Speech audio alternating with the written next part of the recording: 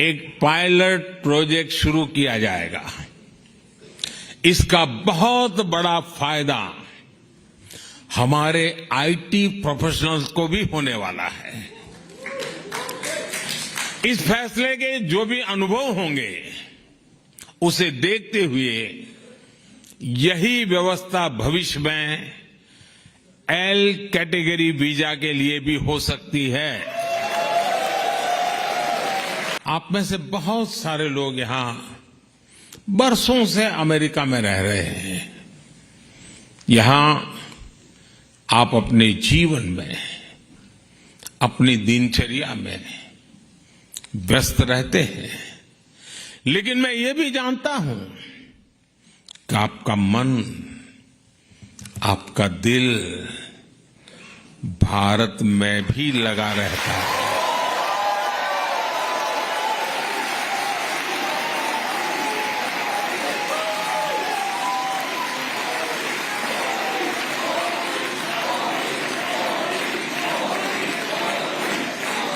और इसलिए आपकी सहूलियत ये भी भारत की प्राथमिकता है। आपकी जरूरतों को देखते हुए भारत इस साल सिएटल में एक नया कॉन्सुलेट खोलने जा रहा है। To begin with, let's talk about the visit to the United States of America. Prime Minister Narendra Modi had a very fruitful and a successful visit to the United States of America. It's a state visit, a historic one where there have been many firsts, with a very warm, resounding welcome, not just from the Indian community, but from the Biden family also. The Bidens inviting him for a private dinner, apart from the state banquet that they were anyway going to host. The private dinner was overlooked by the First Lady herself in terms of the layout, in terms of the fact that a spectacular vegetarian meal was prepared for the Indian Premier. We've had Indian Premiers in the past also who've been vegetarian, but the special nuance of having millets added to the menu. In terms of the deals and the announcements, there have been so many when it comes to substantive outcome. Be the GE F414 deal with HAL, that is going to be a game changer. Manufacturing in India. India has been pushing for not just complete technology transfer, but also has been saying that if India is buying your product, your complete product, then source the raw materials, source from India whatever that they can source. And if they're looking at manufacturing outside, then look at India to manufacture outside. The Artemis Accord, another very important move forward in space collaboration, where we could see Indians in the International Space Station by 2024. There are so many aspects when it comes to economy, trade, but one pain point for all the Indian Americans was the visa issue. And I'm not talking about delays in visas, that's for the Indians.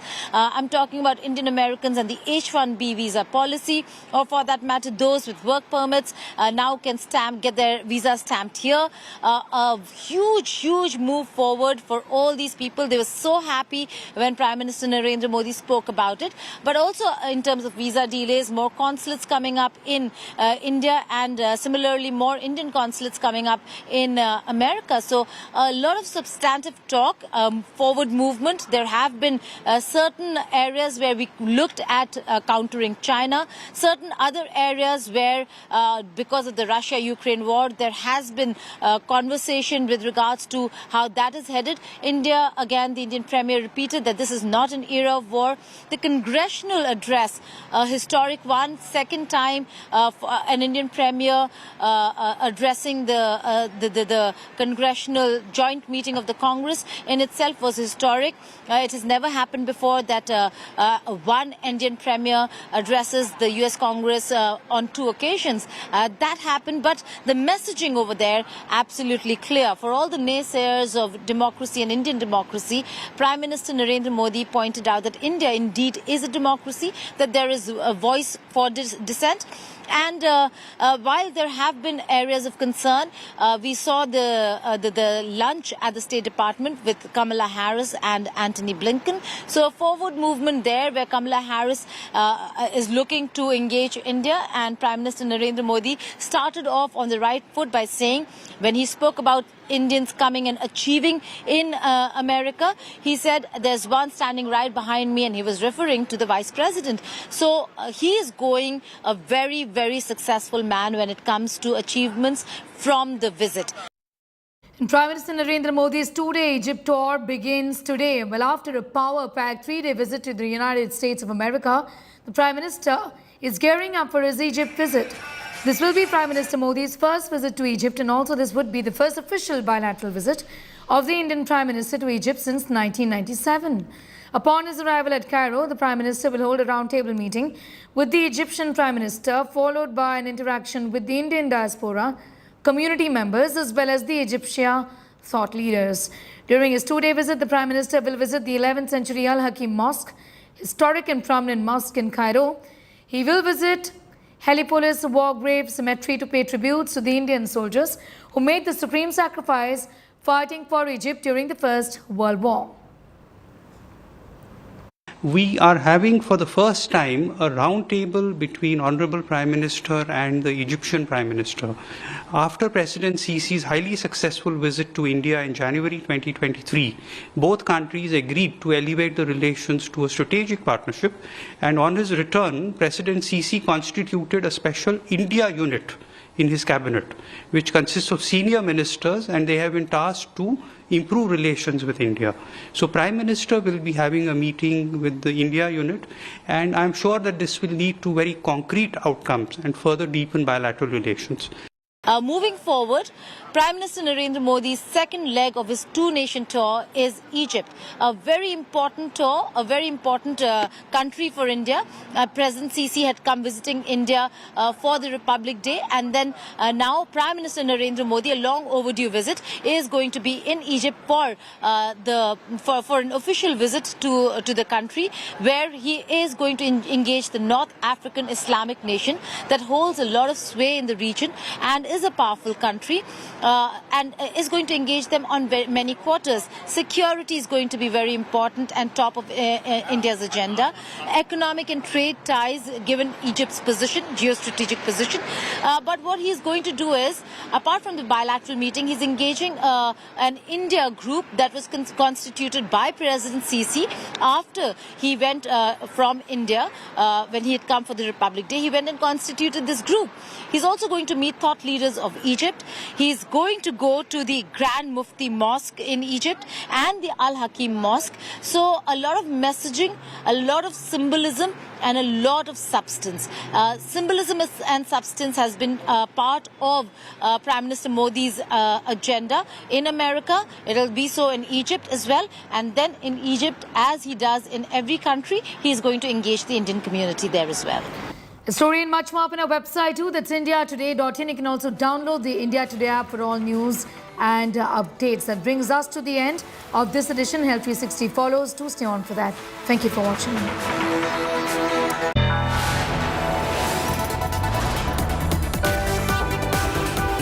You are watching India Today.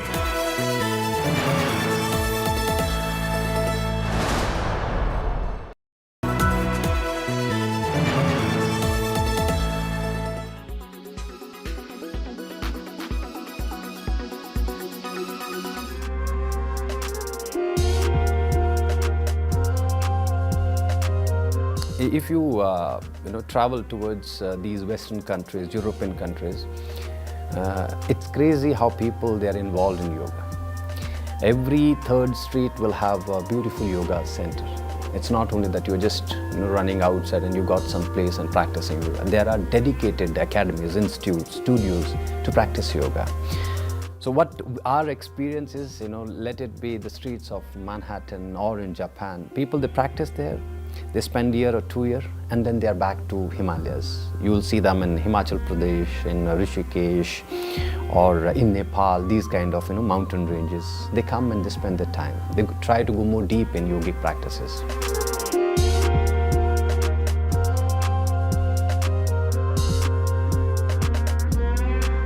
in my early educational days, I was a little boy and I was very lost. I didn't know where to turn, I didn't know what to do, I didn't know who to believe. So I always wondered why I was here.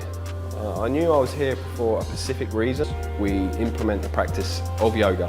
So naturally, it changes your inner mechanism. I gave up my business in the UK and I sold my house in the UK to come to India to learn the ancient teachings of yoga and pranayams, breathing techniques, mudras and meditation techniques. And it's helped me so much because obviously moving from England to India is such a big jump and it's enabled me to have a stronger mindset. Now that I realise that this is what I need to do in this lifetime, it's very passionate for me to bring these teachings back to the West, back to England and help humanity.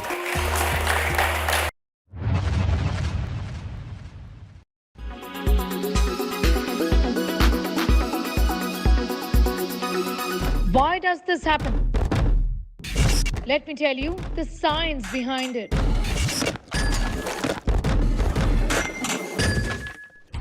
For more informative videos like this, keep watching India Today News Mode.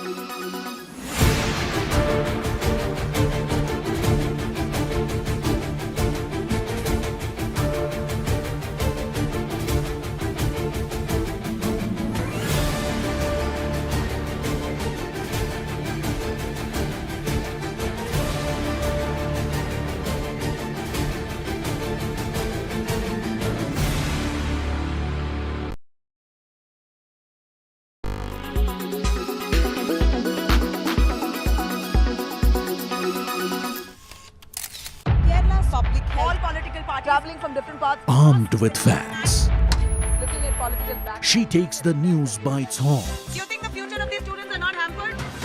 Fierce, bold and direct, setting the tone for the biggest stories from every corner and every angle. Expect nothing but the unfiltered truth. News first, niceties later. Watch me, Nabila Jamal, on India Today. Make your media plan smarter with India Today Live TV on your connected devices.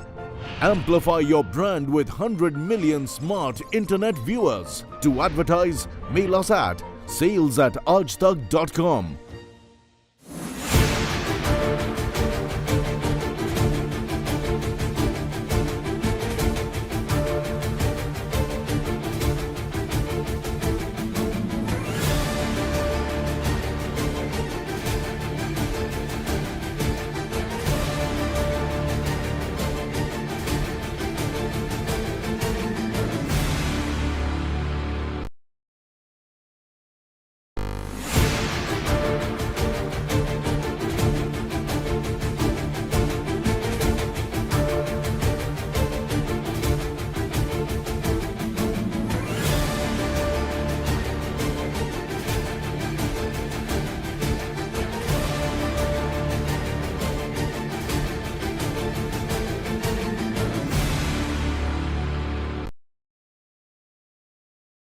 Why does this happen?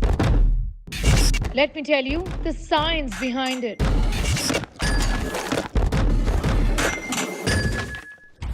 For more informative videos like this, keep watching India Today News Mode.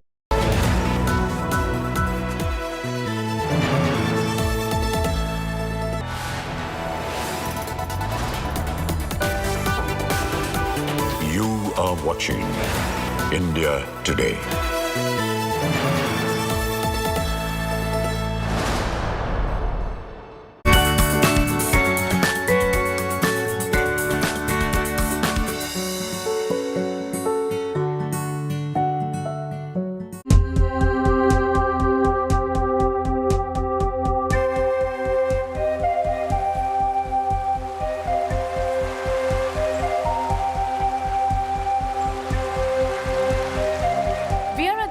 Yoga Research and Development Center.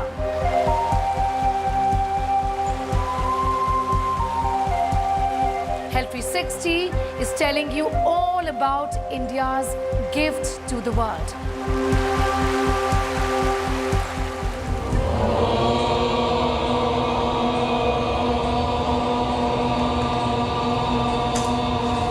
Yoga is a divine journey from self to true self. And to find that true self, India Today is in Bengaluru city. We are at the Akshar Yoga Research and Development Center. And as we commemorate Yoga Day celebrations across the country, we're going to tell you all about yoga. In every sense of the word, yoga is India's gift to the world. I'm Sneha Mordani, watching Health 360.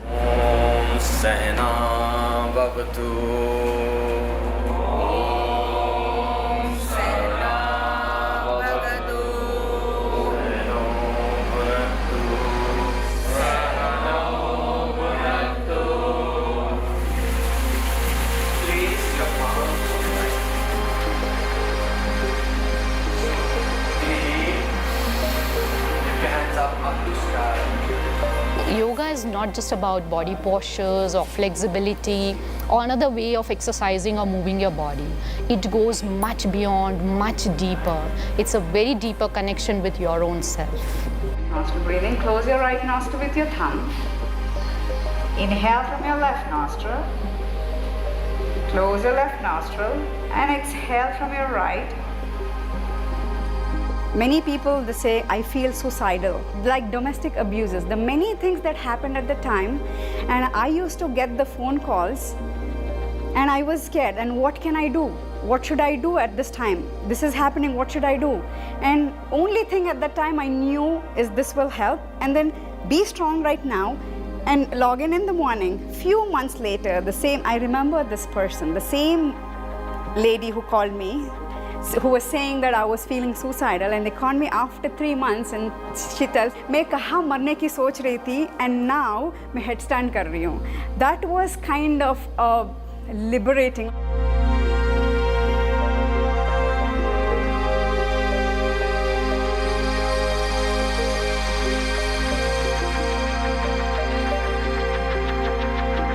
The myth about yoga just being something which can be equated to exercise is absolutely something that we need to move away from, and regular practices will make us believe, and results will tell us that it is something beyond just exercises.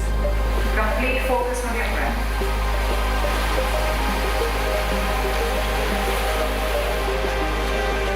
It really works on rewiring your brain in such a way it will help us grow as a person. As I told you before, no matter what profession that I am in, I might not be a yoga teacher or anything.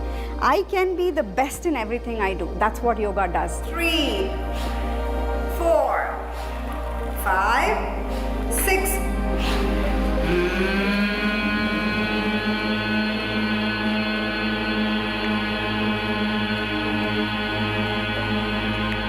If there's a group of friends and one of the person is known to have a very frequent anxiety, attacks or very frequent panic attacks, what the others would advise is that just breathe, relax, you should not take too much of pressure, you should just chill, right? But what is happening inside, only that person knows. The best part of yoga is that it doesn't force anything that you should come out. It's not a toxic positivity. Everybody give me a smile, a cheeky smile. A big one, big cheeky smile. There you are, looking so beautiful. When we are talking about yoga asanas, like yoga asanas would directly work with your blood flow.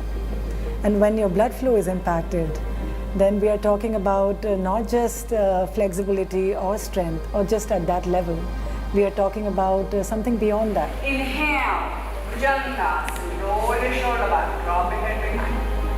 Exhale, Adho Mukha Svanasana, push your heels down. The practice of yoga is believed to have started with the very dawn of civilization. The science of yoga has its origins from thousands of years ago, long before religions and belief systems were born.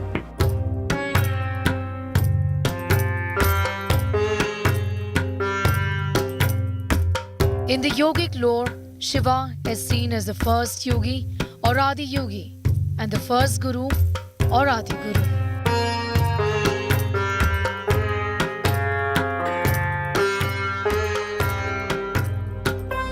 There is no doubt that Himalaya is the origin of yoga.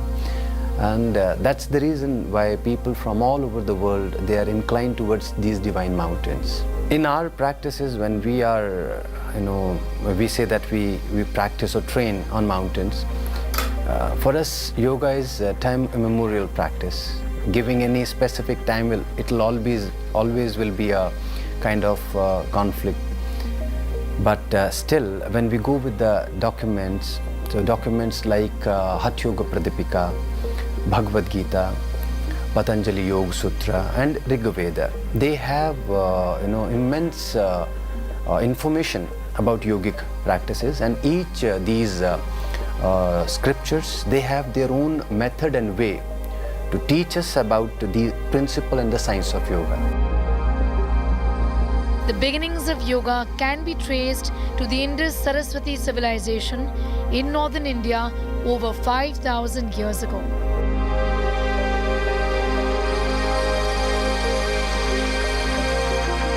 Around the time of 1800s and 1900s, yoga masters began traveling to the West, attracting attention and many followers. In the year 1893, Swami Vivekananda traveled to Chicago, attending the Parliament of Religions, preaching to the attendees about yoga and the universality of religion. He wowed the audience there, and thus began the journey of yoga moving out of India's shores. More than 100 years later came India's moment in 2014, when yoga was consciously popularized by the Indian government.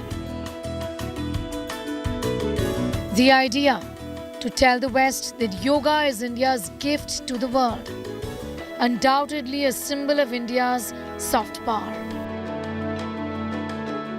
योग हमारी पुरातन पारंपरिक अमूल्य then है।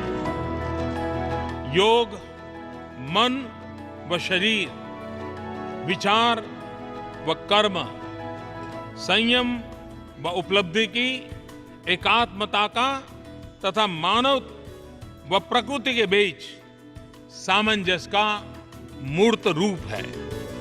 यह स्वास्थ्य व कल्याण का समग्र दृष्टिकोण है। आइए हम एक अंतर्राष्ट्रीय योग दिवस को आरंभ करने की दिशा में कार्य करें। With the acceptance of yoga from international platforms, when you have the whole world involved in yoga, not emotionally, now it's kind of official announcement all over the world that International Yoga Day, 21st June, and the whole globe celebrates this. So people, those who are involved, for sure, it's an achievement for them. But those who are not aware, they also got the information. And collective consciousness will help to go more deep in this science. And that's what we are seeing from past 8 years. The 21st day of June is celebrated as Yoga Day world over. 300 million people globally have embraced this practice, reaping benefits for their bodies and their minds.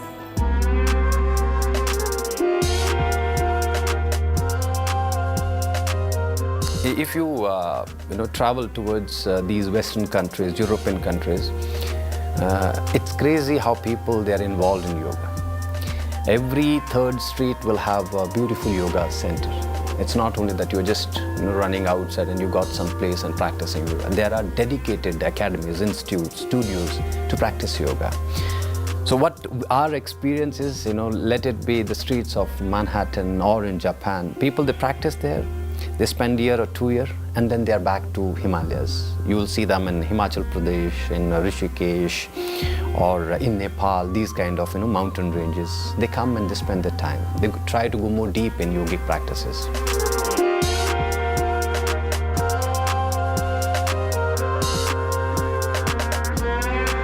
In my early educational days, I was a little boy and I was very lost. I didn't know where to turn, I didn't know what to do, I didn't know who to believe. So I always wondered why I was here. I knew I was here for a specific reason. We implement the practice of yoga. So naturally, it changes your inner mechanism. I gave up my business in the UK and I sold my house in the UK to come to India to learn the ancient teachings of yoga and pranayams, breathing techniques, mudras and meditation techniques. And it's helped me so much because obviously moving from England to India is such a big jump and it's enabled me to have a stronger mindset. Now that I realise that this is what I need to do in this lifetime, it's very passionate for me to bring these teachings back to the West, back to England, and help humanity. Those who've embraced it tell us how yoga is possibly the most holistic wellness and health practice.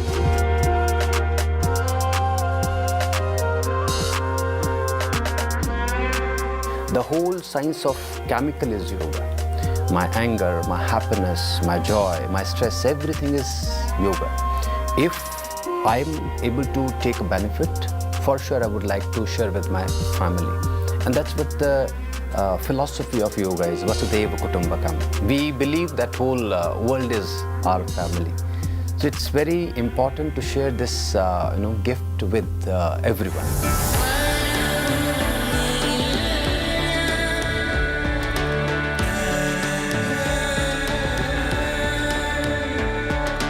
Yoga can be used in every way. Even as I told you, I myself joined to lose weight. The way you do any particular asana or the combination of asanas that we do, then how you combine asanas with each other and how you do with the breath, it matters. Another person who wants to get rid of the stress or anxiety or want to become flexible, everything works because of the combination that you're doing. It is asanas along with the breath techniques that we do.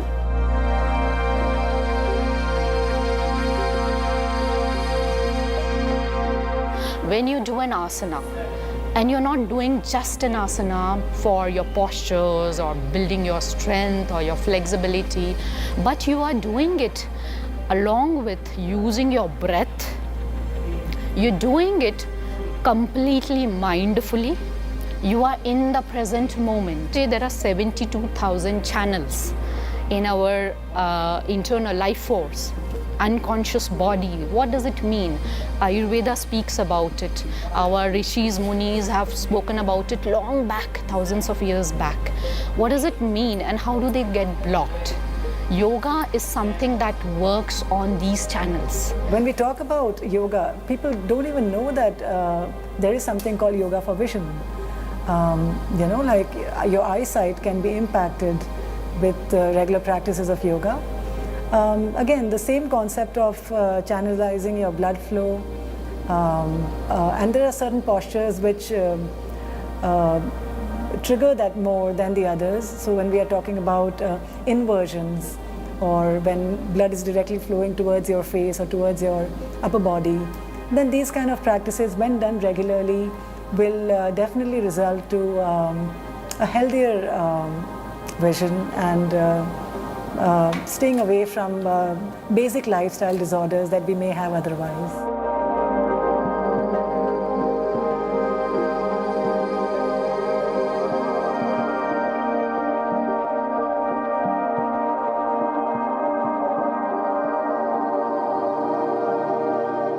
Pressing certain pressure points with your fingers, they again stimulate your blood flow in a way that it would provide glow to your face. And again, regular practices. In fact, some of the face yoga practices can also be combined with breathing techniques like pranayama.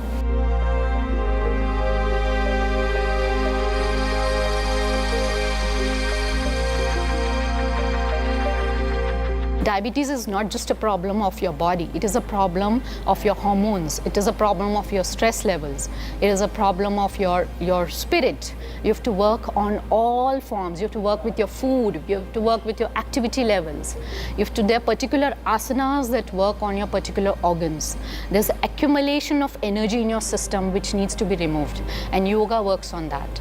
So there are a lot of things that, and we have seen, I have seen in my personal practice also that yoga is really helpful and very holistic when it comes to reversing diabetes.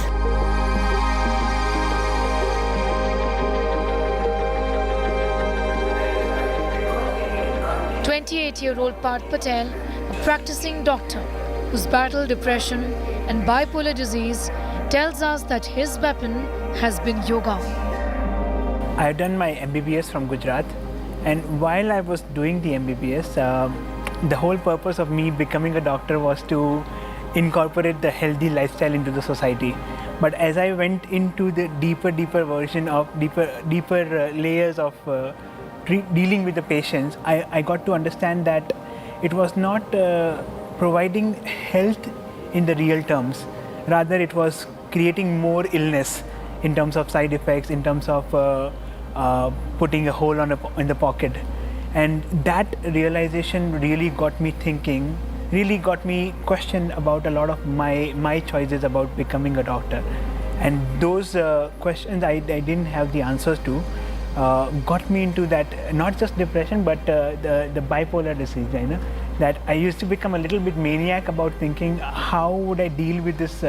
Because I really wanted to serve the society, but there was no real way I could find to actually do it. That was for me at least. And on the other hand, I used to feel very helpless, thinking that what am I going to do as one person against the entire system, the healthcare system that we have, and how even if I take certain steps, how those steps are going to make a difference into the world. And that's when I started practicing yoga for myself, and that's when I found the results, not just in the physical body. Of course, I really gained some good strength, stability and flexibility. My mental stability also increased. I was able to be in a lot more peace with myself. Hoshidar Dubaj, a hotelier who fought hard against alcoholism, says that yoga came to his rescue. When I was a hotelier, I was working in hotels, so nearly that time, weekends or we finish our work on the weekdays, and meeting friends and just having a drink was giving me that confidence that this is life. But nearly then I felt like does it make sense? Because my purpose, I'm not understanding my purpose, like why am I doing all these things? So the journey was, after joining the yoga, I really felt like that alcohol is not allowing me to grow. It is just a giving me that, a rush of happiness, peace, and that wasn't I was actually looking out for. But then when I started practicing Vitakshya Yoga, and the most important is the guidance of my guru, it nearly changed my life. The world found itself in the middle of a pandemic in the year 2020. The pandemic has truly robbed us of our mental peace and physical well-being. But the quest for solutions is still on. This announcement itself was a panic because no one is trained to live an isolated life. And what need to be done, what I should do, this kind of thoughts, this kind of lifestyle, it was natural to go through with the stress, anxiety and depression. Because yoga is having the mechanism to treat mind. Yoga is having that technique to engage you. People, those who got involved in this process, you see their outcome is totally different. When we meet people, in that fun part they say that those were beautiful days. Why? Because morning they were able to practice, evening they were able to practice, and they were engaged. My 1 hour is dedicated for my physical practice. So pandemic time, people, they became super conscious about their health.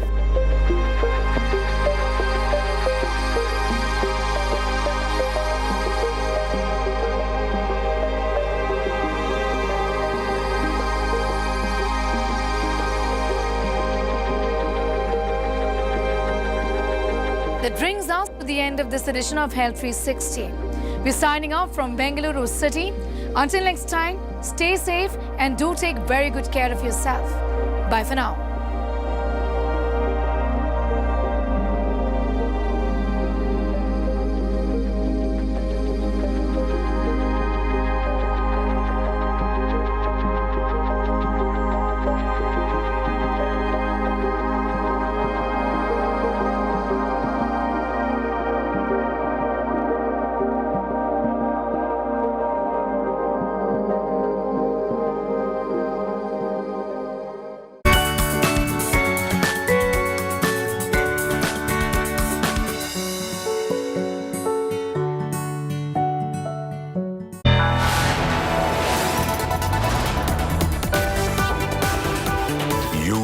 Watching India Today.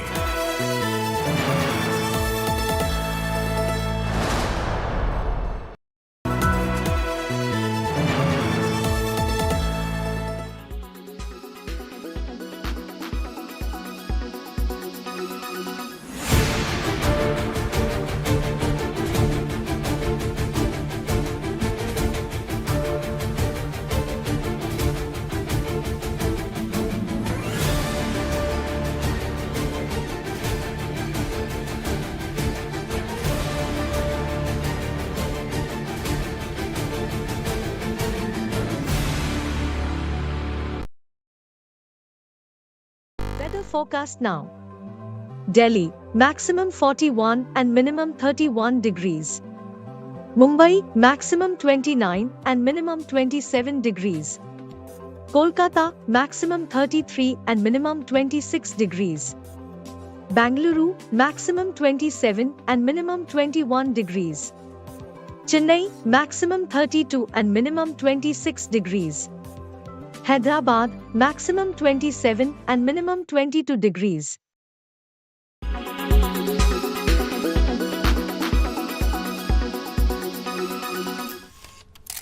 Kerala's public health. All political parties traveling from different parts. Armed with facts, Looking at political back. she takes the news by its horns. Do you think the future of these students are not hampered? Fierce, bold and direct, setting the tone for the biggest stories. From every corner and every angle. Expect nothing but the unfiltered truth. News first, niceties later. Watch me, Nabila Jamal, on India Today. Why does this happen? Let me tell you the science behind it.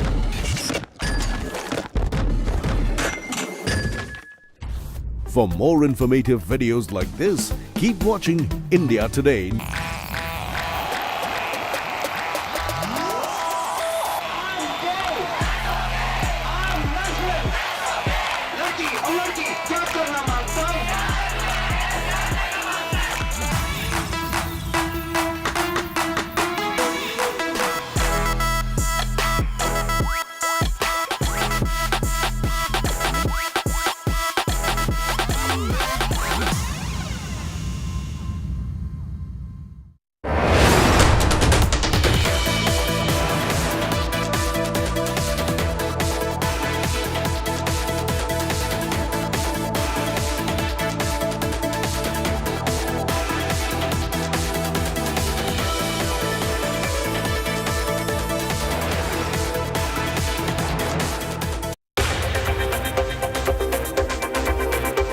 Cheers, bonhomie and the biggest global bond.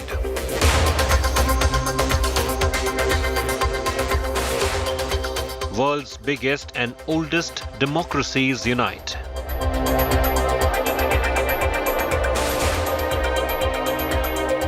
Modi-Biden, a new chapter in India's foreign policy.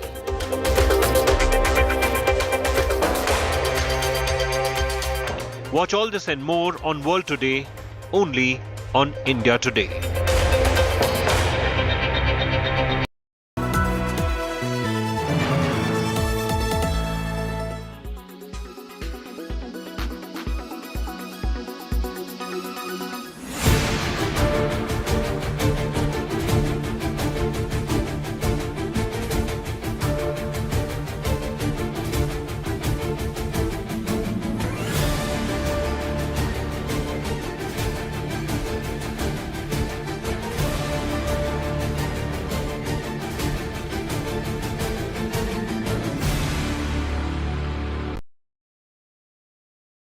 Weather forecast now.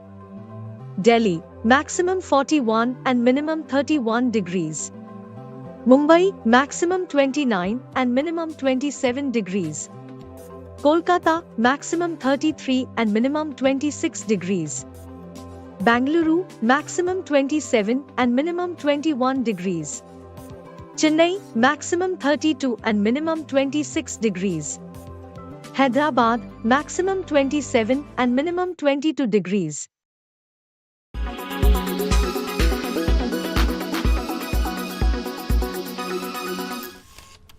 Kerala's public health. All political parties traveling from different parts. Armed with facts, Looking at political back. she takes the news by its horns. You think the future of these students are not hampered? Fierce, bold and direct, setting the tone for the bigger stories. From every corner and every angle. Expect nothing but the unfiltered truth. News first, niceties later. Watch me, Nabila Jamal, on India Today.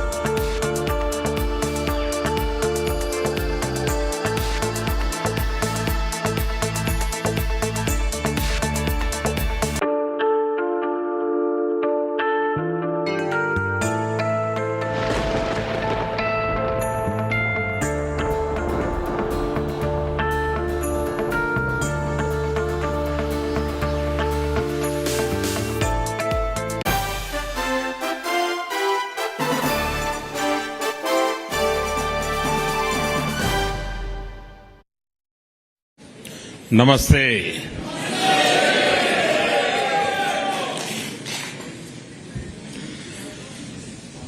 आप लोगों ने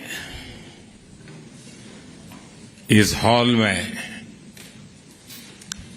एक प्रकार से भारत का full map बना दिया है।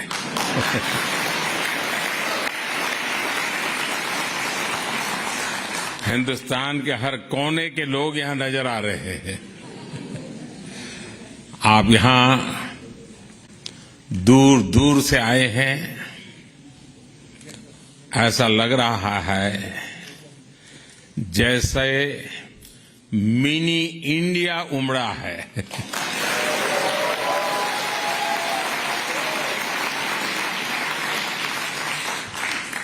अमेरिका में एक भारत श्रेष्ठ भारत की इतनी सुंदर तस्वीर दिखाने के लिए मैं आप सबको हृदय से बहुत बहुत बधाई देता हूं, अभिनंदन करता हूं। साथियों, यहां अमेरिका में मुझे जितना प्यार, जितना स्नेह मिल रहा है वो वाकई अद्भुत है।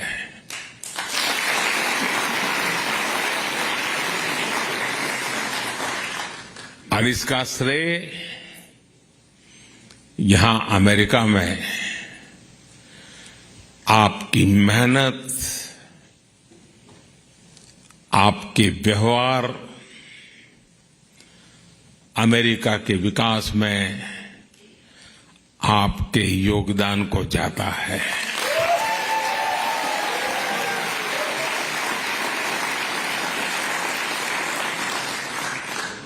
मैं अमेरिका में रहने वाली मां भारती की हर संतान का अभिनंदन करता हूं। मैं प्रेसिडेंट बाइडेन का भी आभारी हूं। बीते 3 दिनों में लगातार हम साथ रहे। बहुत सारे विषयों पर हमारी खुल करके बातचीत हुई और मैं अनुभव से कहता हूं, वे एक सुलझे हुए अनुभवी नेता है।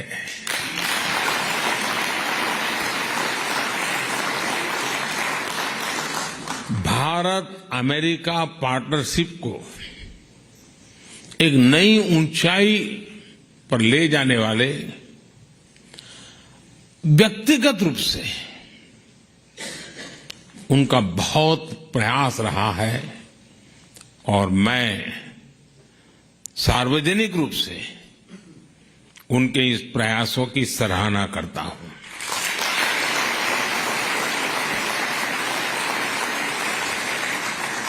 साथियों, इन 3 दिनों में भारत और अमेरिका के पारस्परिक रिश्तों की एक नई और गौरवशाली यात्रा प्रारंभ हुई है।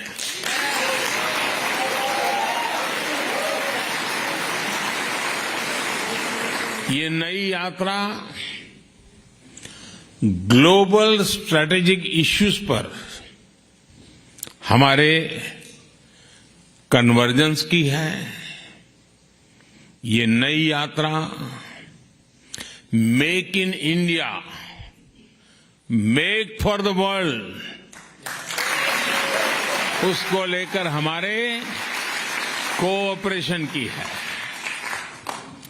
टेक्नोलॉजी ट्रांसफर और मैन्युफैक्चरिंग में हमारा आपसी सहयोग हो या फिर इंडस्ट्रियल सप्लाई चेन में बढ़ता तालमेल, दोनों देश एक बेहतर भविष्य की ओर मजबूत कदम उठा रहे हैं।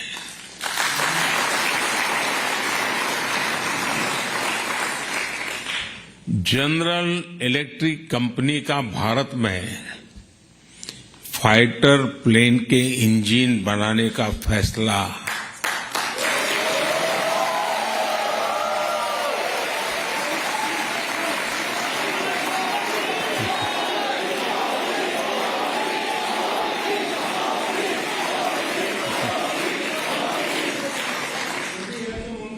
भारत के डिफेंस सेक्टर के लिए ये मील का पत्थर साबित होगा।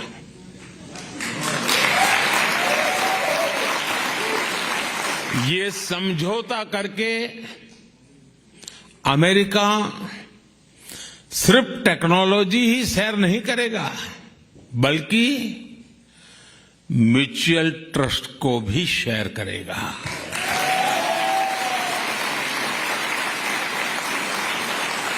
डिफेंस इंडस्ट्रियल कोऑपरेशन रोडमैप से दोनों देशों के बीच पार्टनरशिप और गहरी होने वाली है। मैं इस यात्रा के दौरान माइक्रॉन, गूगल, एप्लाइड मटेरियल जैसी दिग्गज कंपनियों ने भी भारत में बड़े इन्वेस्टमेंट की घोषणा की है।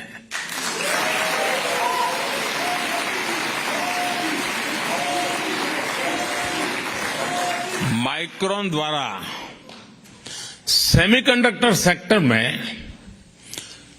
$2.5 बिलियन का इन्वेस्टमेंट भारत को वर्ल्ड सेमीकंडक्टर चेन से जोड़ने वाला है।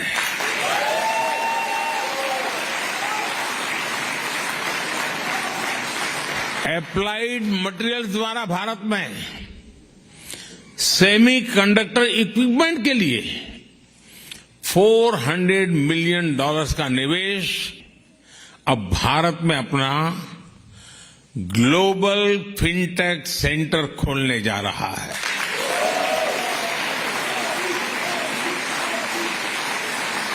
बोइंग ने भी भारत में $100 मिलियन के निवेश का ऐलान किया है।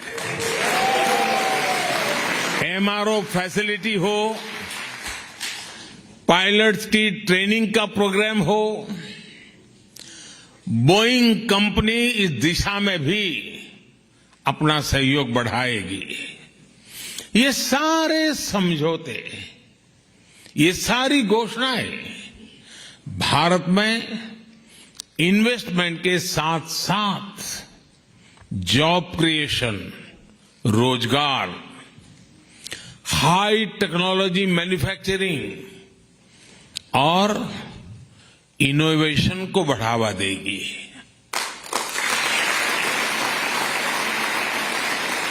साथियों, भारत अमेरिका ने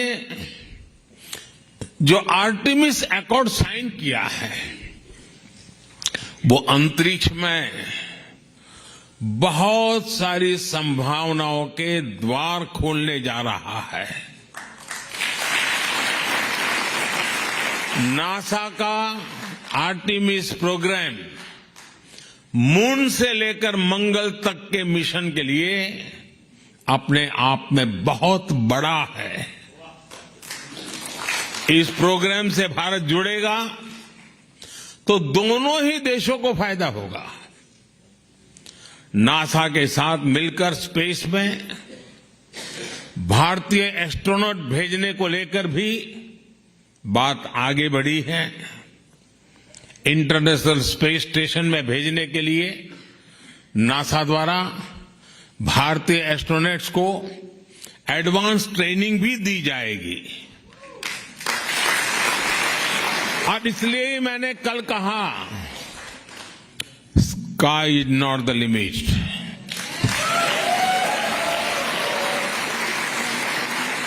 साथियों, ये सारे समझौते, ये एग्रीमेंट्स सिर्फ कुछ नीतियों को आगे बढ़ाना मात्र नहीं है। ये भारत अमेरिका के करोड़ों लोगों के भाग्य को नई ऊंचाई देने का काम हुआ है।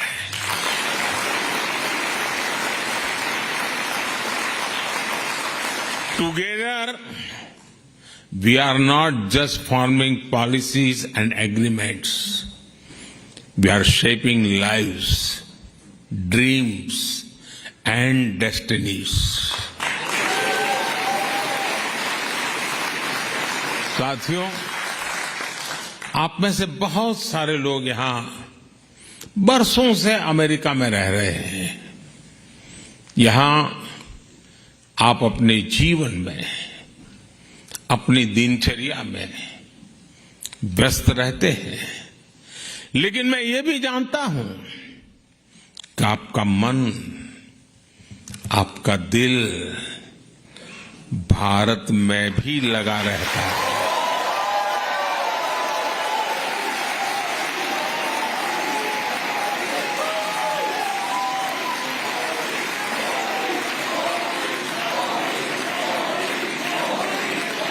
साथियों, आप में से बहुत से लोगों की H-1B वीजा के रिन्यू को लेकर भी लंबे अरसे से एक डिमांड थी। अब ये निर्णय लिया गया है कि H-1B वीजा को रिन्यू करने के लिए आपको अमेरिका से बाहर नहीं जाना पड़ेगा।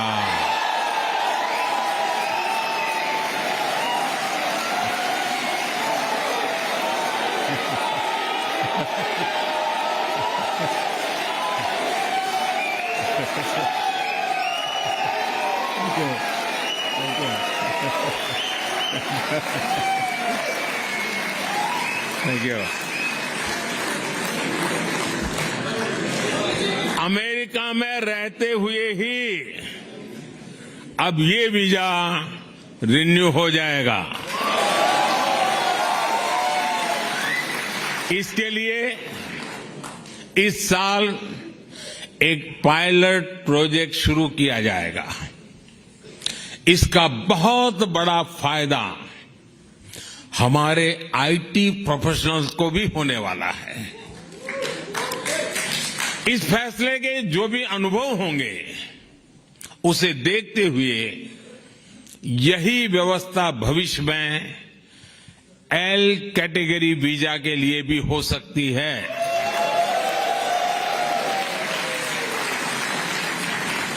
साथियों, आप भारत की हर उपलब्धि से खुश होते हैं, उसे सेलिब्रेट करते हैं।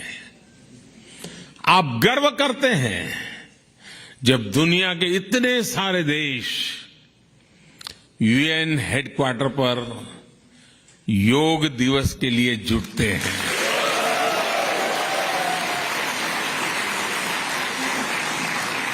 आप गर्व करते हैं जब यहां के सुपरमार्केट में मेड इन इंडिया प्रोडक्ट दिखता है। आप गर्व करते हैं जब भारत के टैलेंट को दुनिया की बड़ी बड़ी कंपनियों को नेतृत्व देते देखते हैं। और आप गर्व करते हैं जब नाटू नाटू की धुन पर पूरी दुनिया थिरकने लगती है। और आज आप ये भी देखकर गर्व से भरे हुए हैं कैसे भारत का सामर्थ्य आज पूरे विश्व के विकास को दिशा दे रहा है।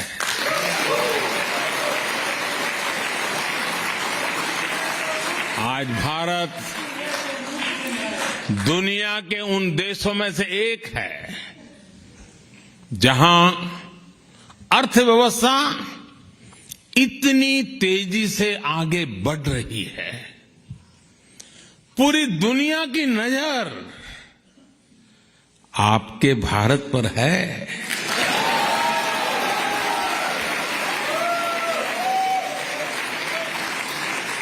आप भी सोच रहे होंगे आखिर ये कैसे हो रहा है।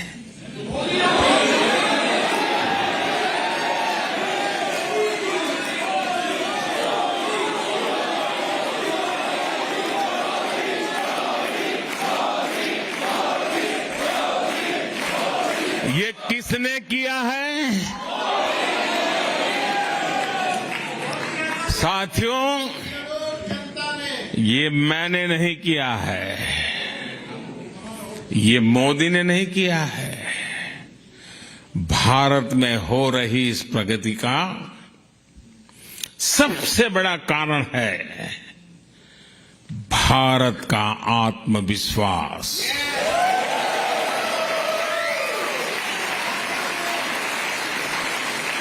एक 140 करोड़ भारतवासियों का आत्मविश्वास, सैकड़ों वर्षों की गुलामी ने ये आत्मविश्वास हमसे छीन लिया था।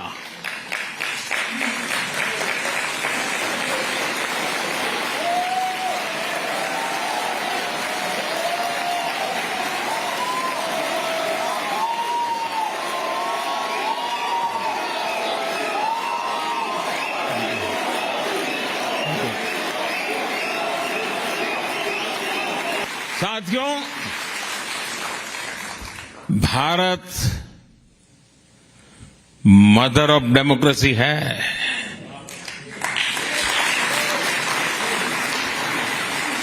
और अमेरिका आधुनिक लोकतंत्र का चैंपियन है।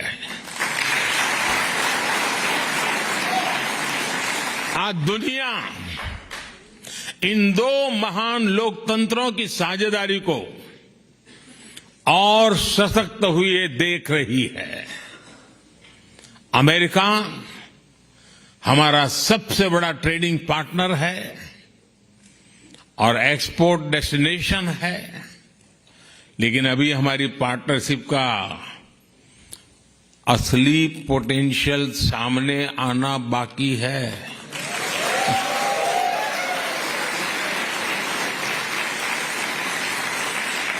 इस पोटेंशियल को आगे बढ़ाने में आप सबकी बहुत बड़ी भूमिका है। आप सभी ने यहां बहुत नाम कमाया है। आपने अमेरिका के विकास में बहुत बड़ा योगदान दिया है। अब जब भारत ने आजादी के अमृत काल में विकसित भारत के निर्माण का संकल्प लिया है, तब आपसे अपेक्षा और अधिक बढ़ जाती है।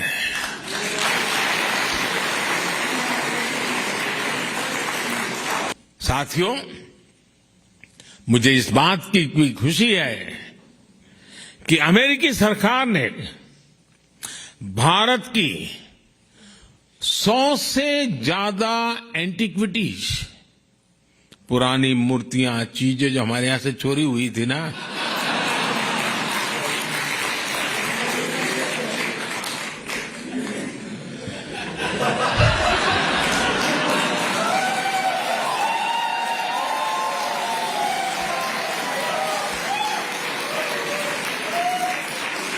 सौ से अधिक उसे लौटाने का फैसला लिया है।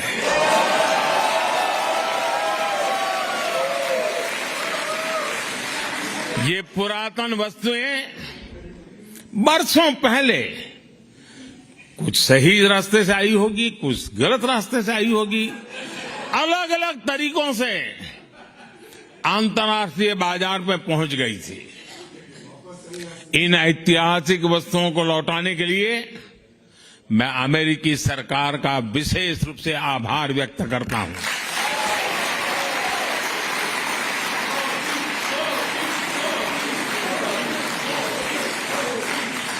किसी दूसरे देश की भावनाओं का सम्मान, उसके लोगों की भावनाओं का सम्मान दोनों ही देशों के रिश्तों को और मजबूती देते हैं।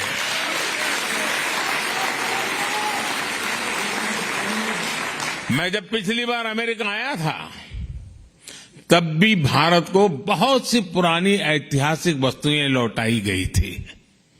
और आजकल दुनिया में मैं जहां भी जाता हूं ना, तो उनको लगता है ये सही व्यक्ति है।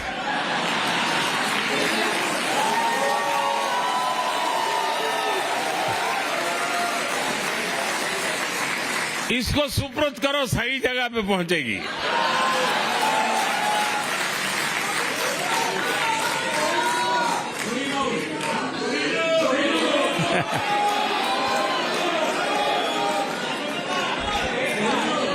ये दिखाता है कि भारत अमेरिका के बीच रिश्ता सिर्फ व्यापारिक ही नहीं बल्कि भावनात्मक रूप से भी मजबूत हो रहा है।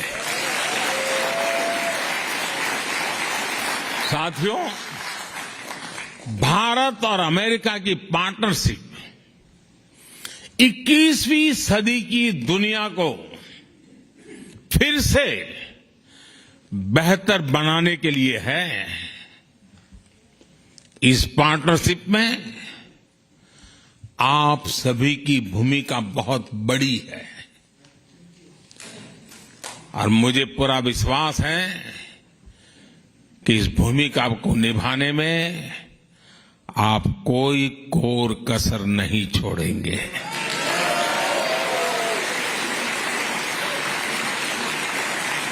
आपका ये भरोसा, आपका विश्वास मेरे दिल में पहले भी था, आज भी है, कल भी रहने वाला है।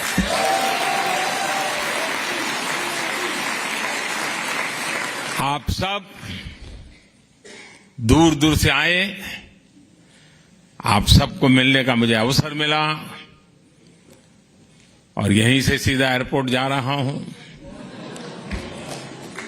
तो जैसा भोजन के बाद आखिर में मीठी डिश होती है, ऐसी स्वीट डिश को खा करके मैं निकल रहा हूं।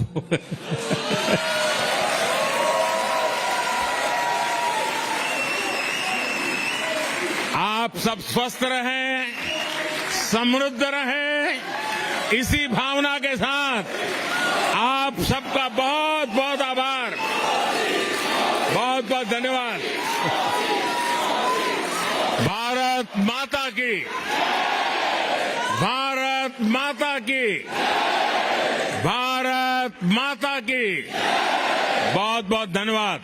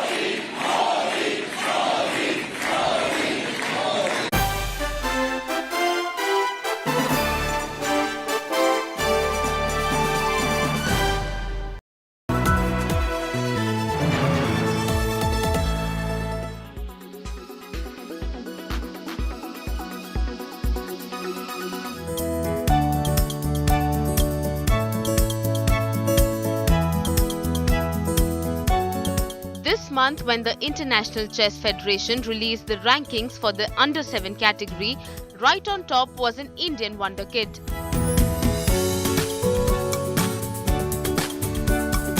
Anupriya Yadav from Prayagraj has secured the first position at the age of 6 years, leaving behind players from the rest of the world. सबसे पहले टिया दीदी से मम्मी ने सीखा था, क्योंकि मैं मम्मी को बहुत फॉलो करती थी, तो इसलिए मैंने मम्मी से सीखा। पापा फिर करने लगे मेरे साथ, मैच खेलने लगे, तो उसे फिर जब पापा से भी हाई लेवल पे हो गई तो दीदी ने सिखाने लगा। Anupriya is inspired by her sister Priya Yadav, who is a national level chess player. Her parents want to see both of them become grandmasters.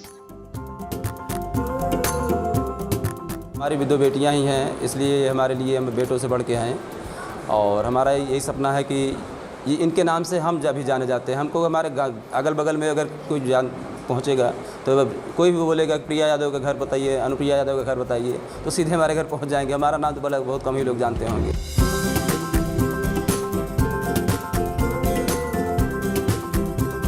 While Anupriya aims to be a grandmaster, her immediate goal is different.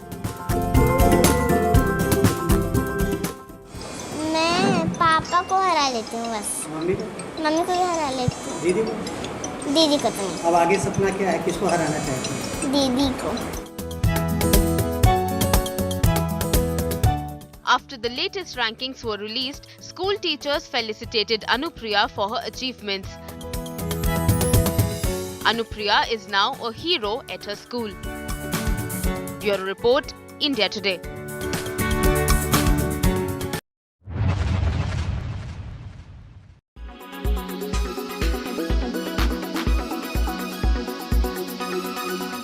Make your media plan smarter with India Today Live TV on your connected devices. Amplify your brand with 100 million smart internet viewers. To advertise, mail us at sales@aajtak.com.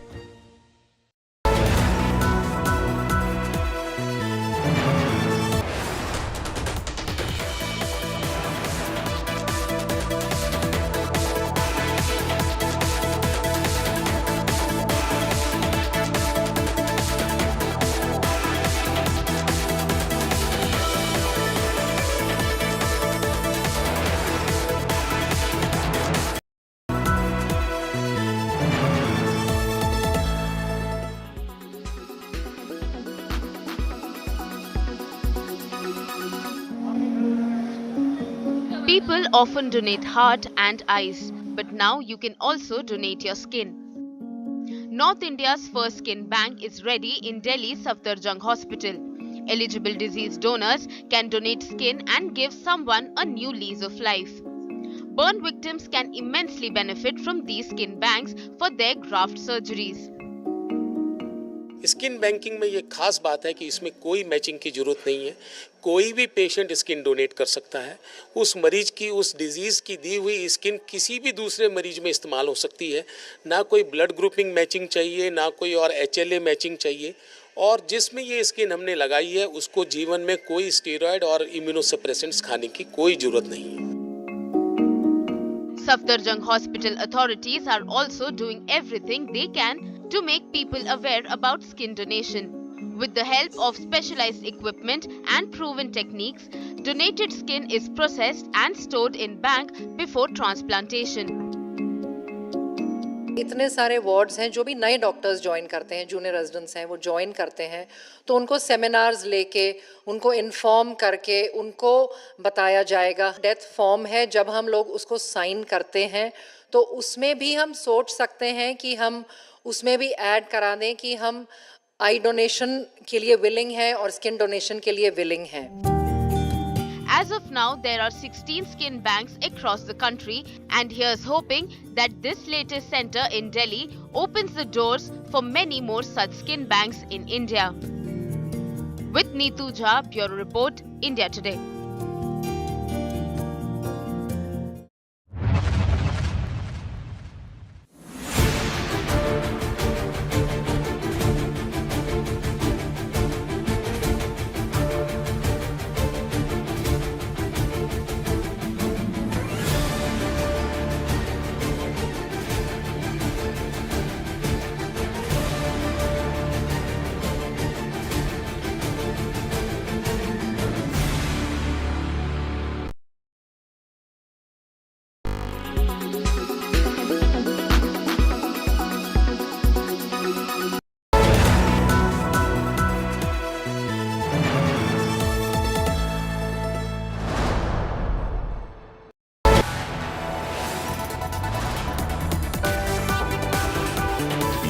are watching India Today.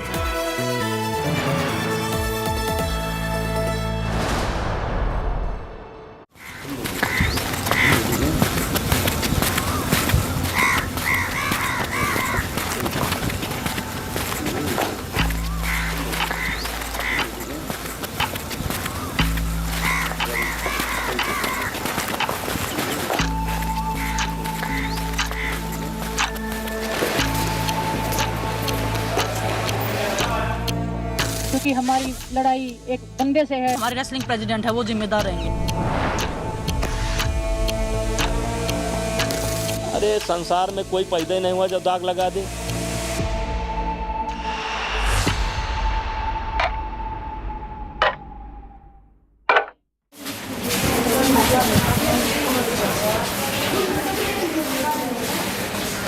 कितने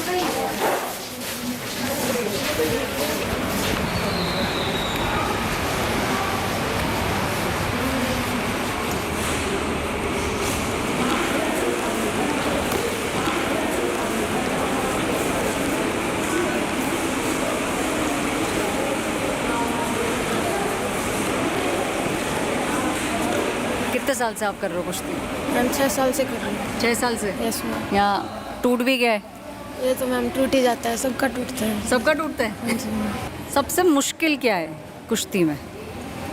मुश्किल तो ma'am देखो कुछ भी नहीं है, वो तो प्रैक्टिस पे निर्भर है, जो भी प्रैक्टिस करेगा उसको तो हो जाएगा ठीक, जो भी प्रैक्टिस करेगा। ये तो पहलवानी की निशानी है। हाँ। जो पहलवानी करेगा 1 साल में, 6 महीने में, 2 साल में, उसके तो टूटने ही हैं। टूटने ही है? हाँ। कई बार मैट पे घिसट वगैरह लग जाती है तो उससे ये फूलने लगता है जैसे, तो उसमें पानी बन जाता है। पहचान होती है इससे, मतलब कोई देखता है तो दूर से पहचान लेता है कि पहलवान है ये।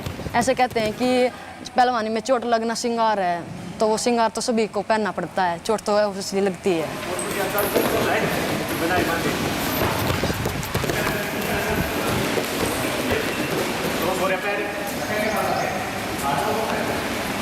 मन में कब आया कुश्ती करनी है? घर में कोई और है कुछ जो करते हैं कुश्ती? यस मैम, पापा भी हैं। पापा करते हैं? तो उनको देखा बचपन से? आपके घर में कौन करता है कुश्ती? कोई भी नहीं करता, मैं ही हूँ बस। कोई नहीं करता? फिर ये मन में कैसे आया? स्कूल में, हमारे स्कूल में स्पोर्ट्स था तो वहाँ मतलब लड़कियाँ रेसलिंग करती थी ना, तो उनको देख के मतलब मन किया करने का। और दंगल मूवी नहीं आई थी तब उसको देख के हुआ था मतलब। देखिए पूरी पिक्चर देखी दंगल? हाँ। एक बार, कई बार? कई बार देखी है। कई बार? पर मेरे पेरेंट्स तो नहीं थे ऐसे, तो उन्होंने मतलब लड़का लड़की, जैसे पहले तो ये था कि लड़का लड़की में मतलब करते थे फ़र्क, पर ना तो मेरे पेरेंट्स ने ऐसा कुछ किया। तो माँ बाप को कन्विंस कैसे किया? क्या बोला? मेरे पापा ने ऐसा मतलब सपना था कि मेरा एक बेटा या बेटी कोई स्पोर्ट्स करे, तो मेरे भाई ने मतलब किया नहीं, उसकी मतलब रुचि नहीं थी, तो मेरी थी, तो मेरे पापा ने मेरे को स्टार्ट कराया था। मेरा भी नहीं था रेसलिंग में, मैं तो वैसे आई थी, बस फिजिकल फिट होने के लिए आई थी। आते हैं, देखते हैं, शाबाशी देते हैं? हाँ। क्या क्या बोली? ऐसे बोले धमकाते भी हैं, तब कुछ गलती करते तब तो धमकाते ही हैं। कौन? पापा धमकाते हैं? हाँ। क्या बोलते हैं? कि ऐसे करना चाहिए, तूने ऐसे नहीं किया। पहलवानी के बारे में तो कुछ पता नहीं था। पापा ने कहा करते कि पढ़ना को नहीं, पहलवानी करनी है, तो बस नो होया करता, स्कूल में ना जाना, बैठे स्कूल का काम ना करना, तो मतलब इंटरेस्ट बन गया कि जल्दी तक खाड़े में छोड़ दे, स्कूल तक पढ़ना छूट जाएगा और पहलवानी करनी। फिर लड़कियां ज़्यादा करती हैं कुश्ती, लड़के ज़्यादा करते हैं? अब तो लड़कियां भी लड़कों के बराबर ही करने लगी हैं। करने लगे हैं? अच्छा, अगर लड़के के साथ दंगल हो तो कौन जीतेगा? लड़की या लड़की? लड़की। अच्छा, यहाँ विनेश फोगाट के कितने फैंस हैं? अरे भाई साहब, बहुत कीमती है। जो हमारे प्रेसिडेंट साहब थे वो ये कर रहे थे। हमें तो पता चले कि हम गलत थे, कौन गलत था, वो सब अंधेरे में है। सबसे फेवरेट रेसलर कौन है? इंडिया में तो विनेश फोगाट है। अच्छी लगती है विनेश फोगाट? हाँ। क्या अच्छा लगता है उनका विनेश फोगाट? स्पीड ज़्यादा है उनमें, स्पीड बहुत पसंद है उनकी। आप अध्यक्ष जी को मेरे सामने लेके आइए, तो मेरे सामने 2 मिनट बिठा दीजिए और वो आंखों में आंखें डाल के बोल दीजिए कि हमने कुछ गलत नहीं किया है।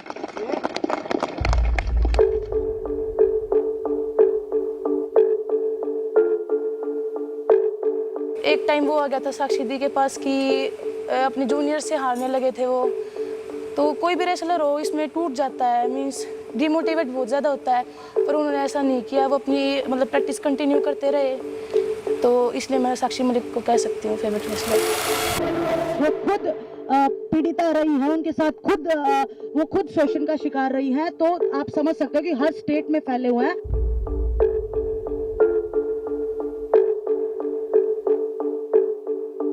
बेदाग क्या होता है? दाग क्या ऐसे रहेगा, ज्यों की त्यों धय दीनी चुनरिया, कबीर दास ने ऐसी ओढ़ी है, ऐसे सफेद सफेद रहेगा।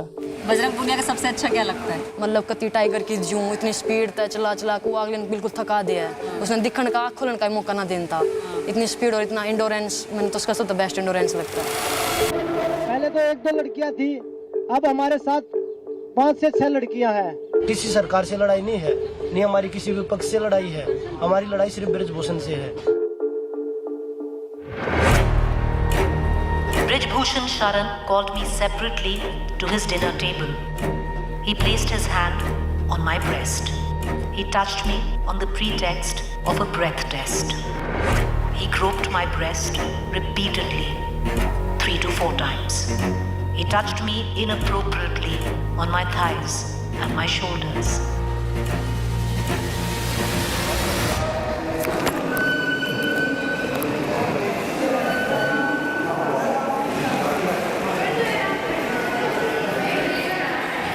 हमारी जो है ना बहन बेटियों का सलाम करता हूँ। खेल में जो है ना आप अब चलोगे, अब थोड़ा सा ध्यान हो गया सबका कि खेल में ऐसा ऐसा भी होता है, तो ये तो एक ट्रेलर है। इससे आगे आगे बहुत बड़ी चीज़ें ऐसी ऐसी नज़र आएंगी जो एक खेल की दुर्गति की हुई है कई चीज़ों से। आप लोग कोचेज हो, अखाड़े सारे बहन बेटियों के साथ खड़े हैं? सभी अखाड़े ही अखाड़े नहीं, सभी लोग जो है ना बहन बेटियों के साथ खड़े हैं। अंदर खाता है सभी की भावनाएं जो है ना इन बेटियों के साथ है, इन खिलाड़ियों के साथ है। आपके हिसाब से अभी हिंदुस्तान में सबसे अच्छे रेसलर कौन कौन है? ये तो धरने बैठे हैं सारे रेसलर तो। अच्छे रेसलर मानते हो आपको लगता है साक्षी मलिक? सब बढ़िया रेसलर हैं, ऐसे थोड़े, ये तो हिंदुस्तान की शान है। देखो इन जो रेसलर बच्चों जो हिम्मत करके जो ये उठा दिया इसके खिलाफ आवाज़, आज वो जो है भुगत रहे हैं। जो आज जो एशियन गेम होने थे आगे उसकी तैयारी में लगे थे, जो मेडलिस्ट थे, मेडल के प्रबल दावेदार हैं ये, और आज वो सड़क पर मेहनत नहीं करे, जो रोटी नहीं खा सकते, सो नहीं सकते, आज उस कितना जो आज कष्ट हो रहा है। और एक बात और मैं ये क्लियर कर देना चाहता हूँ, मैं हमारा किसी सरकारों से कोई इंटरेस्ट, कोई सरकार आओ कोई सरकार जाओ, लेकिन हमारा ये है कि भाई हमारा जहाँ हर रोज़ फेस होना पड़ता है वो फेडरेशनों से फेस होना पड़ता है। उस फेडरेशनों के अंदर जो है ना मान लिया एक अच्छा माहौल सुनिश्चित किया जाना चाहिए। खिलाड़ियों के लिए जो बहुत सी और भी त्रुटियां हैं वो सब जो है ना सरकारों ने देखनी पड़ेंगी। और इसमें अकेला एक ब्रिजभूषण की बात नहीं है, इसमें अनेकों ब्रिजभूषण अलग अलग उनमें बैठे मिलेंगे। क्या मैं अगर मेरे को कुछ हो जाता है, मेरी फैमिली क्या करती है मतलब मेरे बाद? पर मैं आज भी बोल रही हूँ, अगर किसी भी खिलाड़ी को कुछ भी होगा रेसलिंग में तो प्रेसिडेंट, देश जो हमारे रेसलिंग प्रेसिडेंट है वो जिम्मेदार रहेंगे, हमारी फेडरेशन जिम्मेदार उस चीज़ की।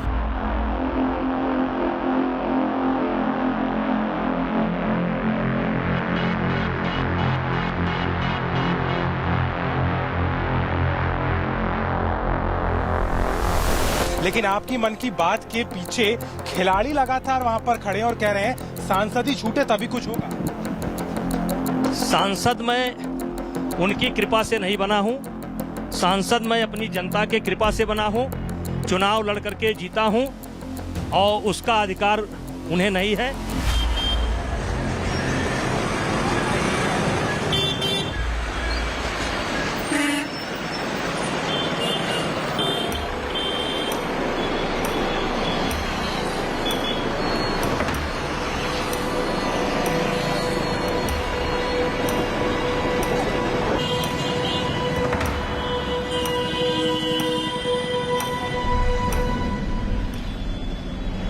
और उनकी छवि खराब करने की जो है कोशिश की जा रही है। नेता की पहचान नेताजी की वजह से तो है। आप भी खड़े होते हैं? जी, नेताजी के लिए हम लोग धरना देंगे और क्या। मेरे गाँव गोंडा में सब लोग बहुत मानते हैं नेता। हाँ, मानते हैं नेताजी को। सिर्फ गोंडा में कि आसपास बाहर भी? आप बाहर क्षेत्र पूछिए, नाम आप सुने होंगे पूरे यूपी में। 1991 में जब ये पहली बार भारतीय जनता पार्टी के टिकट पर चुन करके सांसद बने, तभी से इनका एक अभियान शिक्षा के क्षेत्र में शुरू किया और अपने आवास के पास में ही नंदिनी नगर महाविद्यालय की स्थापना की। जब भी इनका चुनाव होता रहा है, लोकसभा का चुनाव जब होता है, तो इंटर कॉलेज और डिग्री कॉलेज में इतना बड़ा स्टाफ इनको मिल जाता है तमाम, चूंकि बच्चे भी जो डिग्री कॉलेज में पढ़ने वाले बच्चे होते हैं वो सब एबव 18 ईयर के बच्चे होते हैं, जो निश्चित रूप से खुद तो वोटर होते ही हैं, साथ साथ में वो इनके लिए समर्थन जुटाने का और प्रचार करने का काम भी करते हैं। और इसी का नतीजा है कि कोई भी लोकसभा का चुनाव जो आता है वो चाहे जिस संसदीय सीट से लड़े, का एक जो देवीपाटन मंडल है उसमें इस पूरे क्षेत्र में इतना बड़ा प्रभाव है कि अपने उस प्रभाव का इस्तेमाल ये अपने चुनाव जीतने में करते हैं।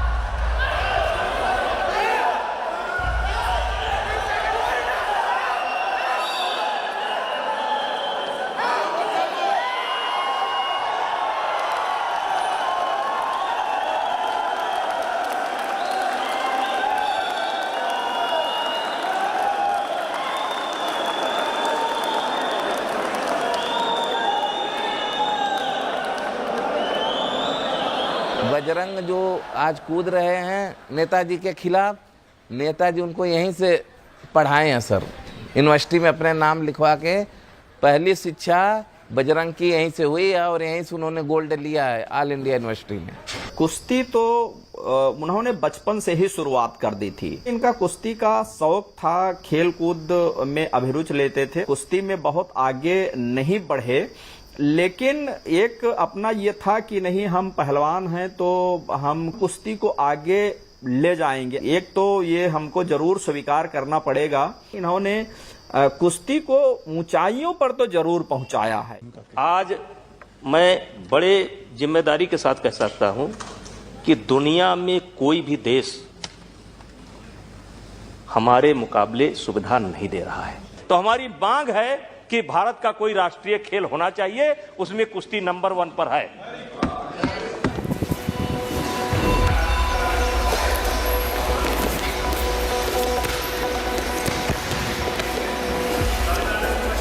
इस एकेडमी को तैयार करने के लिए नेताजी ने अपना खून पसीना पूरा लगा दिया था। कुश्ती के में फंड नहीं था कि टीम बाहर जाए, हर खिलाड़ी अपने पैसे से बाहर जाता था। जब से नेताजी ने कार्यभार संभाला, हर पहलवान को फेडरेशन के पैसे से बाहर जा रहा था। नंदिनी नगर की एकेडमी में ऐसा क्या है? नेपाल, पटना, बंगाल, यहाँ से लोग चले आ रहे हैं, ऐसा यहाँ पर क्या मिल जा रहा है बच्चों को? देखिए, कहने के लिए बहुत कुछ है। देखिए, ट्रेनिंग होता है यहाँ पे, बहुत अच्छा ट्रेनिंग होता है। हमारे सर जी हैं, बेलारूस से कोच हैं, जो कि वो खुद ओलंपिक खेले हुए हैं, कि रहने खाने का एकदम उत्तम व्यवस्था है। हर व्यवस्था यहाँ पे नेताजी ने प्रोवाइड किया है। यहाँ हमारे पास 6 मैट का हॉल भी है और जिम है हमारे पास। नेताजी आते हैं, कुश्ती देखते हैं, अगर उन्हें कुछ गलत सही या कुछ लगता है टेक्निक के लिए, वो टेक्निक बताते हैं कि इसमें क्या कमी है, कौन सी प्रैक्टिस करनी है, हमें क्या डाइट लेना है, इन सब की जानकारी देते हैं। बहुत अच्छी व्यवस्था कर रखी है नेताजी ने, ऐसी व्यवस्था कहीं नहीं रहती। अभी हम लोग गए थे खेलने हरियाणा में, तो वहाँ पे न खाने का दे रहे थे, न रहने की सुविधा दे रहे थे, जबकि वही कंपटीशन हो रहा था। और जब यहाँ नेताजी करवाते हैं कंपटीशन, तो हर चीज़ का व्यवस्था देते हैं, खाने का, रहने का, हर चीज़ का व्यवस्था देते हैं। सपोर्ट मिलता है, जैसे पिता का सपोर्ट करता है ऐसे भी करते हैं। ऐसा हो जाते, डांट देते, मार भी देते हैं। तो पिता के सामान जैसे पिता है वैसे भी डांट देते हैं, बस और कुछ नहीं। Prigozhin Sharan called me towards his bed and hugged me forcefully. To fulfill his sexual intentions, he tried to bribe me. He offered me supplements in exchange for sexual favors.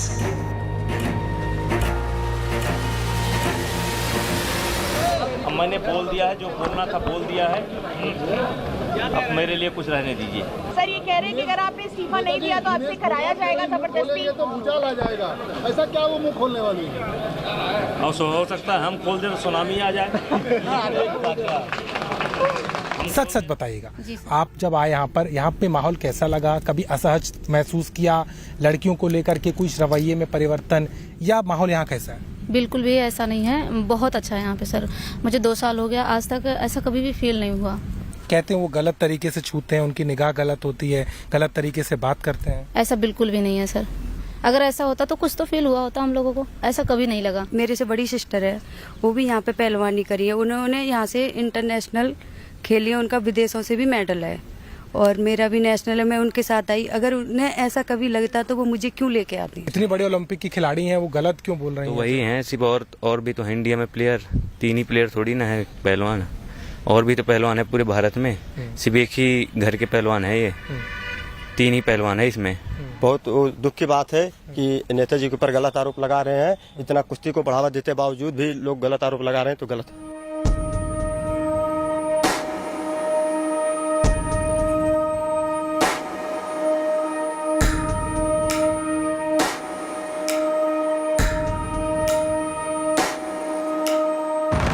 Brijbhushan जी को बाहुबली कहा जाता है। आपका भी वार्तालाप हुआ, इतनी जगह आप मिले हो, क्या कारण है ऐसा, क्या लग रहा है आपको? अब ऐसा है जी, हमें तो पहले तो इतना नहीं पता था, बात से पता था कि बाहुबली। अब ये ट्रैक रिकॉर्ड निकालिए आप, वो मान लिया 50-50 60 जो मुकदमे, हर तरीका कोई भी ऐसा वो नहीं बच रहा जिसमें मुकदमा ना लग रहा, तो वो अपने आप में क्या साबित कर रहा है? 13 की बात है ये। तो गीता अपने जो ने उस लड़की का, मैं पंजाब की लड़की, उसका नाम तो आपके सामने नहीं दे सकता मैं, तो उसने जो ने कुछ हरकत की होंगी, तो उस लड़की ने जो ने गीता को बोला अभी ये छेड़ना, हरकत, टोंट कसना, ऐसी ही बातें। किसी कोच के द्वारा ऐसा हो रहा था? नहीं, जो फेडरेशन अध्यक्ष है ना, उसके जो ब्रजभूषण के शब्द हैं ये, इसके बारे में जो ना गीता के उस लड़की ने बताई, गीता ने जो पे मम्मी आगे बताई। ट्रेनिंग कहीं चलती है तो वॉलंटियर भी वही बन जाते हैं, रेफरी भी वही बन जाते हैं, कोच भी वही बन जाते हैं। स्टेज पर बैठ करके माइक हाथ में लेकर के भीड़ को भी कंट्रोल खुद ही करना, और कुश्ती को भी जो है ना, एक आधी कुश्ती उसमें पूरा टूर्नामेंट में 2-4 कुश्तियाँ ऐसी आ जाती थी जिसमें रेफरी को भी लताड़ लगानी होती थी, कोच को भी खुड़काना धमकाना होता था। तो इस तरह के वो सारे काम जो है ना कर देते थे। उसके लिए कोई इस तरह की कोई बड़ी चीज़ नहीं थी, और ऐसा हर कंपटीशन के अंदर था। जो बड़े खिलाड़ी थे वो पहले क्या करते थे कि नेशनल वो नहीं लड़ते थे, वो डायरेक्ट ट्रायलों में जो फर्स्ट आता था, जैसे 4 में 4 को कुश्ती हुई और वो फर्स्ट आ गया, एक जो फर्स्ट आया उसमें ये अकेले ट्रायल देके फर्स्ट आ जाते थे। नेताजी ने परंपरा तोड़ दिया, तो इनको फोगट परिवार और बड़े पहलवानों को बहुत तकलीफ हुई। क्या इसकी जो शुरू से मानसिकता है, जो मैं तो बहुत कम मिला हूँ, क्यों मेरे ऐसे जो सुनूँ तो मेरा उस आदमी से वैसे हो जाती, एलर्जी हो जाती है, नफरत सी हो जाती है। आज कोई बोले या न बोले, लेकिन इसकी जो करतूत है, इसके सबको पता है कितना घटिया आदमी है कि इसकी लड़कियों के प्रति कैसी नज़र है।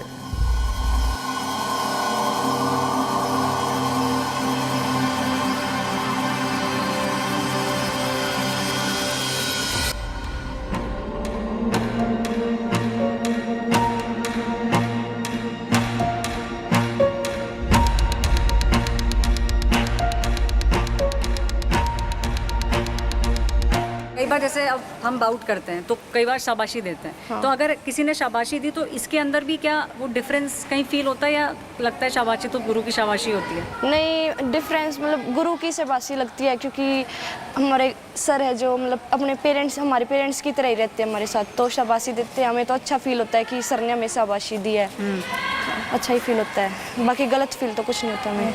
आपको लगता है कि पेरेंट्स के दिमाग में डर बैठ गया? पेरेंट्स का डर जायज़ है, होना भी ज़रूरी है, कि मेंटलिटी पे भी होता है कि हमारा बच्चा ऐसा नहीं कर सकता या ऐसा है।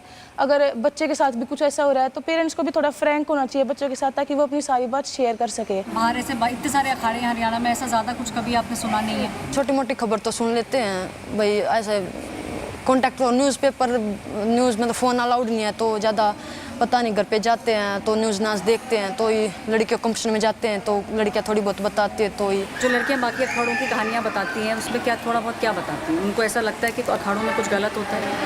हाँ, दूसरे अखाड़ों में मतलब दूसरे अखाड़ों में एक आधी बताती है कि कदा कोचेस अच्छा नहीं है हो, ऐसा मतलब उनको फील होता है तो बता देती है। टच उनको फील मतलब टच करते तो फील अच्छा नहीं होता है, ऐसे बताती हैं वो कभी कभी। कोच को कैसा हो, चाहे जिस तरह हमारे स्कूल कॉलेज में जाया करती थी, तब भी मेरे पूरा विश्वास था लड़कियों पर। आपने दंगल मूवी देखा भी होगा, क्यों एक लड़के ने कोई हरकत कर दी थी, जो ने गिर के जो बबीता ने कूट दिया था, और वो आज भी जो है अगर कोई उनको बोल दे तो आज भी बर्दाश्त नहीं करें। वो कोई गलत हरकत करे तो तुरंत चमाचा धर देंगे। क्या आपको ऐसा लगता है कि थोड़ा सा माँ बाप में थोड़ा सा डर आया है अभी, या अब आया थोड़ा सा? जो नए बच्चे आएंगे ना, उनके माँ बाप सोचेंगे भाई भेजें या ना भेजें, हमें कुश्ती में तो ऐसे होता है, तो थोड़ा सा फर्क पड़ेगा। अगर आपको लगता है किसी अखाड़े में कुछ गलत हो रहा हो तो क्या उसकी बदनामी होगी? बदनामी तो होती है, जो गलत होगा तो बदनामी होगी। तो लगता है हरियाणा में लोगों में गुस्सा होगा अगर कोई कुछ ऐसी गलत? बहुत गुस्सा होगा, अब भी गुस्सा हो रहे हैं। कि यार ये इस तरह का काम, जिस चीज़ के हम भरोसे बैठे हैं, जिन लोगों के भरोसे बैठे हैं, जिन लोगों के साथ अपनी बहन बेटियों को हम भेज रहे हैं, जहाँ कैंपों में हैं वहाँ उनके भरोसे पे हम भेज रहे हैं, तो फिर विश्वास कहाँ रहेगा?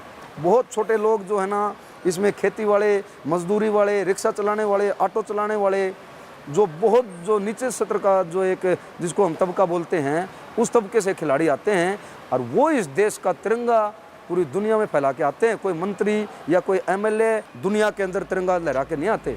इस्तीफा कोई इतनी बड़ी चीज नहीं है, लेकिन अपराधी बनकर नहीं, अपराधी बनकर के नहीं। मैं अपराधी नहीं हूँ, और मैं ऐसी बहुत विपत्ति देखा हूँ। मैं अपने आप को जानता हूँ, मैं अपने आप को जानता हूँ, मैं अपने आप को देख रहा हूँ। और आपसे फिर मिलेंगे, गारंटी साथ मिलेंगे और साफ सुथरा होकर के मिलेंगे। दावा है मेरा, नोट कर लीजिए। उनके कहने से तो ये होगा नहीं कि नेताजी फेडरेशन में न रहे, नेताजी सांसदी में न रहे, नेताजी कुश्ती में न रहे। नेताजी को वो लोग तो थोड़े बनाए हैं, नेताजी को जनता चुन के भेजी है। कुश्ती बहुत ऊपर गई है सर, जब से नेताजी आए हैं कुश्ती बहुत ऊपर चली गई है। हर चीज़ नेताजी ने बदल दिया है, लेकिन अच्छी चीज़ किसी को अच्छी नहीं लगती सर। ये लोग चाहते हैं कि नेताजी को किसी तरह से बदनाम करके हम अपना फेडरेशन हरियाणा में ले जाएं। क्या आपको ऐसा लगता है, जो आपने पॉलिटिक्स की बात करी, हरियाणा और यूपी की पॉलिटिक्स बन गई है ये अब? ये किसी की पॉलिटिक्स नहीं बनी। पॉलिटिक्स तो बनाने वाले कुछ लोग होते हैं, उनको बनानी पॉलिटिक्स है। ये ब्रजभूषण का काम पॉलिटिक्स का ही है, वो खिलाड़ी तो है नहीं। पॉलिटिक्स मेरे 6 बार का सांसद है, पॉलिटिक्स तो है उसके पास। अब पॉलिटिशियन जो आदमी है वो पॉलिटिक्स ही नहीं करेगा तो और क्या करेगा फिर वो? मैं तो यही जानना चाहता हूँ कि जैसे दिल्ली हुआ, पंजाब हुआ, मध्य प्रदेश हुआ, यहाँ के भी बच्चियाँ भी तो लड़ती हैं, क्या इनके साथ नहीं हुआ? इनमें से तो कोई विरोध नहीं करने आया।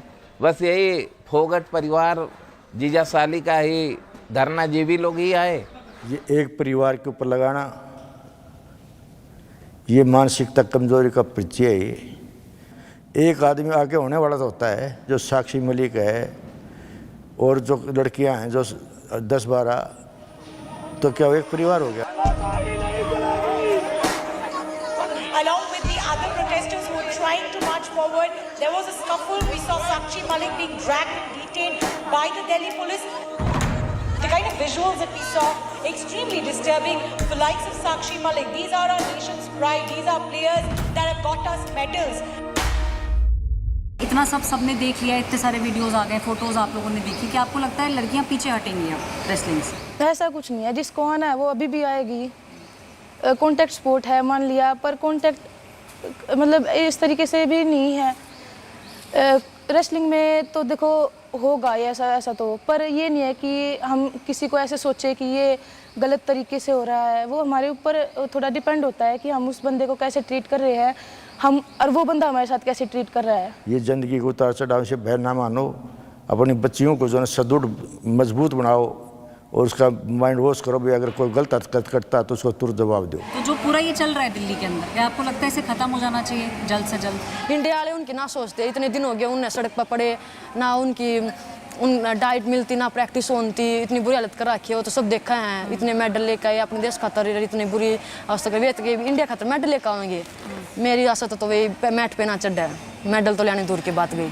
ये नहीं होना चाहिए था, क्योंकि एक रेसलर है वो अपने देश के लिए करता है जो करता है, एक लेवल अचीव करता है, तो जब सारा देश उनके साथ होता है तो अब क्यों नहीं?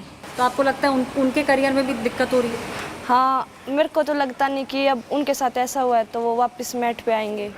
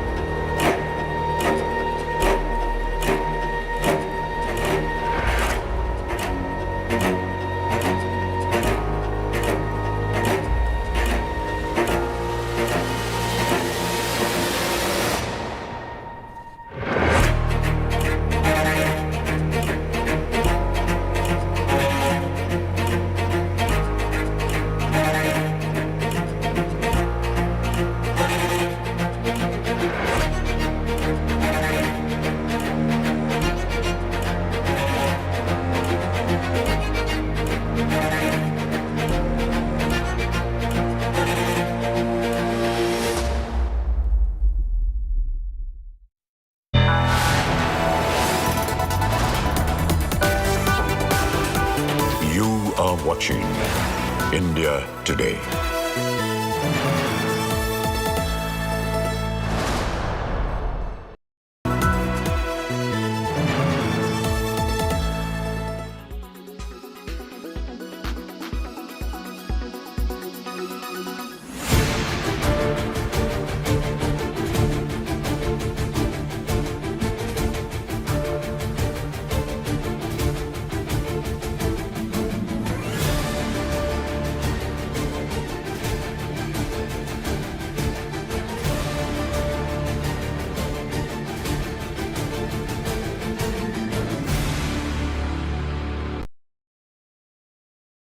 Weather forecast now. Delhi, maximum 41 and minimum 31 degrees.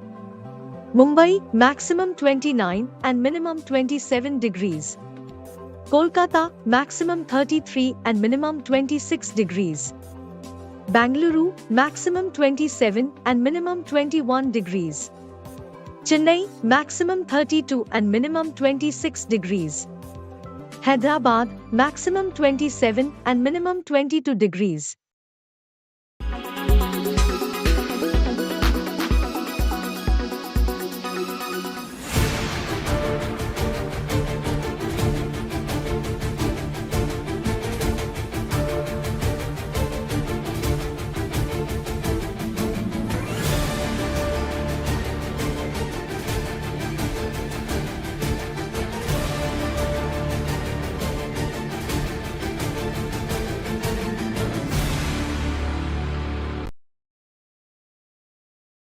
Why does this happen? Let me tell you the science behind it.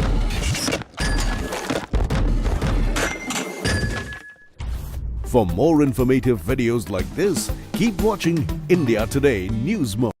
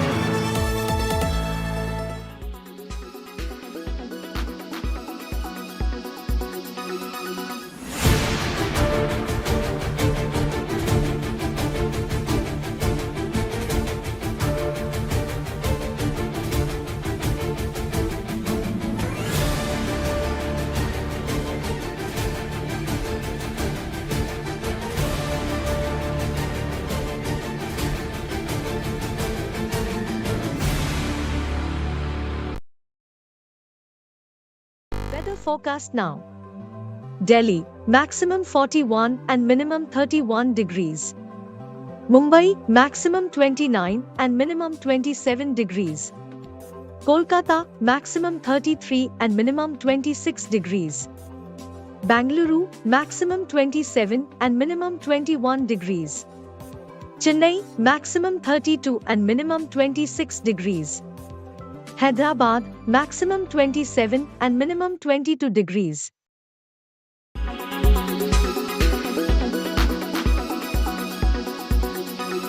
Why does this happen? Let me tell you the science behind it.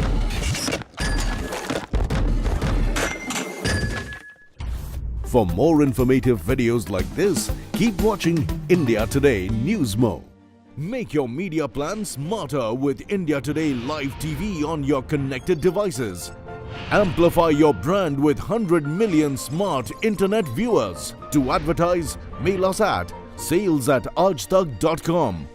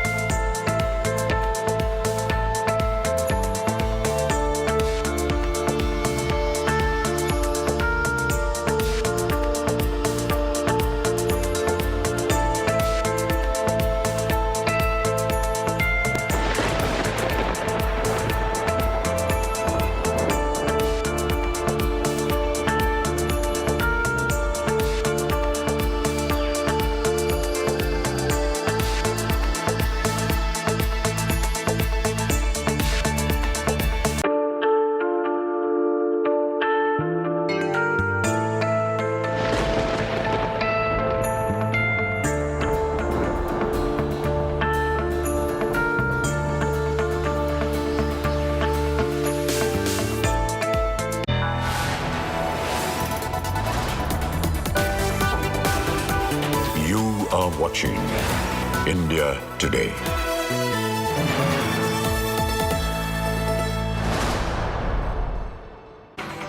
Hello, very good morning. You're watching India Today TV. I'm Sneha Mordani. Let's get started with the headlines in this edition first. Prime Minister Narendra Modi's mega diaspora connect in Washington, D.C. says India shaping the world's vikas, hails India-US ties. Singer Mary Melvin touches the Prime Minister's feet after singing the national anthem. Bharat माता की, भारत माता की, भारत माता की. Prime Minister Narendra Modi meets CEOs on final day of the US visit. The meeting marked by pledges of deeper US-India cooperation on areas including space, artificial intelligence and quantum computing.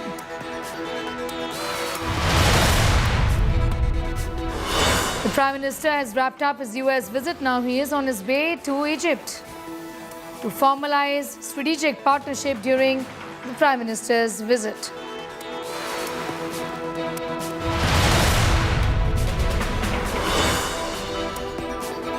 Manipur on the boil. Home Minister Shah calls all-party meeting at 5 p.m. Congress says no Modi, no meeting.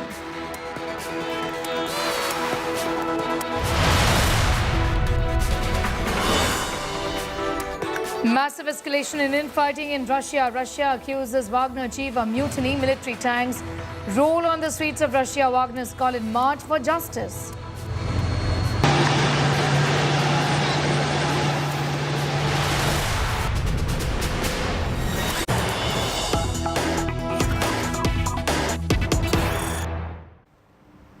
Some breaking news just coming in. Another stabbing horror from the national capital. Accused Mohammed Zaid is stabbed. A 20-year-old accused of absconding. Efforts to arrest him underway. Up goes all guns blazing against the Delhi Lieutenant Governor. Worsening law and order situation under the governor is what AAP has said.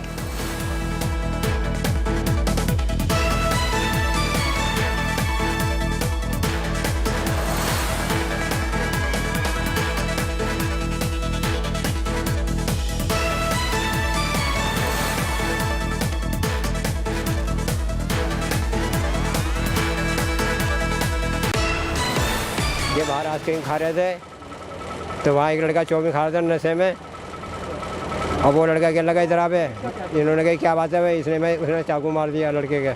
हमें पता नहीं कुछ भी, मतलब बस यही मुझे तो खबर पड़ी थी वहाँ से कि उसके चाकू लग गया है तो हम भागे गए थे सारे. जिसको चाकू लगा वो कौन? वो मेरा भाई है. कितने लोगों को चाकू लगा? 2 लोगों के. दोनों की कैसी हालत है? एक तो ठीक है और एक ज़्यादा सीरियस है, आईसीयू में है. तो चाकू मारने की वजह क्या थी? वजह तो कुछ नहीं थी, बस मोचोदी ऐसी हुई थी, उसी ने ऐसे में चाकू मार दिया. क्या काम करता है भाई? सप्लाई करता है चिप्स वगैरह. और जो आपके मामा का लड़का है जिसको ये गांधीनगर में काम करता है प्रेसिंग का. रोड पे बैठे हुए थे ये युवक. एक युवक आता है दूसरे समुदाय का और पता नहीं इनको क्या कहा सुनी हुई है, उसके ऊपर वो चाकू घोंप देता है इसको. स्थानीय लोग इकट्ठा होते हैं, उन्होंने पकड़ लिया उसको. पकड़ करके उसको बैठा लिया वहाँ, पुलिस को फ़ोन कर दिया. उससे पहले ही पता नहीं कहाँ से नाल मुस्ताबाद से लगभग 50 के करीब लड़के आते हैं और वहाँ से छुड़ा करके उसको ले जाते हैं. Himanshu Mishra is getting us more details on that story. Joining us from the spot right now. Himanshu, इस केस के बारे में बताइए. दूसरा ये स्टैबिंग इंसिडेंट है. कुछ ही दिनों में हमने पहले भी एक स्टैबिंग इंसिडेंट देखा था. डिटेल्स क्या है इस केस में? देखिए, फ्राइडे तकरीबन 9:30 बजे की ये बात है जहाँ पर हम खड़े हैं. ये दयालपुर नॉर्थ ईस्ट डिस्ट्रिक्ट का दयालपुर इलाका है जिसमें ब्रिजपुरी है. अंदर ही घर है, गली के अंदर. राहुल और सोनू दोनों कजिन ब्रदर हैं. रात में डिनर के बाद वो आते हैं आइसक्रीम खाने के लिए. यहीं बैठे रहते हैं. तभी किसी मामूली बात पर मोहम्मद जैद, जो कि उनका पड़ोसी ही है, अगली गली में उसका घर है, उससे कहासुनी होती है और इसी दौरान मोहम्मद जैद ने चाकू निकाला और सबसे पहले राहुल को मारा पेट के निचले हिस्से में. जब सोनू बीच बचाव के लिए आया तो उसको भी दोनों हाथों पर सोनू को भी चोट के निशान लगे. इसके बाद चूंकि 9:30 का इलाका है, काफ़ी घना इलाका है ये, तो फिर लोग जब थे तो जैद भागता है और ये आप जो दुकान देख रही हैं, इस दुकान के अंदर वो भाग करके जो काउंटर है उसके पीछे बैठ जाता है. तभी राहुल भी जाता है और राहुल चूंकि उसे चाकू लगा था इसलिए राहुल वहीं गिर पड़ता है। तो राहुल को उठा करके पास के लोग हॉस्पिटल ले गए और इस शटर को बंद कर दिया क्योंकि अंदर जैद था। लेकिन आरोप है कि उसी दौरान बड़ी संख्या में तकरीबन 15, 20, 25 लोग आते हैं, शटर खोलते हैं और जैद को छुड़ा के ले जाते हैं। और इसके बाद जब पुलिस पहुंचती है तो पुलिस को आरोपी नहीं मिलता। फिलहाल पुलिस ने इस मामले में आर्म्स एक्ट और हत्या के प्रयास की कोशिश के तहत मामला दर्ज किया है और आरोपी की तलाश कर रही है। राहुल हॉस्पिटल में एडमिट है जहां पर उसका इलाज किया जा रहा है। जी शुक्रिया हमारे साथ जुड़ने के लिए। Himanshu getting us all of those details from Delhi city as far as that recent very recent incident of crime is concerned. A man has stabbed another young man in Delhi.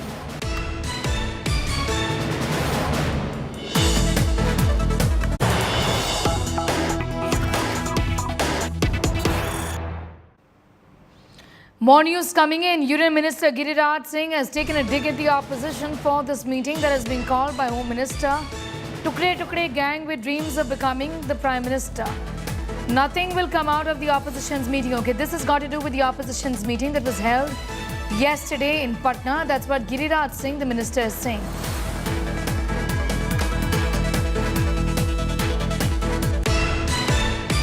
हमारे नेता ने कहा photo session.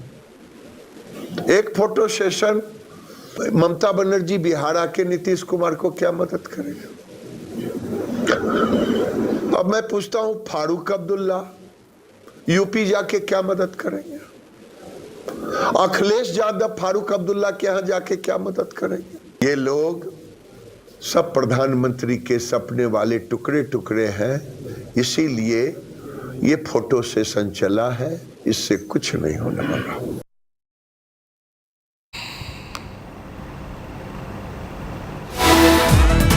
All right, so you heard in fact from Giriraj Singh, who's taking a dig at the opposition. Remember, the opposition 15 parties came together just yesterday for a meeting in Patna to discuss and to chart out the strategy as far as the next Lok Sabha elections in 2024 is concerned.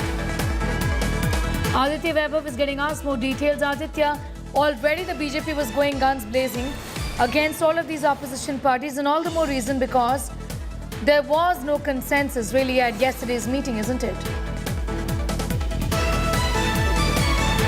Well, exactly, Sneha. As far as the last day's meeting of the opposition is concerned, of course, the BJP was at all loggerheads as far as the opposition meet is concerned, and they were actually taking jibes, even the dulha jibes, who will be the groom, who will be the leader of the opposition, if at all it unifies in the near future. But then, after Lalu Yadav technically retorted in his epic characteristic reply, wherein he technically suggested Rahul Gandhi to get married, and this is the fresh volley that is now coming in from Minister Giriraj Singh, who has technically described the entire political meet as nothing but a tea party, and he technically went ahead and said that the opposition satraps technically gathered here. It was a rendezvous planned in Patna so that the Tukre gang technically comes ahead and chooses a prime minister among themselves. So you can categorically see the way Union Minister Giriraj Singh has been slamming the opposition posted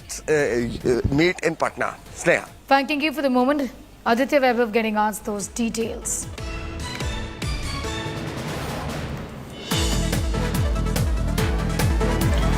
Meanwhile, uneasy calm prevails in Manipur. Union Home Minister Amit Shah has called for an all-party meeting today to discuss the situation in the state. This is going to be the first all-party meeting since the clashes broke out in the northeastern part of the country. The meeting is going to take place at 3 p.m. in Delhi. The motive of the meeting is to mull over the current situation and the ways to restore normalcy in the strife-torn state. The Congress has attacked the Prime Minister over his silence on the violence in Manipur and his visit to the United States at a time when Manipur has been rocked by violent ethnic clashes in the past 1.5 months. Over 100 people have died in these clashes so far. Opposition has slammed the meeting, arguing that the Prime Minister's absence makes this exercise meaningless. ऐसे दर्दनाक स्थिति में प्रधानमंत्री जी ने एक शब्द नहीं बोला। कर्नाटक के चुनाव के बाद भारत में भी रहे, अब अमेरिका में डेमोक्रेसी की बात कर रहे हैं। अब मणिपुर जल रहा है। अब इतने दिनों के बाद में ऑल पार्टी मीट बुलाई, जबकि पहले से मांग हो रही है।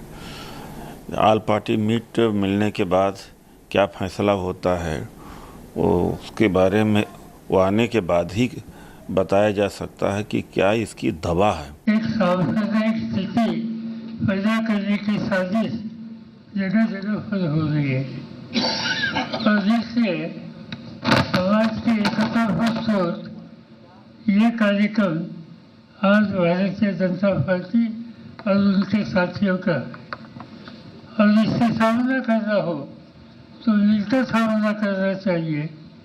बाकी कुछ न कुछ मतभेद ये हो सकते हैं मगर लार्जर नेशनल इंटरेस्ट के लिए बाकी कोई भी आपस की समस्या हो वो नजरअंदाज छोड़कर हमने आगे जाने का तय किया है।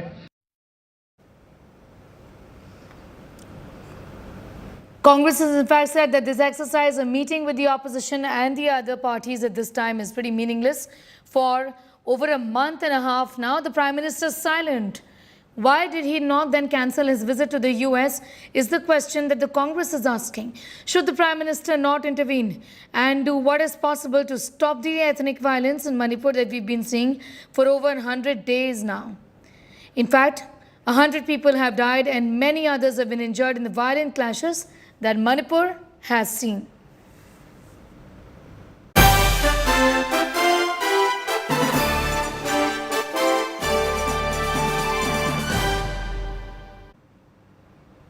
On the final leg of his US visit as a state guest, the Indian Prime Minister addressed the Indian community at the Ronald Reagan Building in Washington, D.C. The Prime Minister's much anticipated address began with international singer Mary Melvin rendering India's national anthem. The Prime Minister also announced that Indian origin members will not have to leave the US for an H-1B visa from now onwards. He said that the United States will open new consulates in Bengaluru and Ahmedabad. Lauding the several deals during his maiden state visit, the Prime Minister announced that India-US ties had embarked on a glorious new journey by converging on global strategic issues, technology transfer, manufacturing cooperation and much more. Chants of Bharat Mata Ki Jai and Vande Mataram reverberated inside this building. आप में से बहुत से लोगों की H-1B visa के renew को लेकर भी लंबे अरसे से एक डिमांड थी। अब ये निर्णय लिया गया है कि H-1B वीजा को रिन्यू करने के लिए आपको अमेरिका से बाहर नहीं जाना पड़ेगा।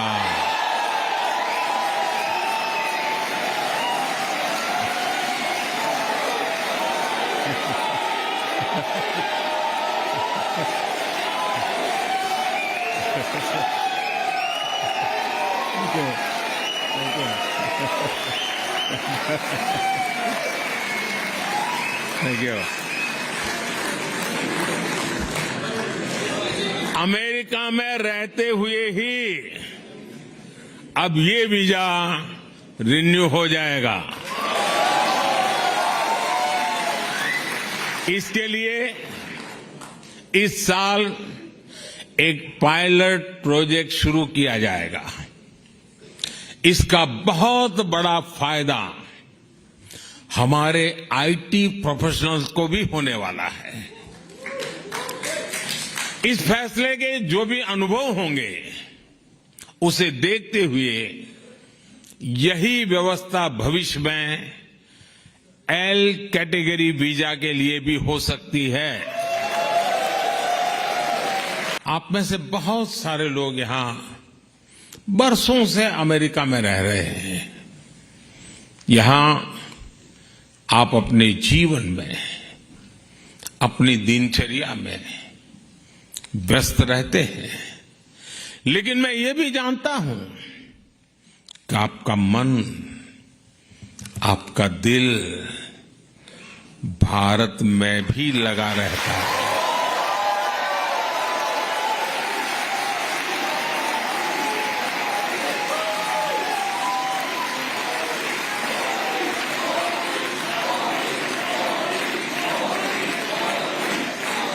और इसलिए आपकी सहूलियत ये भी भारत की प्राथमिकता है। आपकी जरूरतों को देखते हुए भारत इस साल सिएटल में एक नया कॉन्सुलेट खोलने जा रहा है। To begin with, let's talk about the visit to the United States of America. Prime Minister Narendra Modi had a very fruitful and a successful visit to the United States of America. It's a state visit, a historic one where there have been many firsts, with a very warm, resounding welcome, not just from the Indian community, but from the Biden family also. The Bidens inviting him for a private dinner, apart from the state banquet that they were anyway going to host. The private dinner was overlooked by the First Lady herself in terms of the layout, in terms of the fact that a spectacular vegetarian meal was prepared for the Indian Premier. One pain point for all the Indian Americans was the visa issue. And I'm not talking about delays in visas, that's for the Indians.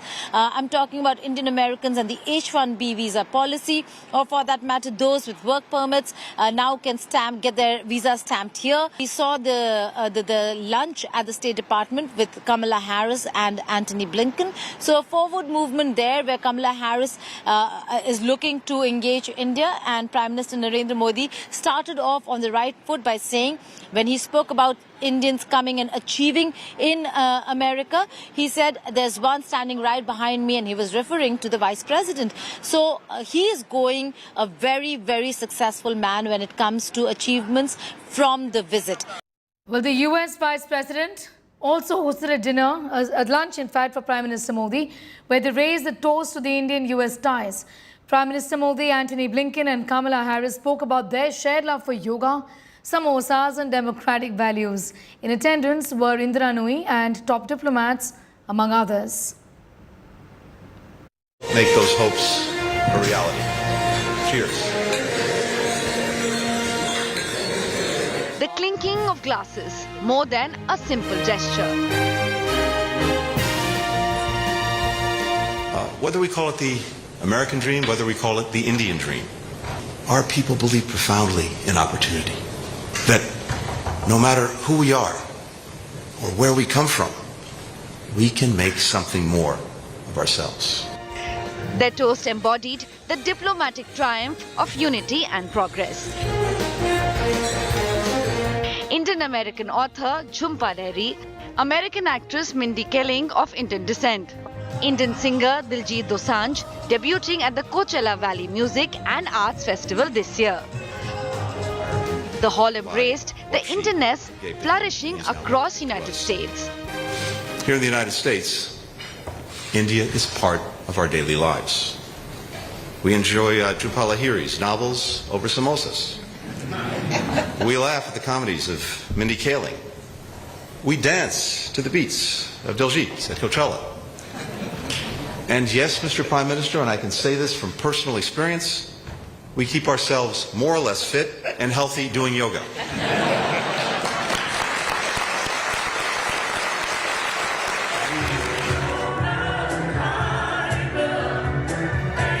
The lunch hosted by the US State Department in honor of Prime Minister Narendra Modi made a profound affirmation of interconnectedness. The historic number of members of the United States Congress with Indian heritage. Representatives Ami Bera, if you're here, please stand. Pramila Jayapal, Ro Khanna, Raja Krishnamurti, and Sri Danda. Under your leadership. The words of US Vice President Kamala Harris carry the essence of her cherished childhood memories of southern India, invoking her ancestral roots with passion and pride. More expansive than every morning consisted of taking long walks on the beach with his retired buddies. I remember them talking about the importance of fighting corruption and fighting for equality.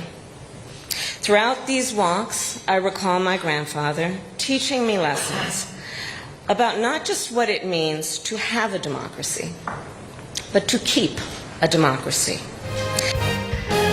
The Prime Minister thanked the hosts for their gracious reception.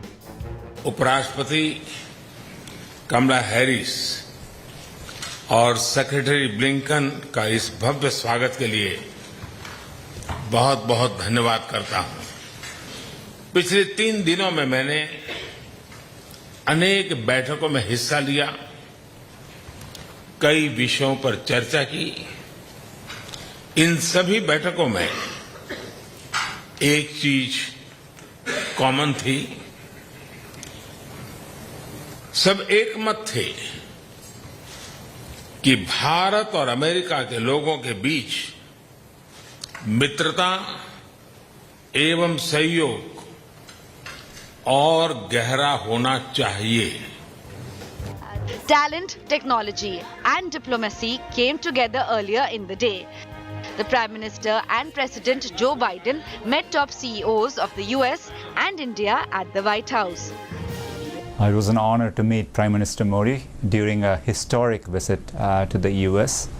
The excitement here. I had a very good and productive conversation with Prime Minister Modi. I think we share a number of goals together in India. The Prime Minister's passion for India's development, the welcome mat to business and investment and opportunity. Microsoft's Satya Nadella, Google's Sundar Pichai, NASA astronaut Sunita Williams, Mahindra Group Chairman Anand Mahindra, Reliance Industries, Mukesh Ambani and several others present. हम नई और उभरती technology के क्षेत्र में नए विश्वास के साथ काम कर रहे हैं।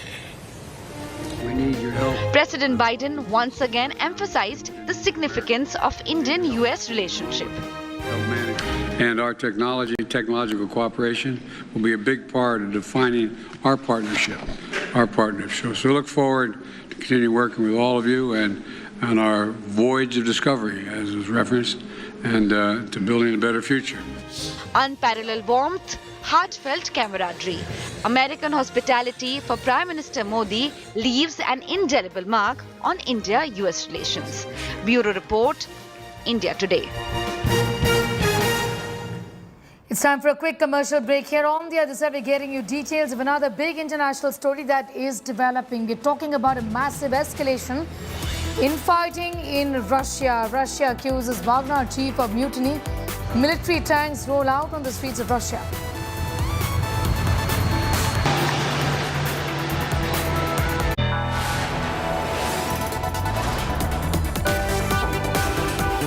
You are watching India Today.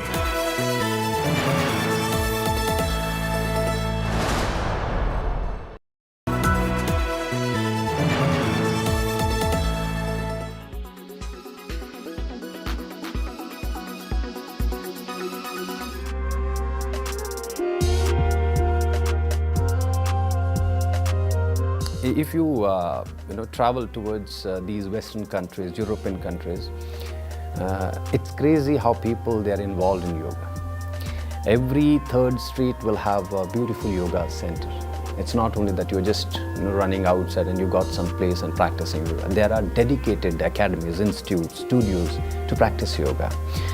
So what our experience is, let it be the streets of Manhattan or in Japan. People, they practice there.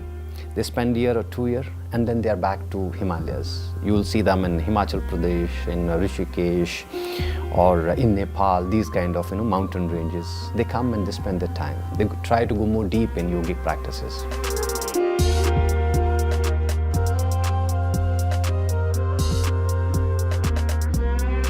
In my early educational days, I was a little boy and I was very lost. I didn't know where to turn, I didn't know what to do, I didn't know who to believe. So I always wondered why I was here. I knew I was here for a specific reason. We implement the practice of yoga. So naturally, it changes your inner mechanism. I gave up my business in the UK and I sold my house in the UK to come to India to learn the ancient teachings of yoga and pranayams, breathing techniques, mudras, and meditation techniques. And it's helped me so much, because obviously moving from England to India is such a big jump, and it's enabled me to have a stronger mindset. Now that I realise that this is what I need to do in this lifetime, it's very passionate for me to bring these teachings back to the West, back to England, and help humanity.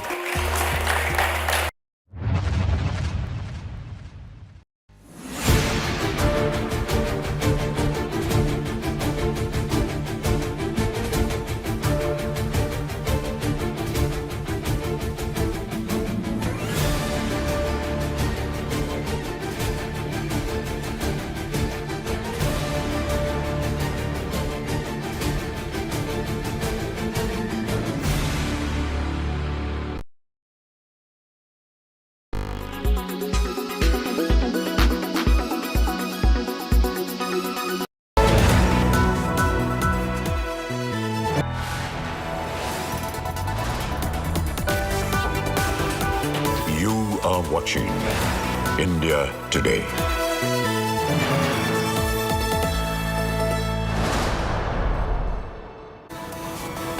Welcome back. There's a mutiny brewing in Russia's mercenary group Wagner vows to go all the way to topple Russia's military leadership. Russian mercenary boss Yevgeny Prigozhin, Wagner has claimed that his fighters had crossed the border into Russia from Ukraine and were prepared to go against Moscow's military. They've captured military installments and the airbase in Rostov. The Wagner group is a private army of mercenaries that has been fighting alongside the regular Russian army in Ukraine. Tension has been growing between them over how the war has been fought, with Prigozhin launching vocal criticism of Russia's military leadership in the recent months. On Friday, he had accused the military of launching a deadly missile strike on his troops and vowed to punish them. Authorities have denied the strike, demanding that he halt his illegal actions, and accused him of armed mutiny. Мы били по ним, они били по нам, и это происходило все эти долгие 8 лет, с 14 по 22. Иногда нарастало количество различных перестрелок, грубо говоря, обмена боеприпасами, обменом выстрелами, иногда уменьшалось. На 24 февраля ничего сверхординарного не было. Сейчас уже Министерство обороны пытается обмануть общественность, пытается обмануть президента и рассказать историю о том, что со стороны Украины была безумная агрессия, и они собирались вместе со всем блоком НАТО на нас напасть. Поэтому спецоперация, так называемая 24 февраля, она была начата совершенно по другим. All right, let's now take a look at the top developments from Russia. The owner of the Wagner private military contractor made his most direct challenge to the Kremlin, calling for an armed rebellion aimed at ousting Russia's defense minister. Wagner forces have made it to the southern military district headquarters in Rostov. These are visuals from Russia's Rostov-on-Don, where military forces are on the move.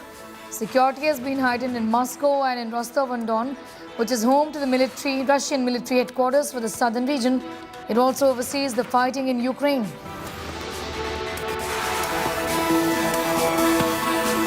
The Wagnerites also seized the buildings of the head office of the Ministry of Internal Affairs, the FSB department, the administration of Rostov, and one of the police departments.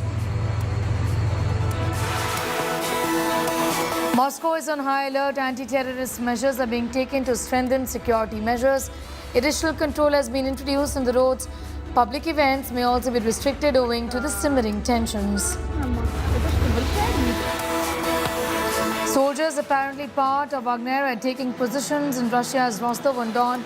Machine guns have been deployed at the headquarters of the southern military district in Rostov-on-Don. It is reported that there are up to 300 Wagnerites in the center of Rostov.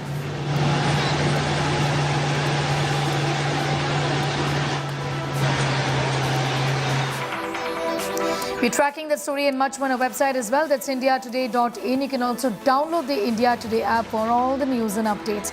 Thank you for watching.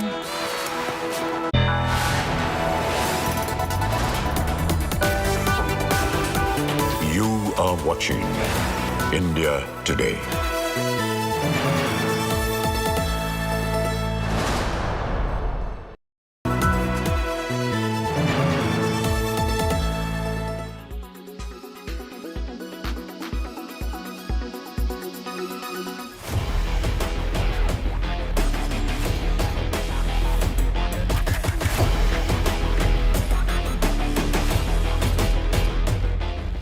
These lethal long-endurance, medium-altitude drones may soon be the new weapons in the arsenal of the Indian Armed Forces.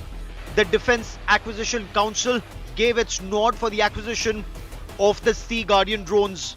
The Army, the Navy and the Air Force are looking at 10 drones each. The Indian Navy has already leased 2 MQ-9 Sea Guardians, the naval version of the drones, for intelligence, surveillance and reconnaissance operations since 2020. ये जो deal है ये हमारे देश की maritime और overall security के लिए बहुत ही ज़रूरी है, क्योंकि सर्वेलेंस सबसे ज़्यादा महत्वपूर्ण स्थान रखता है, क्योंकि हमें चाहिए कि हम अपनी एरिया में जहाँ एरिया ऑफ ऑपरेशंस है वहाँ निगरानी रख सकें, और ये क्षमता इस कैपेबिलिटी से हमें मिलती है. The MQ-9A Reaper drones were used for the precision targeting of Al-Qaeda chief Ayman al-Zawahiri in Kabul. These unmanned combat aerial vehicles, apart from a number of sensors, cameras and radars, are also capable of carrying 4 Hellfire missiles for precision targeting of high-value targets. Both the Army and the Air Force are looking at these drones for high-risk operations to destroy strategic assets of the adversary without risking the lives of pilots. These hunter-killer drones can carry 4 Hellfire missiles. They're also capable of carrying 2 laser-guided bombs and 2 joint-action JDAMs.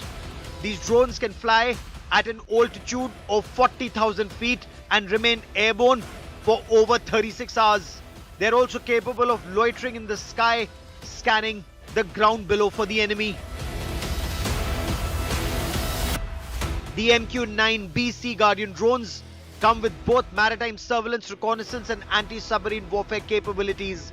The drones are capable of providing over-the-horizon surveillance and reconnaissance support both to warships and surface units. With increased Chinese presence in the Indian Ocean region, coupled with Chinese aggression along the LAC, these UCAVs will help keep an eye on the adversary both in the Himalayas and in the Indian Ocean region, and take out strategic targets when needed. Bureau Report.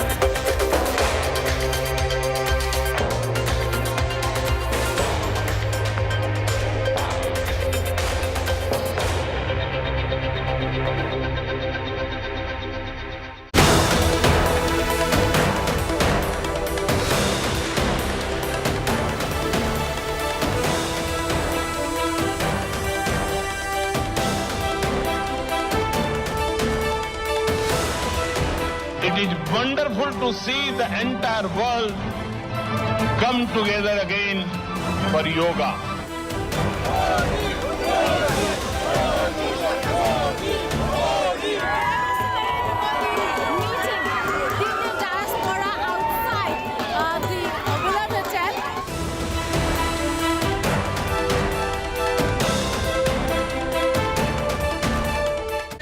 Welcome to this special broadcast from Washington, D.C., where I'll bring you glimpses of what the world has been talking about. Prime Minister Narendra Modi's 4-day visit to the United States of America, which was full of color, hard negotiations, big deals and discussions on geopolitics, trade and health.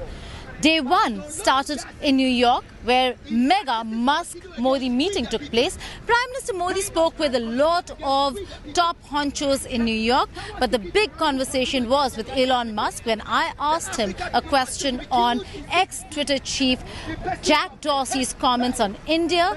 This is what he had to say. I am a fan of Modi, so... Billionaire, visionary, world's richest man, and latest addition to Prime Minister Narendra Modi's large fan list. Tesla chief and Twitter owner Elon Musk confessed that he's a big fan of Prime Minister Narendra Modi after he met him in New York. I am a fan of Modi, so, so I have to say that. Musk richly lauded Modi's transformation of India. I can say he really wants to do the right thing for India. He wants to be open. He wants to be supportive of new companies, and obviously, but at the same time, make sure it accrues to India's advantage.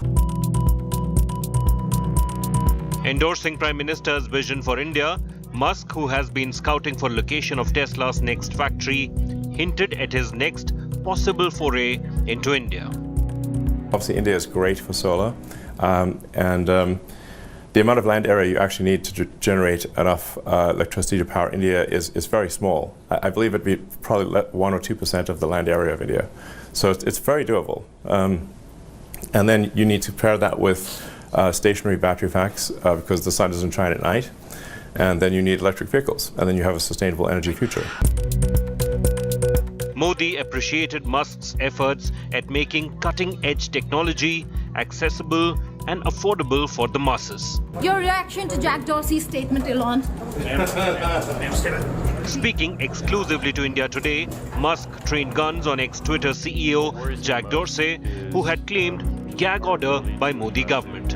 India is a country that had many requests of us around the farmers' protest, around particular journalists that were critical of the government, it manifested in ways such as we will shut Twitter down in India, which is a very large market for us.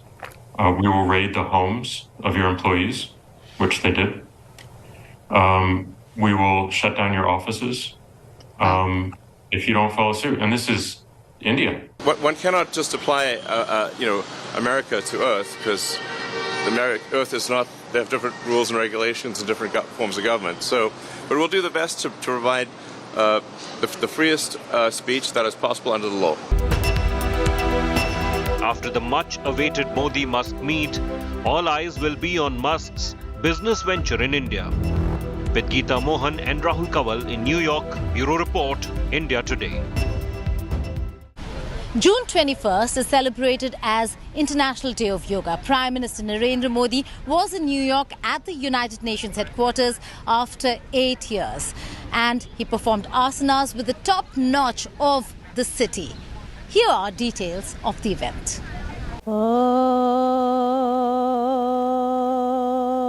Prime Minister of India leading representatives of 180 countries in celebrating Yoga Day at the United Nations headquarters in New York.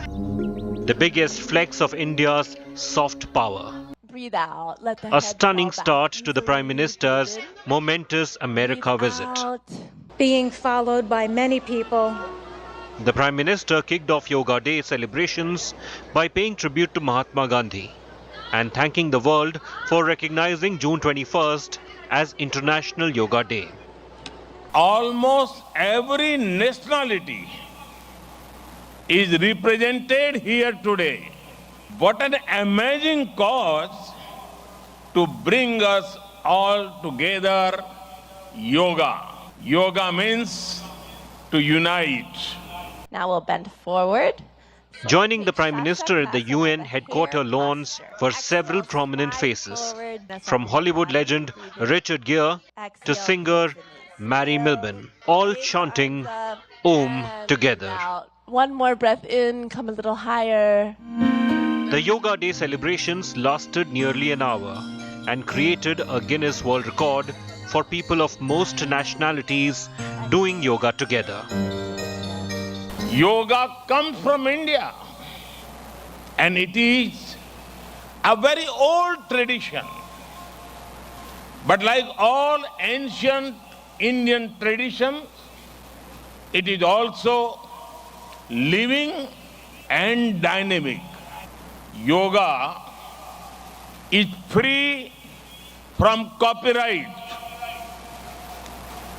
free from patents, and free from royalty payments.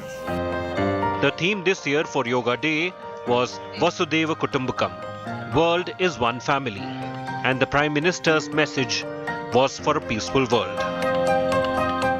Let us use the power of yoga to build bridges of friendship, a peaceful world, and a cleaner, greener, and sustainable future.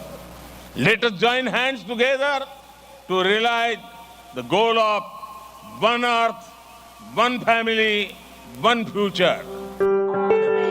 Those who attended the event were thrilled.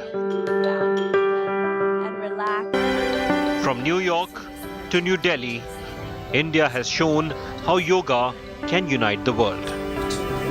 With Rahul Kawal in New York, Bureau Report, India Today.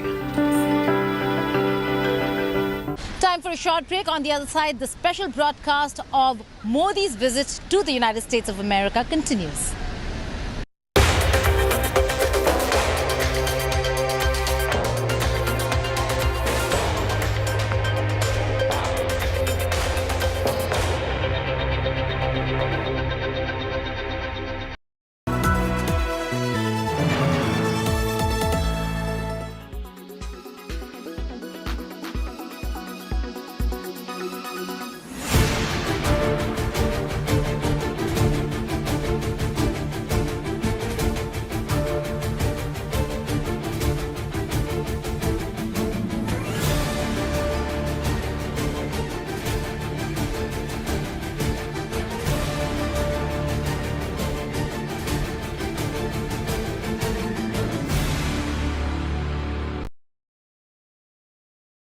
Quality today.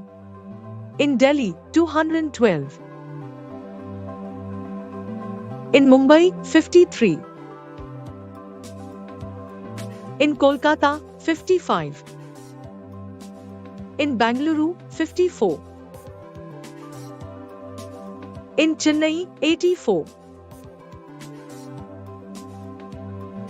In Hyderabad, 21.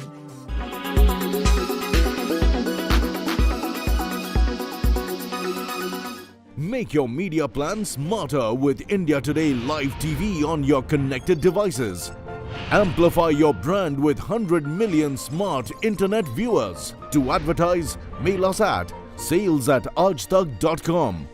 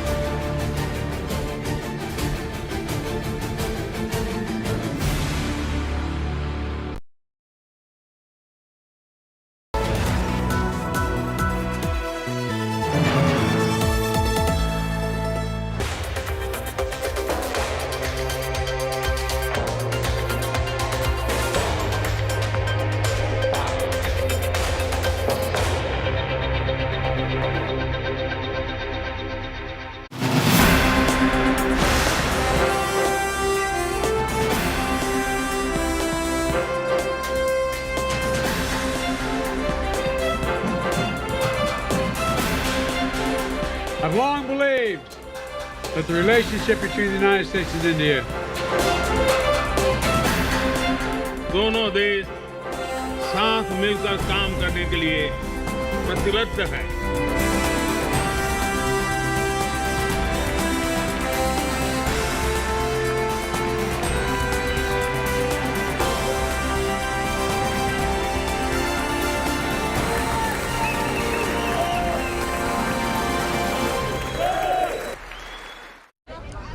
The The second leg of Prime Minister Narendra Modi's visit began here in Washington, D.C. with a rousing welcome from the Indian diaspora right outside his hotel. It was followed by a private dinner with the Bidens at White House right behind me. And we're being told that the First Lady directed her in-house chef to prepare a spectacular vegetarian meal for the Indian Premier.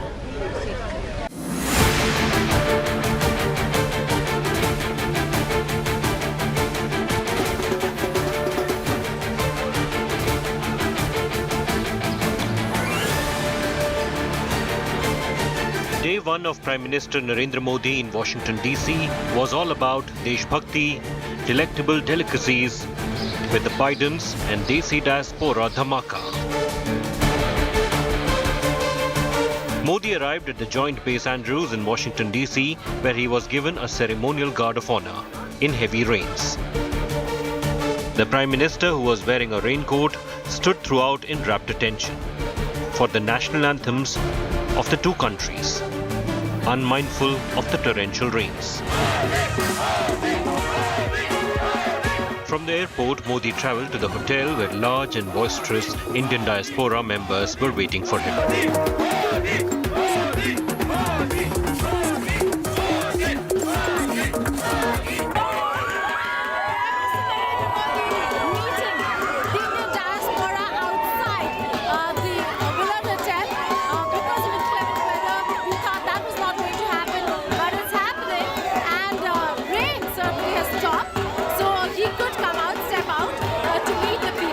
I came to welcome Modi, and he is a global leader and doing an extremely good job for global good. We are proud of him. I'm so excited Prime Minister Modi is coming. This is truly an honor and a great way for us to showcase our culture and to welcome him to Washington, D.C.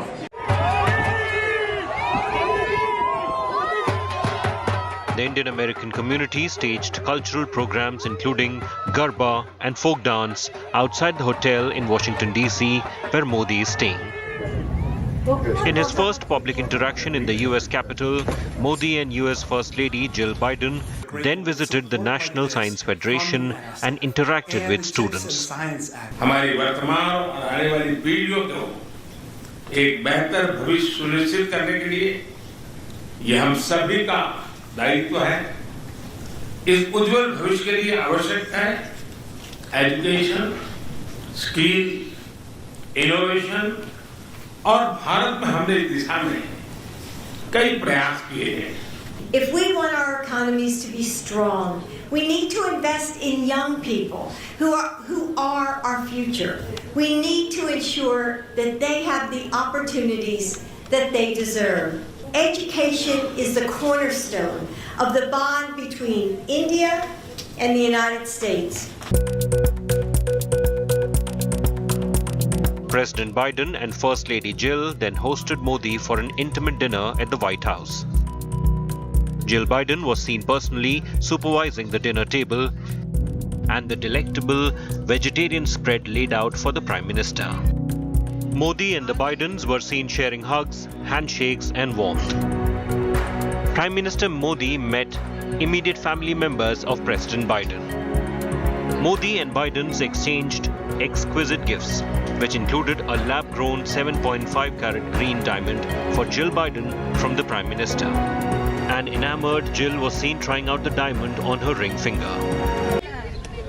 Prime Minister Narendra Modi also met prominent tech czars here in Washington, D.C. The Indo-US collaboration in the tech sector, the software sector, is going to be crucial for a resilient supply chain in the electronics industry. And that is something that the two countries are looking at, particularly because of China.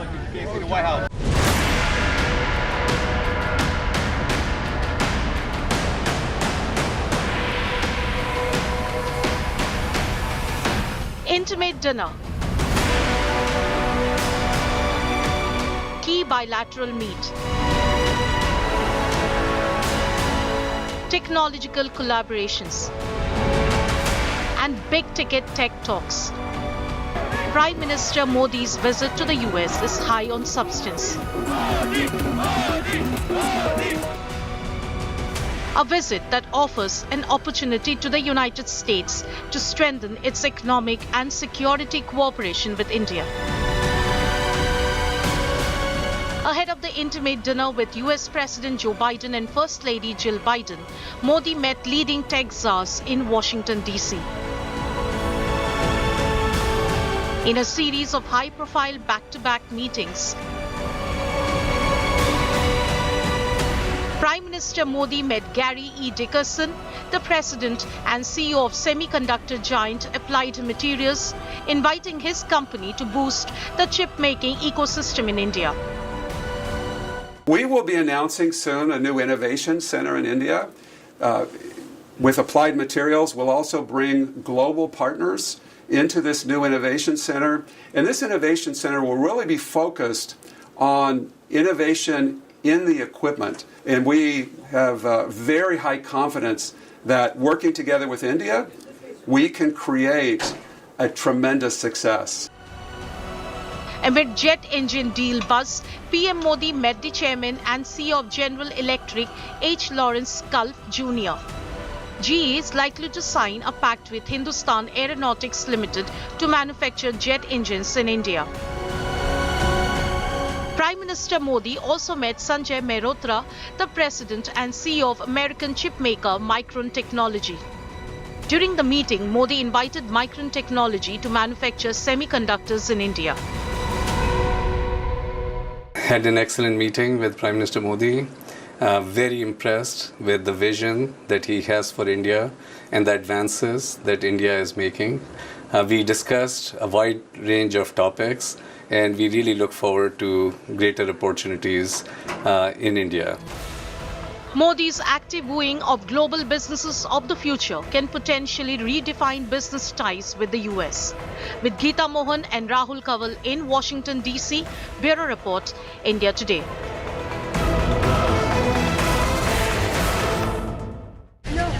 Prime Minister Narendra Modi made history by becoming the only Indian premier to address the joint meeting of the US Congress twice, a rare honor accorded only to a few world leaders. He mentioned and he spoke about a lot of issues covering climate, democracy, rights issues, and the fact that India and the United States of America need to stand together. Take a look at the few important snippets from the Congress address.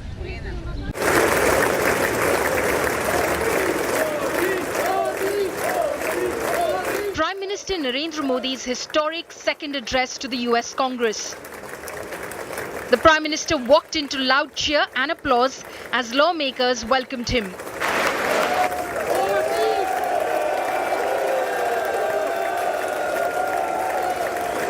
Flanked by US Vice President Kamala Harris, the Prime Minister received a rock star welcome.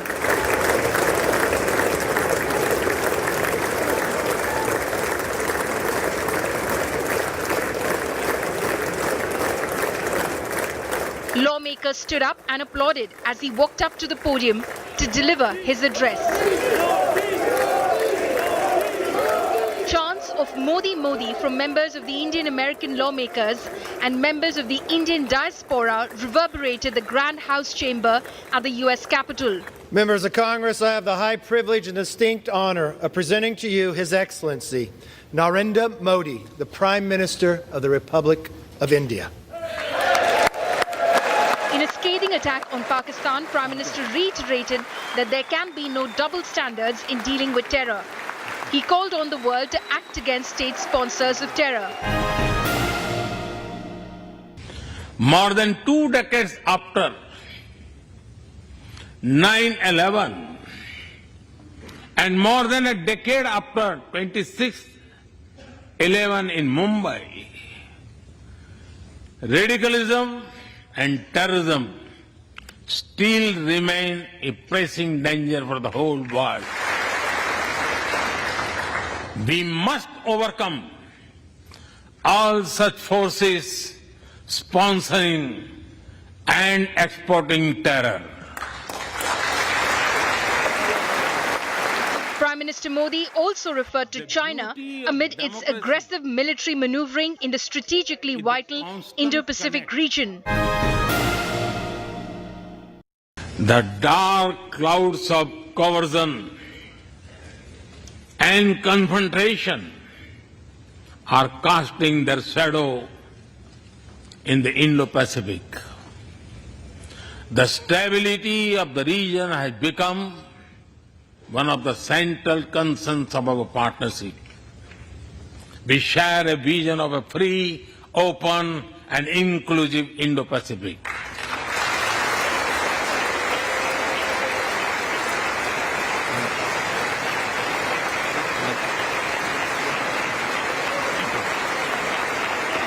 We also remember, noting that the Ukraine many conflict others is causing great pain in the region, work Modi for said that this is liberty, not an era of war, equality, once again appealing for dialogue and justice. diplomacy. This is not an era of war.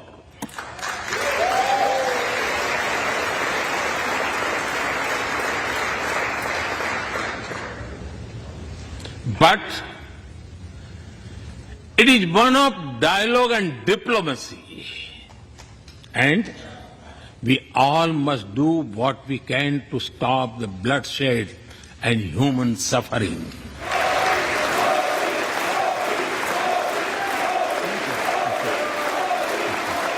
Modi paid rich tribute to the Indian-American community's success and cited Every Vice President 100 Kamala miles. Harris as a glowing example. There are millions here who have roots in India. Some of them sit proudly in this chamber. And there is one behind me who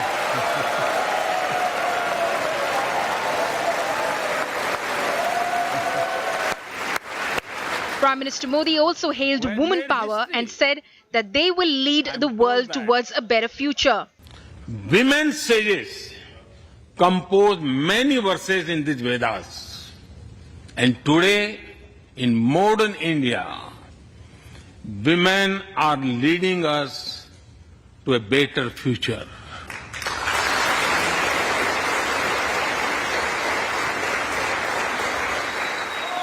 Modi sang a couplet written by him to stress India's steely resolve in the global arena. आसमान में सिर उठाकर, आसमान में सिर उठाकर, घने बादलों को चीर कर, रोशनी का संकल्प ले, अभी तो सूरज उगा है.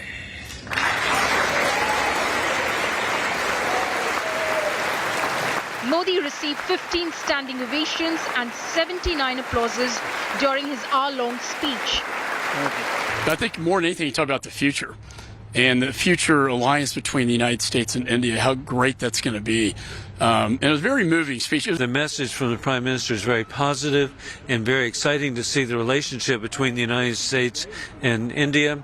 God bless America. Jai Hind. Long live India-US friendship. Thank you. Amid Modi and Bharat Mata Ki Jai chants,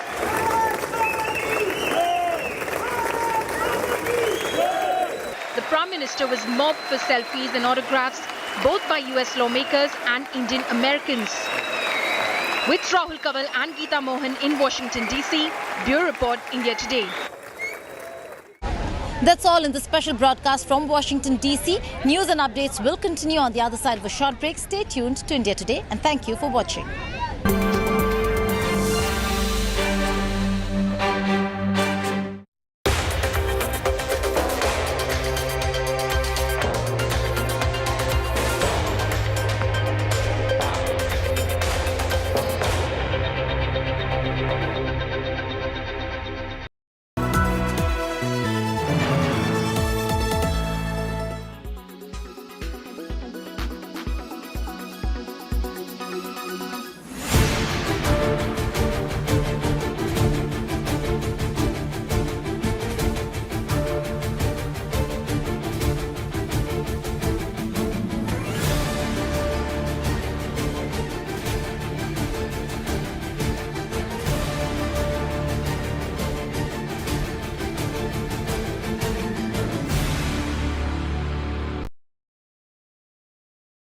Weather forecast now.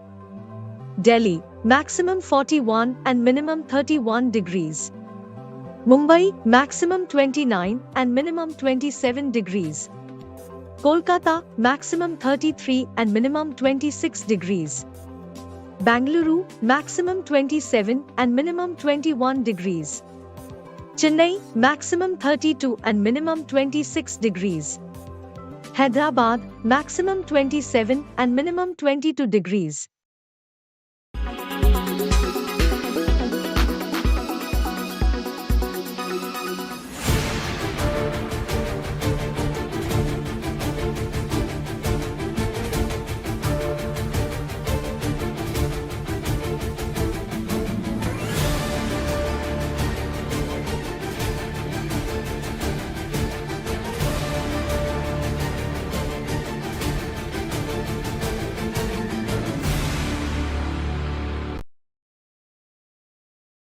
Why does this happen?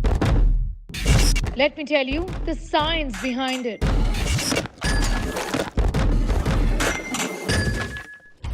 For more informative videos like this, keep watching India Today Newsmo.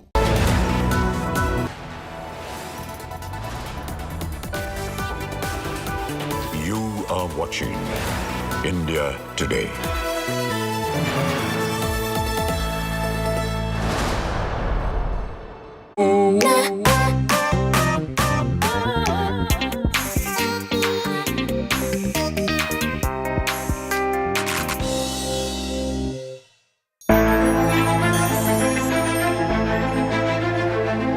उन लोगों को सोचना चाहिए यार ये लोग किन्नर है तो हम लोगों को इन लोगों का मजाक नहीं उड़ाना चाहिए, इस तरह से रिएक्ट इन लोगों के साथ नहीं करना चाहिए।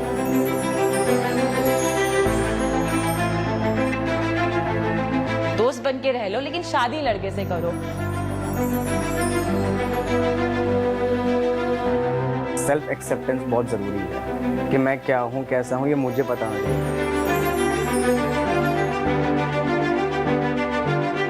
आज नहीं तो कल वो चीज़ बदलेगी क्योंकि मैं उस गलत तरीके से या उस चीज़ से नहीं, मैं अपना नाम बना के वो चीज़ अपनी रिस्पेक्ट पाना चाहूँगी।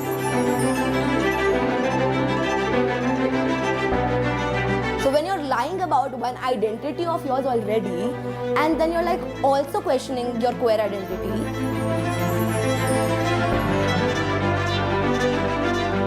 Constitution requires recognition of same-sex marriage, or what I call marriage equality.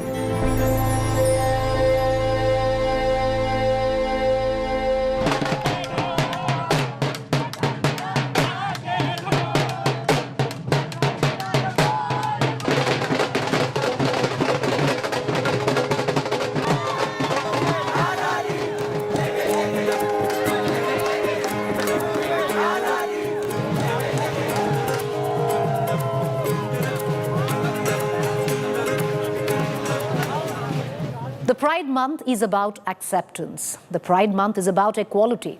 It is all about celebrating the word LGBTQ plus individuals and raising awareness about issues faced by the community. But first, let's see what does LGBTQ plus stand for. L stands for lesbian, G for gay, B for bisexual, T for trans, Q for queer, and finally, the plus. Plus is an inclusive symbol for all gender identities. Pride is all about being proud of who you are, no matter where you come from or who you love. But it is important to know, why do we celebrate June as the Pride Month? Well, in the 1960s, gay bars and clubs in the US were often raided by the cops, the police. On June 28, 1949, a similar raid happened in Manhattan's Stonewall Inn, a popular gay bar. In this raid, the members of the community resisted arrests and fought back. Riots went on for 3 days. A year later, the first Pride March was held to commemorate the Stonewall uprising. It was called the Christopher Street Liberation Day March. In 1999, President Bill Clinton officially declared June as the Pride Month.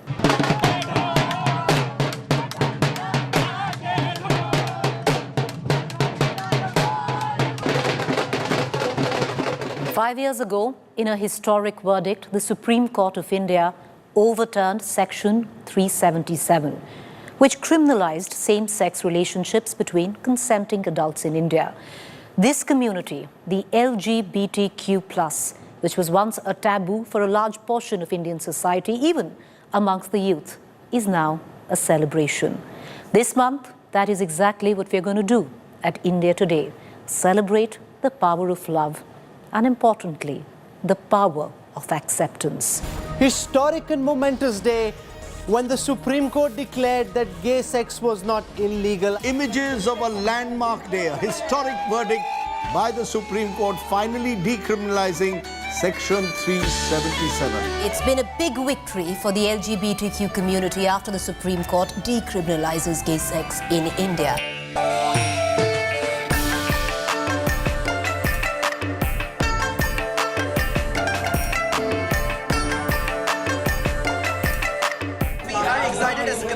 As an individual who identifies outside the gender and sexuality binary. We had a fear in our heart that whether what judgment will be. But we are very happy to say that we are not criminals now. It is a long fight, but finally we have achieved a goal and we have won this whole thing. And thank you Supreme Court, thank you Constitution Bench.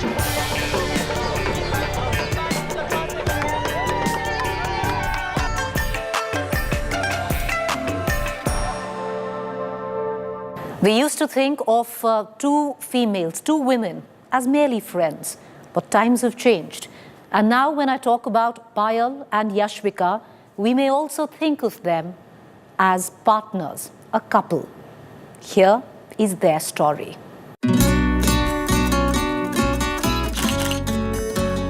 मैंने बोला मैं ऐसे बाहर नहीं जा सकती because she is my husband. Madam husband wife में तो लड़की और लड़का ही होते हैं. मैंने बोला नहीं, हम दोनों लड़कियां हैं लेकिन हस्बैंड वाइफ हैं.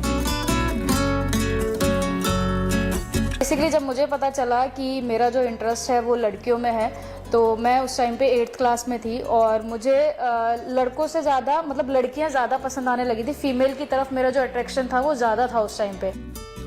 तो मैंने मेल को कभी एज अ पार्टनर नहीं देखा. तो अगर मैं बात करूँ तो 2012 में मुझे ये चीज़ लगी कि नहीं, मेरा इंटरेस्ट लड़कियों में है और मुझे लड़की के साथ ही रहना है. तू है तो मुझे फिर और क्या चाहिए, तू है तो मुझे फिर और क्या चाहिए, किसी की ना मदद ना दुआ चाहिए, तू है तो मुझे फिर और क्या चाहिए. हम लोग 5 साल पहले टिकटॉक पे मिले थे. मैंने इनका एक रील आया, मैं रील्स देखती थी उस टाइम पे, तो इनका रील आया सामने, तो मुझे एक्सप्रेशन बहुत अच्छे लगे. तो मैंने वहीं से इंस्टा पे एक मैसेज ड्रॉप कर दिया कि मुझे आपसे बात करनी है. फिर धीरे धीरे करके बहुत ज़्यादा बातें होने लगी. फिर हम लोग मिले हरिद्वार में, फर्स्ट टाइम हम लोग मिले थे. फिर उसके बाद हमारे बीच पहले कोई कमिटमेंट नहीं थी. पहले ऐसे ही था कि हम लोग देखते हैं कि कैसा मतलब हम लोग साथ में रह सकते हैं कि नहीं. जब हमने डिसाइड किया दोनों ने कि हम अपनी फैमिलीज में बताएंगे, तो बहुत सारी चीजें मेरी मदद के साइड से सामने आई कि मतलब तुम ये चीज़ें क्या बोल रही हो, या तुम्हारा ब्रेन वॉश हुआ है, या ये सारी चीज़ें. तो स्टार्टिंग में बहुत मुश्किल था उनको इस चीज़ के लिए समझाना, उनको चीज़ें प्रॉपर कन्वे करना, क्योंकि वो उनकी नज़रों में 2 लड़कियों का होना सिर्फ दोस्त, क्योंकि उन्होंने हमेशा वही देखा है, वो उसी सोसाइटी में रही हैं, उनका माइंड वही सेट था कि शादी हमेशा लड़का और लड़की की होती है, 2 लड़कियों के बीच में सिर्फ दोस्ती हो सकती है. तो मुझे 4 महीने लगे उनको ये चीज़ें समझाने में, पूरा बताने में कि ऐसा है ऐसा है. उसके बाद जाके चीज़ें थोड़ी थोड़ी ठीक होनी शुरू हुई. फिर भी बीच बीच में मेरी मम्मी का ऐसा आता था कि अरे ठीक है ना, तुमको पायल के साथ रहना है, तुम रह लो, दोस्त बन के रह लो, लेकिन शादी लड़के से करो. एंड फाइनली उसके बाद उन्होंने उस चीज़ के लिए एक्सेप्टेंस दी. उन्होंने समझा कि हाँ, यहाँ ये प्यार है.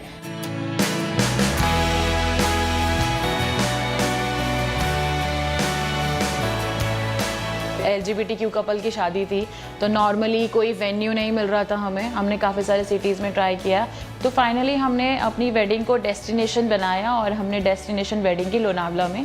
तो वहाँ का हमको इजीली वेन्यू प्रोवाइड हुआ. एक ऐसी शादी की थी कि लोग देखें कि एक लेस्बियन कपल होके भी ऐसी शादी कर सकते हैं। तो वो एक तरह से जो हमारी जो यूथ है, मतलब LGBT कम्युनिटी की जो यूथ है पूरी, उसको इंस्पायर करना था कि आप नॉर्मली शादी करो ना यार, आप क्यों दुनिया से खुद को अलग समझते हो। आप कर सकते हो, आप कुछ भी कर सकते हो, आप कोई अलग नहीं हो, या फिर आप इस दुनिया के कोई अलग प्राणी नहीं हो, आप भी इन्हीं लोगों के जैसे हो और आप जो चाहे वो कर सकते हो। ओम यजुर्वेदाय नमः, ओम सामवेदाय नमः, ओम अथर्ववेदाय नमः। अभी पूरा छोड़ दीजिए लास्ट वाला। ओम बम बौराय नमः।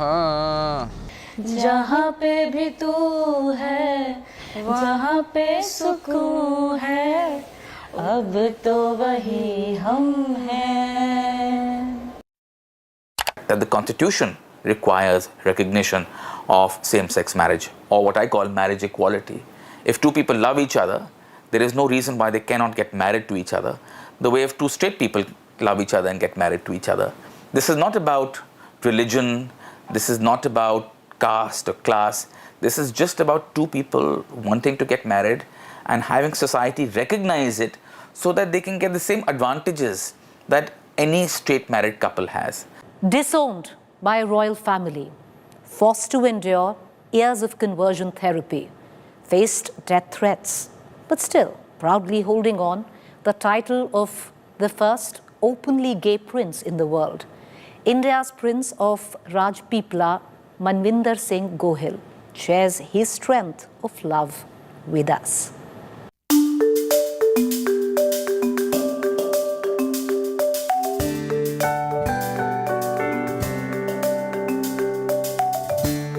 Though I was attracted towards the same sex at childhood, but I did not know my identity, I did not know my sexuality till I became 30, and it's that time I came to know that I am gay and I am homosexual, and that is my identity. It was very difficult, very challenging to come out openly as gay, and especially with the family, because we are always in the public life. We are considered as role models. We are considered as icons in our geographical areas. People of Rajpipla were furious. They were never expecting that I will take this kind of a stand, because I came out openly as gay, and they thought I brought shame and humiliation to the family and to the culture, Indian culture, and to all the royal families. So coincidentally, the day I came out was the festival of Holi. And they took my images from newspapers and they made effigies and they threw it in the fire, saying that he is the evil person. He should be burnt. He should be outcasted. He should be stripped of his title. He should be excommunicated, not be invited to any events, because he has brought bad name and bad reputation to the Indian culture.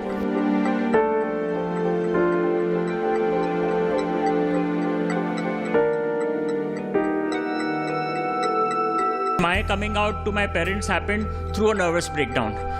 After I opened up to my parents, the marriage pressure of course was there, but more than that, they thought it was a disease and they thought it was a mental disorder and they wanted to cure me.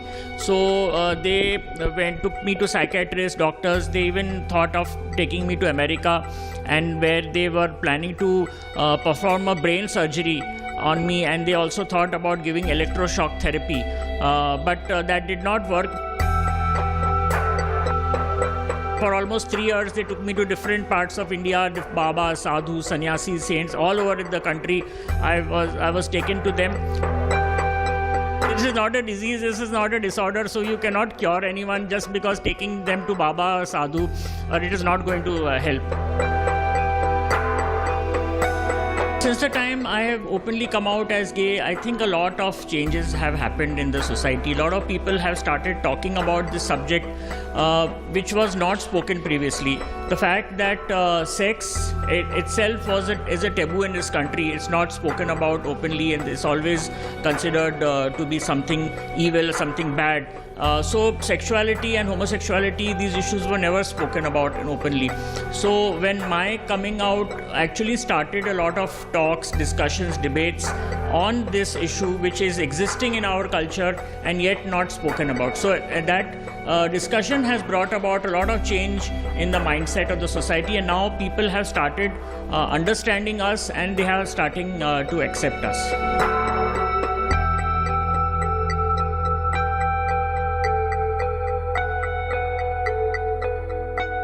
To be able to sort of be fully entrenched into the fabric of society.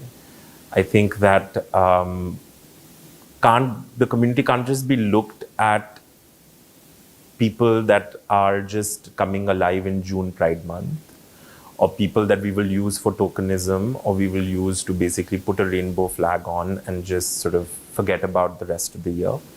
I think the community needs to feel loved and feel accepted in every aspect of what makes a society and what makes a nation.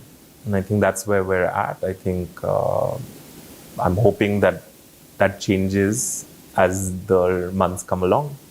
We've also often heard that love knows no boundaries. Love is not limited to one gender. Love is something to be felt. Our next story is of someone who believes that love transcends the gender binaries.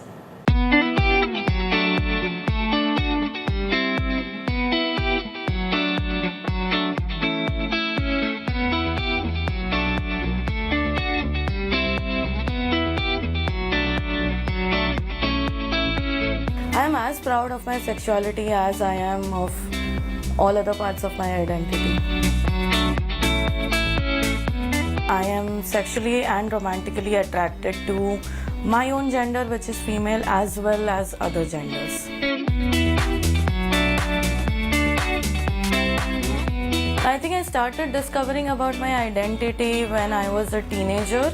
I would trace it back to the time when I watched Pirates of the Caribbean and I fell in love with Keira Knightley, and then a lot of things started playing in my head. And then as time went by, I watched a lot of queer cinema, TV shows, and I read a lot about it, and then I realized that I do identify with all of these things.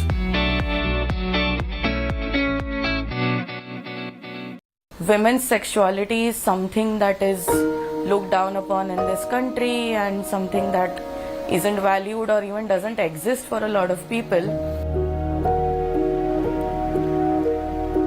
A woman being attracted to more than one gender becomes more of a problem for an orthodox country. When I was around 22 years old, that was very easy, honestly, because my friends were very supportive. Yes, some of them were not very supportive. I had judgmental remarks and comments and questions, and I was called abnormal by someone. I was called confused by someone, and a lot of those things.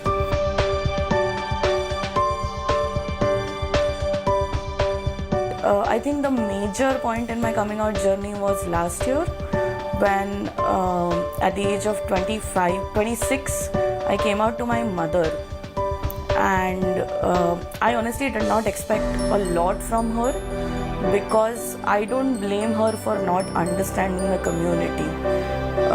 As a person from a different generation, I really do not blame her, and she has been trying to understand it. I would not say that she understands me completely, and that hurts me. The queer community also makes me feel heard and understood, and I can share my feelings and experiences with them better than I would with non-queer people. We do not always want to have polyamorous relationships. Just because we are attracted to more than one gender does not mean we want more than one partner all the time.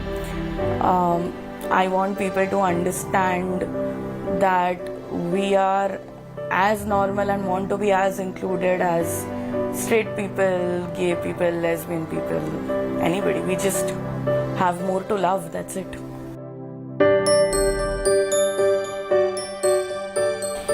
Through love's great power to be made whole in mind and body, heart and soul.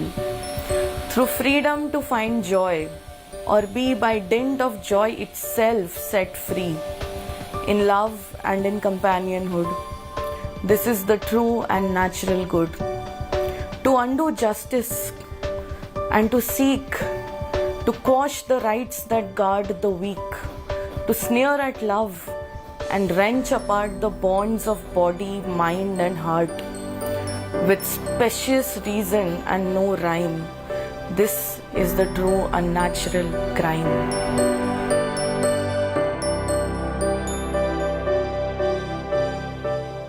The rainbow flag was first used in 1978. It was designed the same very year.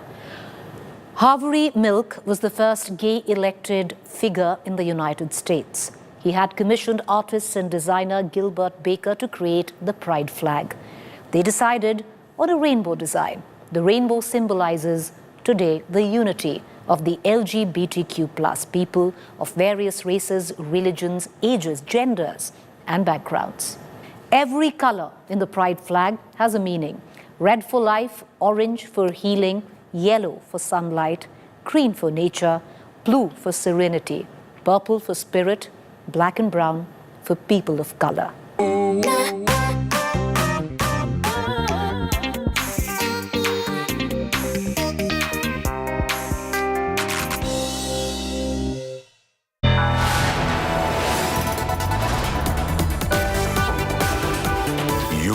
Watching India Today.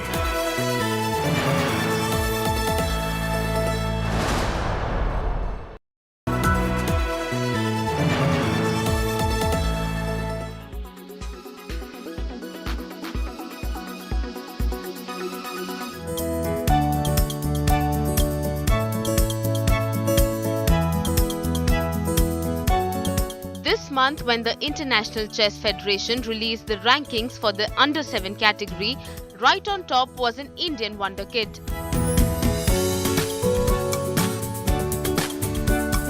Anupriya Yadav from Prayagraj has secured the first position at the age of 6 years, leaving behind players from the rest of the world.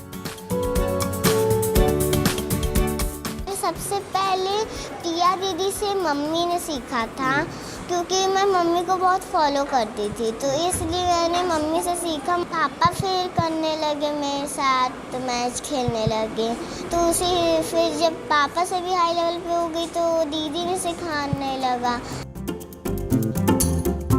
Anupriya is inspired by her sister Priya Yadav, who is a national level chess player. Her parents want to see both of them become grandmasters. हमारी भी दो बेटियां ही हैं इसलिए हमारे लिए हम बेटों से बढ़ के हैं और हमारा यही सपना है कि ये इनके नाम से हम जब भी जाने जाते हैं हमको हमारे अगल बगल में अगर कोई जान पहुंचेगा तो कोई भी बोलेगा प्रिया यादव का घर बताइए अनुप्रिया यादव का घर बताइए तो सीधे हमारे घर पहुंच जाएंगे हमारा नाम तो बहुत कम ही लोग जानते होंगे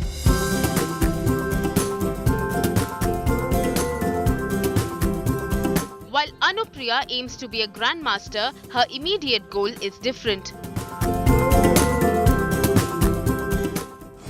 मैं पापा को हरा लेती हूँ बस मम्मी को भी हरा लेती हूँ दीदी को तो नहीं अब आगे सपना क्या है किसको हराना चाहते हैं दीदी को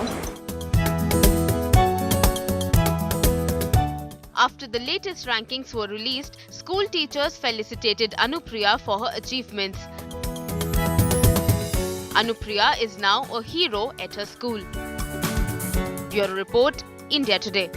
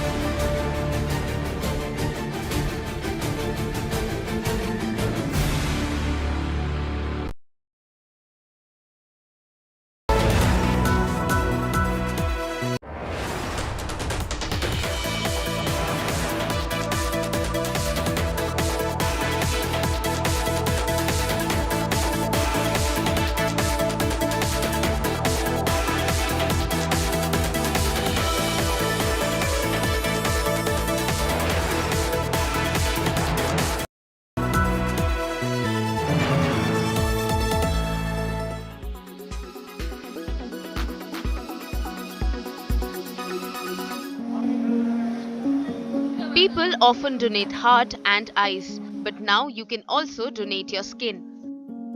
North India's first skin bank is ready in Delhi's Safdarjung Hospital. Eligible disease donors can donate skin and give someone a new lease of life.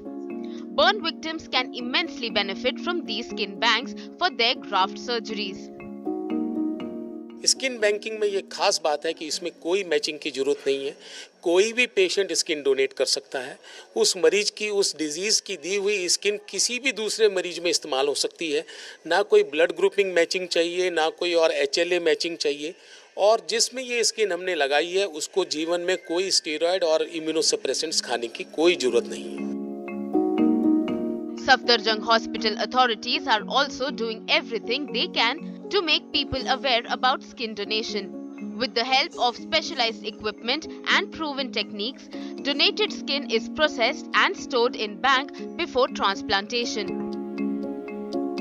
इतने सारे वार्ड्स हैं, जो भी नए डॉक्टर्स ज्वाइन करते हैं, जूनियर रेजिडेंट्स हैं, वो ज्वाइन करते हैं, तो उनको सेमिनार्स लेके, उनको इन्फॉर्म करके, उनको बताया जाएगा। डेथ फॉर्म है, जब हम लोग उसको साइन करते हैं तो उसमें भी हम सोच सकते हैं कि हम उसमें भी ऐड करा दें कि हम आई डोनेशन के लिए विलिंग हैं और स्किन डोनेशन के लिए विलिंग हैं।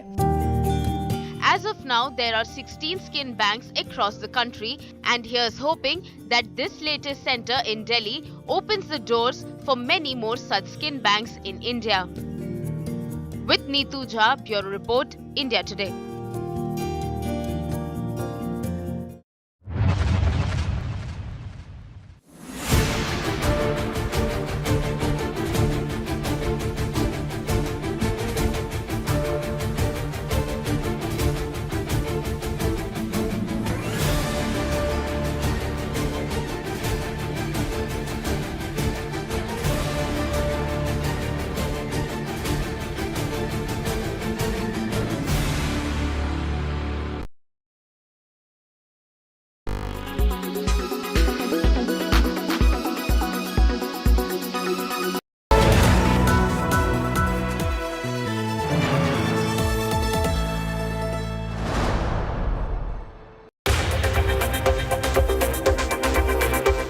Cheers, bonhomie and the biggest global bond.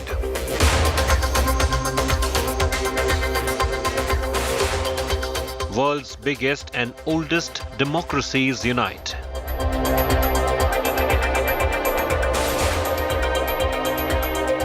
Modi-Biden, a new chapter in India's foreign policy.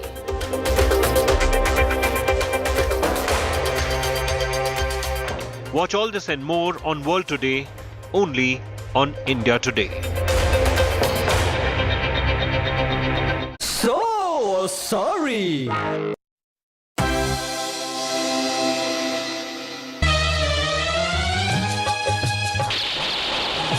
नए दौर में दोस्ताना हमारा अब देखेगा जलवा ज़माना हमारा।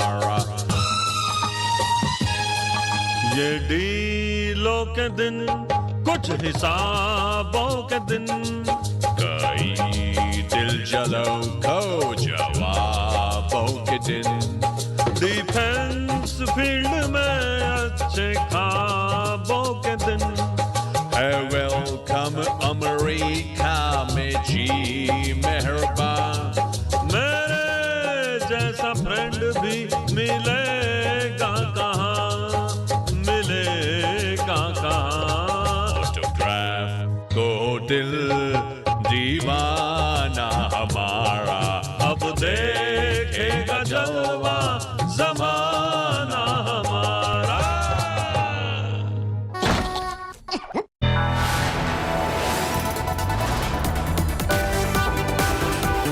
You are watching India Today.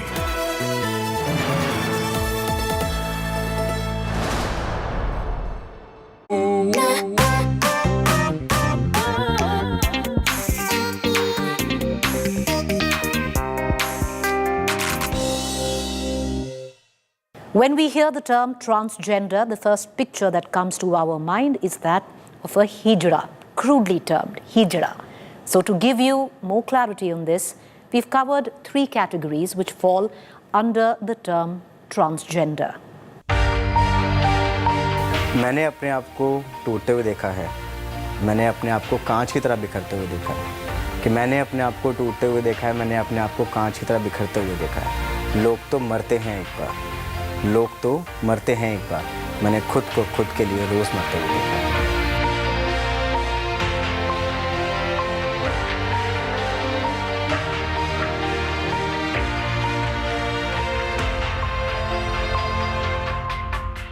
क्या ज़रूरी है खुद को बदलना, समाज के बनाए हुए ढांचे में डलना?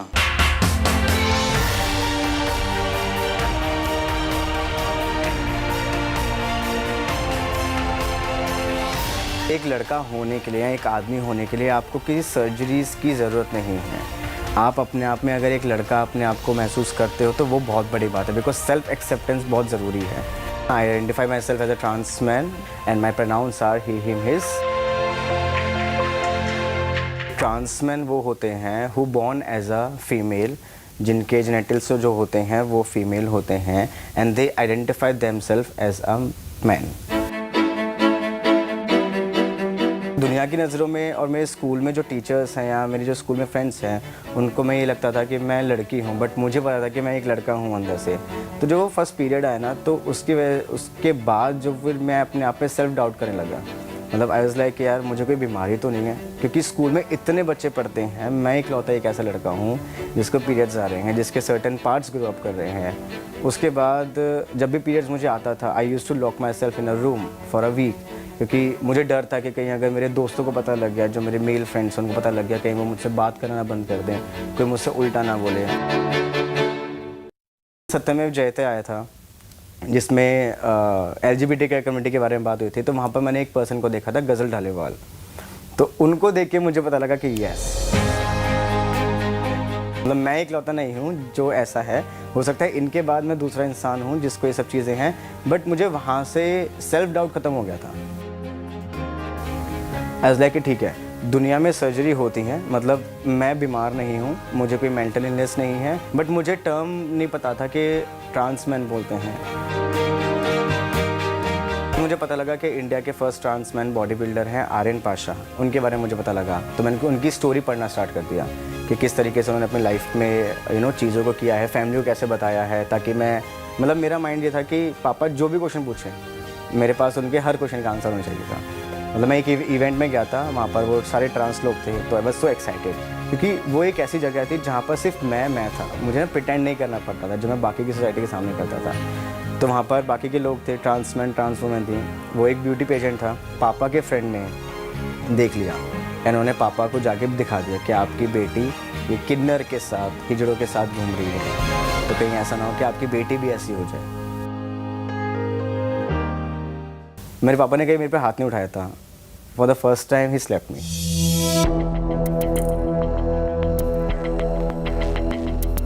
मेरा फ़ोन ले लिया, मुझे घर से बाहर निकलना बंद कर दिया। एंड 1.5 साल बाद, मतलब वो 1.5 साल एक ऐसा था कि पापा और मेरे बीच में कोई बातचीत नहीं होती थी। एक दिन ऐसा आया, मैंने पापा को बोला, मैं पापा एक काम करते हैं, मैं ऐसा फील करता हूँ, ये डॉक्टर्स हैं जिनके बारे में मैंने पता किया है, एक काम करते हैं, हम एक बार डॉक्टर के पास चलते हैं, उनसे बात करते हैं। क्योंकि मेरा मोटिव ये था कि पापा को किसी भी तरीके से डॉक्टर के पास लेके जाना है, बिकॉज अगर वो नहीं जाएंगे, डॉक्टर उनको नहीं समझाएगा, तो मैं फिर ट्रांजिशन कभी स्टार्ट नहीं कर पाऊँगा। पापा ने कहा कि नहीं चलना, पापा एक बार चलते हैं, उसके बाद आई प्रॉमिस इस टॉपिक पे आज के बाद इस घर में कभी बात नहीं होगी। तो इस लाइक कि ठीक है, ओके फाइन। उस 1.5 साल के मेरे जो मेहनत थी, पापा से बात करना, उनको दिन रात मनाना, एंड डॉक्टर के पास जाने के बाद, उसके बाद फिर पापा ने मुझे अलाउ किया कि ठीक है फाइन, अब तुम अपना ट्रांजिशन स्टार्ट कर सकते हो।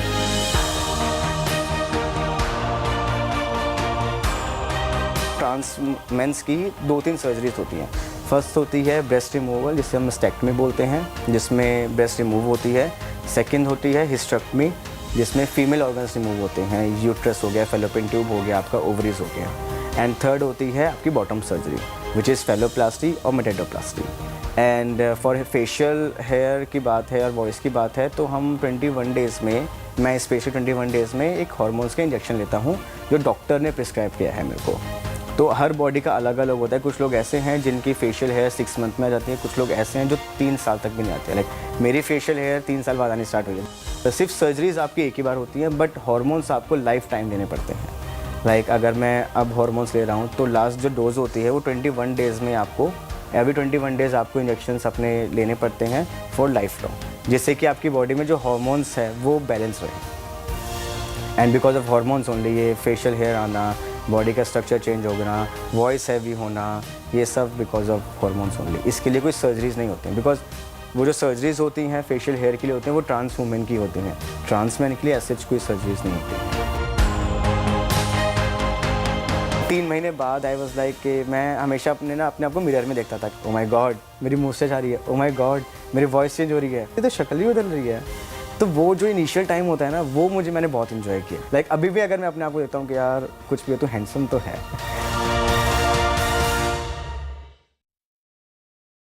Once you do come out, you need support, especially as children, where there can be bullying, which is prevalent, not just for lesbian and gay people, but particularly for trans children. It can be a very traumatic time. So you need awareness. And that awareness is not just about sex education. I think children will get sex education one way or the other. We don't give it in India just now very comprehensively, yet children know what they need to know, or they find out. What is needed beyond sex education is a kind of education about empathy and understanding about what it means to be queer and how to be good allies, how to be good friends. I think it's time we take the debate beyond sex into acceptance and culture. I think that's what's really needed in India.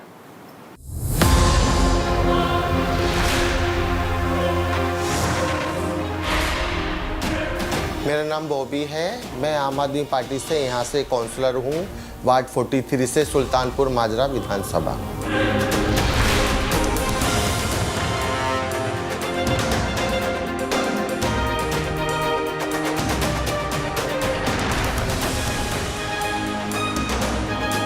किन्नर है, किन्नरों का क्या काम है? किन्नर का तो नाचना गाना होता है, बधाई वगैरह लेना होता है, यही काम होता है।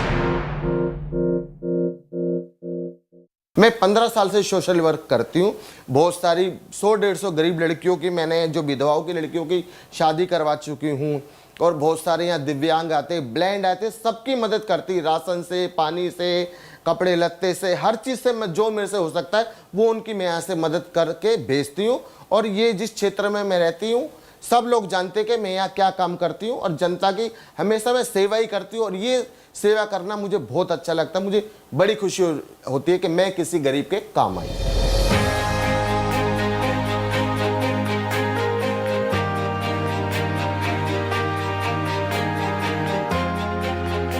खुश हूँ, कोई बात नहीं। अब देखो जो भगवान ने ज़िंदगी दी है, जो लाइफ दी है, उसको तो जीना पड़ेगा। और खुश इसलिए हूँ क्योंकि आम आदमी पार्टी से जो हमारे माननीय अरविंद केजरीवाल ने इतना एक घास कूड़े को आज क्या कहते हैं निगम पार्षद बना दिया, तो उनके लिए हमेशा शुक्रगुजार रहूँगी अपने मुख्यमंत्री जी।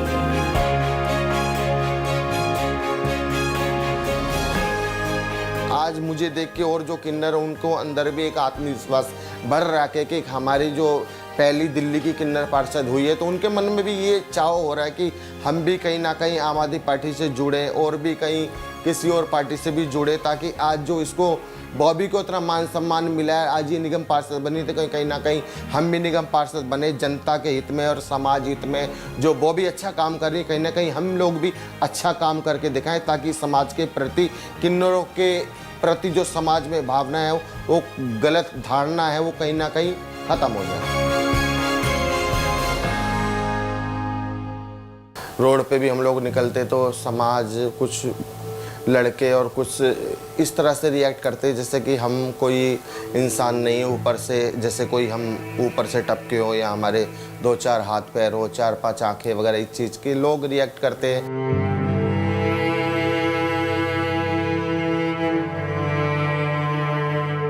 कई बार मजाक भी बनाते हैं हम लोगों का, मगर कहीं ना कहीं बड़ा दुख होता है ये सारी चीज़ें देखते हुए।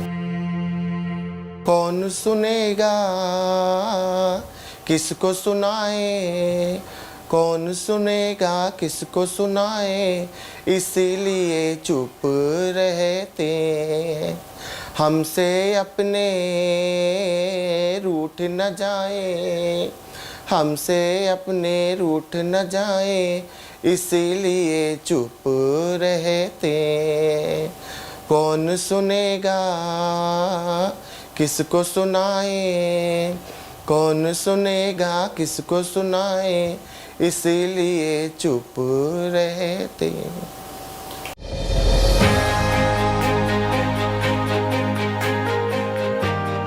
शायद से मैं थोड़ा सा लहरा के बात कर रही हूँ, तो शायद से मैं मीठा हूँ, हलवा हूँ, इस तरीके से मुझे आइडेंटिफाई किया जाता था।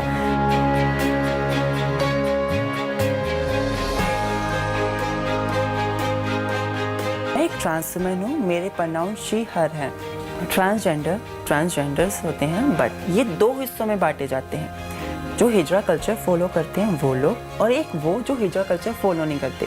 मीन्स जैसे कि जिसको जो लोग अपने आप को एक एज अ ट्रांस गर्ल या ट्रांस वुमेन आइडेंटिफाई करते हैं। हिजरा कल्चर में जैसे कि गुरु चेला वाली जो रीत होती हैं, कोई ट्रांस कम्युनिटी की कोई है कि जो अपने आप को आइडेंटिफाई करती है, वो उस इलाके में रह रही है, तो उसको उस इलाके में रहने के लिए उसको वहाँ पे उसी घर के मीन्स एक घराना जो बोलते थे, घराने में चेला होना पड़ेगा, वहाँ रहना है तो, नहीं तो अदरवाइज वो वहाँ नहीं रह सकती। किन्नर समुदाय जो थे वो क्या बोलते थे कि बेटा तू किसके नाम की चेला है, यहाँ नहीं रह सकते, कौन है तेरा गुरु। वो सारी चीज़ रही, वो सारी चीज़ मैंने फेस भी करी, यहाँ तक कि मैंने उनके हाथ का चांटा भी खाया जब मैंने नहीं बताया। तो फिर हार के मैंने सोचा कि चलो ठीक है, होना ही है तो मैं हो जाती हूँ, बट उस लाइफ से बेटर मेरी ये लाइफ बहुत अच्छी।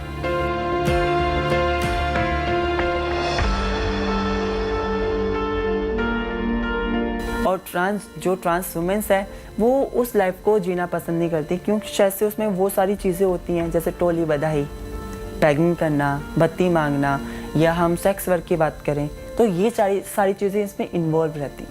तो वो चीज़ करने से अच्छा कि अपनी सिंपल लाइफ जियो। जो रहीम उत्तम प्रकृति का करी सकते कुसन, चंदन में विषयापत नहीं लिपट रही थी मुझे।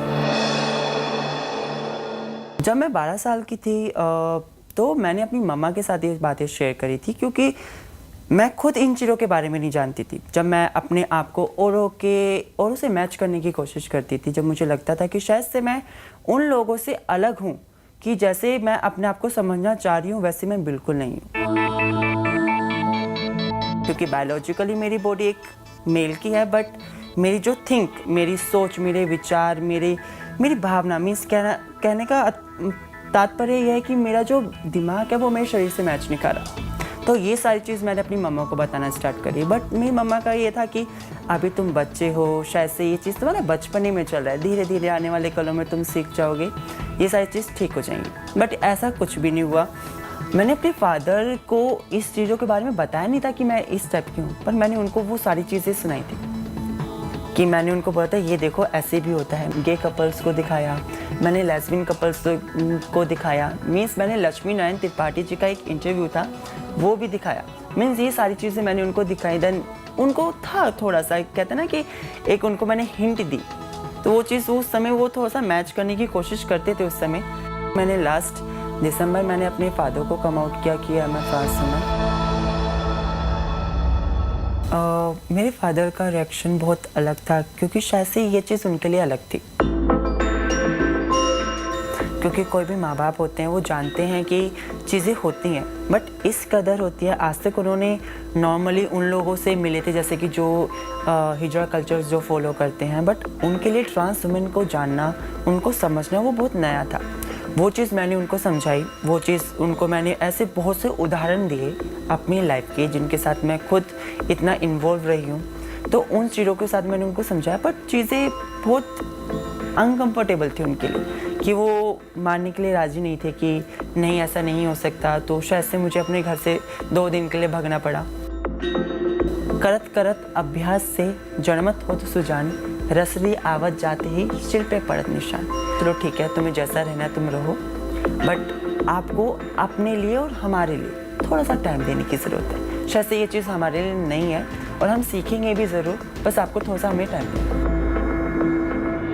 पर जब से मैंने अपनी लाइफ बदली, जब से मैंने अपना HRT स्टार्ट करी, अपनी सर्जरी के लिए बारे में सोचना स्टार्ट किया, दैन मैंने अपने ड्रेसिंग सेंस बदले, तो उस तरीके की मेरी लाइफ बहुत अच्छी है कि मुझे लगता है कि हाँ ये है लाइफ, अब मैं खुश हूँ। एक कहते हैं कि जेन्युइन लाइफ की, हाँ कि वो पहले वाली लाइफ छोड़ के अब मैं जो लाइफ जी रही हूँ वो बहुत अच्छी है।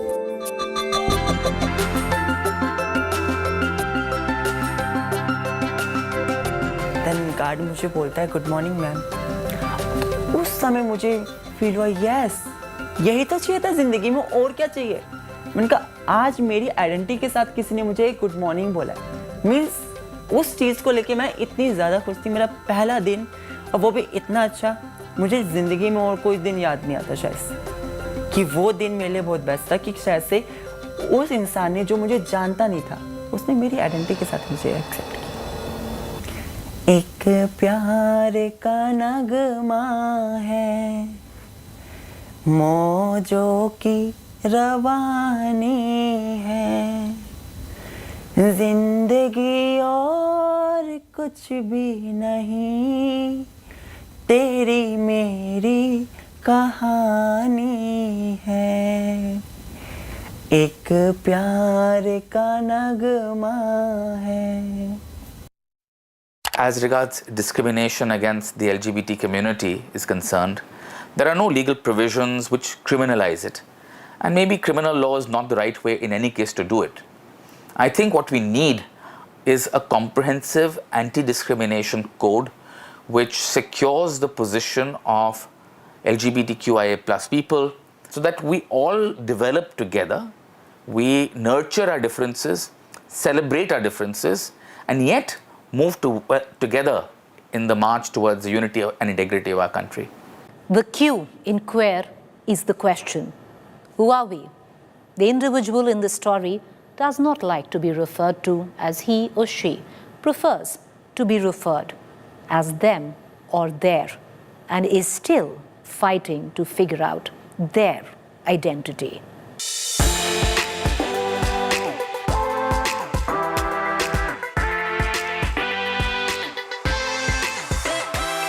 My pronouns are they and them.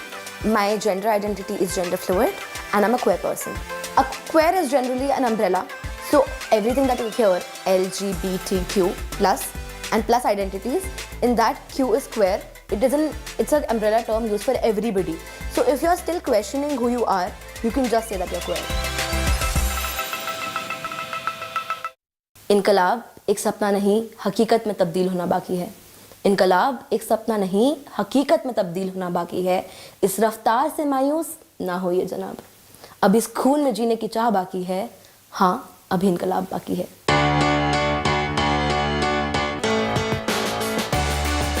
So gender identity and sexuality are two very different things. Gender identity is basically who you are on the inside and what you feel on the inside, whereas sexuality is more external, as in who am I attracted to. So if I say I'm a non-binary person, I say that I feel no gender, I am gender non-conforming, but I also say that I am queer or pansexual or bisexual. That would mean that, oh, I feel attraction towards two or more genders. The first time I realized that I'm bi was when my partner had brought it up that he's bi. And I was like, okay, you know what, maybe I could be. And then I shoved it way down. And I was like, ठीक है, अभी जो भी है देखा जाएगा. Then eventually, when you go to college, of course, like you get to know about certain things. And a few of my friends were queer. And they were a lesbian couple and one of them was bisexual. And I was like, okay, you know what, maybe I need to explore this a little bit more. So that's what I did. I went out on a couple of dates and I realized that I am indeed attracted to two or more genders. So of course, I am into women as well. And yeah, that's how it all began. I came back home, sat everybody down.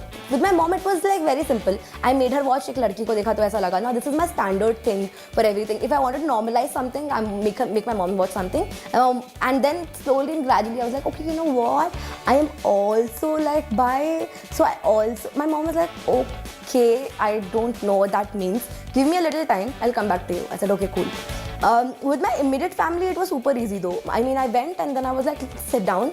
I need to tell you something. And they were like, okay, क्या बताना है? I said, देखो ऐसा है कि I am bisexual. उनको समझा नहीं of course. तो I was like, देखो मेरे को लड़कियाँ भी अच्छी लगती हैं, लड़के भी अच्छे लगते हैं. तो उन्होंने बोला हाँ तो. मैंने बोला हाँ तो कैसा रिएक्शन होता है? शायद आपको समझना नहीं है ये. ठीक है, शायद आपको समझ में नहीं आ रहा है, तो मैं लड़की से भी शादी कर सकती हूँ, लड़के से भी शादी कर सकती हूँ. They were like, हाँ तो अगर तू किसी लड़की से शादी करती है तो वो भी हमारी बेटी जैसी होगी. तो I almost started crying. I was like, ये ऐसा कौन बोलता है? So my family throughout have been very, very supporting. It was easy for me to come out as queer. You know, it was easy for my friends to be like, oh, hey, cool, like we accept you, we accept your identity, amazing. But then it was more difficult for me to come out as Dalit because there is years and years of oppression and years of trauma that we have endured as Dalit people. But in North India, we are taught to lie about our caste.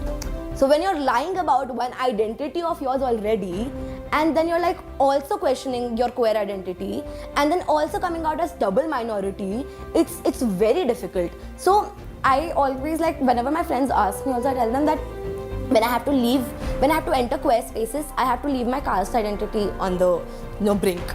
If I have to enter Dalit spaces and do my Dalit activism, I have to leave my queer identity on the brink. So it just becomes extremely difficult to navigate this. If you understand something, if you first understand something, only then you can build empathy towards it. जिसको आप समझोगे नहीं उसको आप वही लगेगा कि तो एलियन है.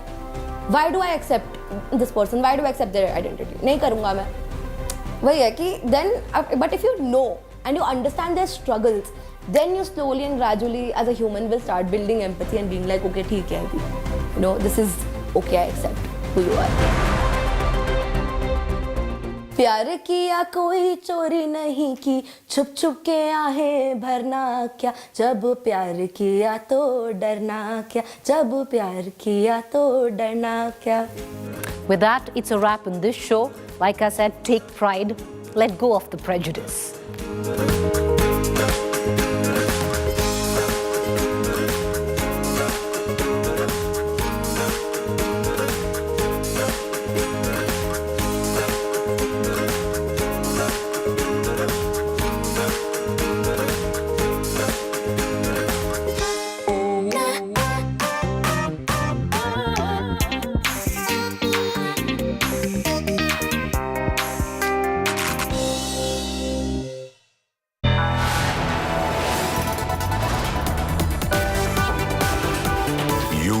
Watching India Today.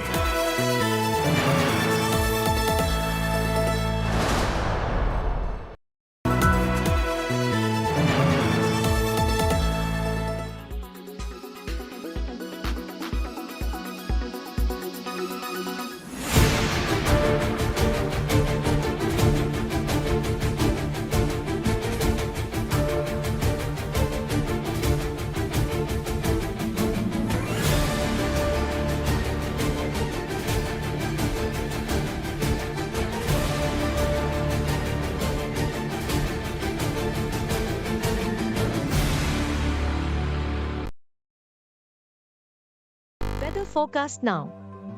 Delhi, maximum 41 and minimum 31 degrees. Mumbai, maximum 29 and minimum 27 degrees. Kolkata, maximum 33 and minimum 26 degrees. Bangalore, maximum 27 and minimum 21 degrees. Chennai, maximum 32 and minimum 26 degrees. Hyderabad, maximum 27 and minimum 22 degrees.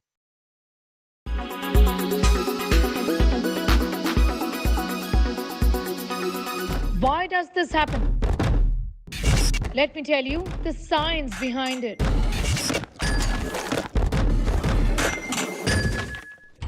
For more informative videos like this, keep watching India Today News Mo. Kerala's public health. All political parties traveling from different parts. Armed with facts, Looking at political background. she takes the news by its horns. Do you think the future of these students are not hampered? Fierce, bold, and direct, setting the tone for the biggest stories from every corner and every angle. Expect nothing but the unfiltered truth News first, niceties later. Watch me, Nabila Jamal, on India Today.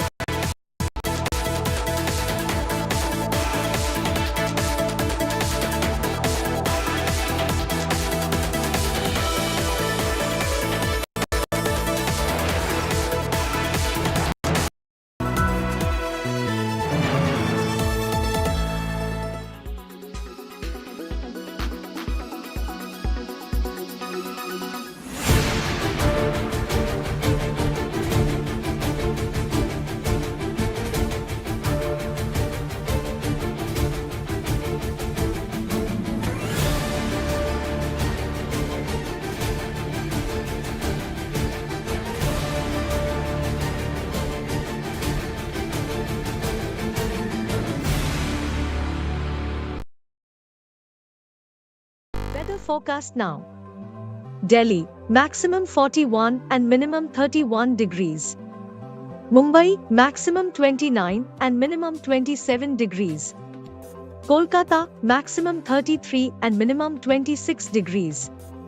Bangalore, maximum 27 and minimum 21 degrees.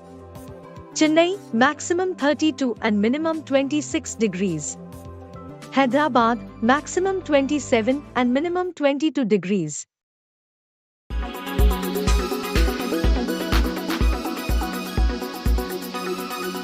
Make your media plan smarter with India Today Live TV on your connected devices.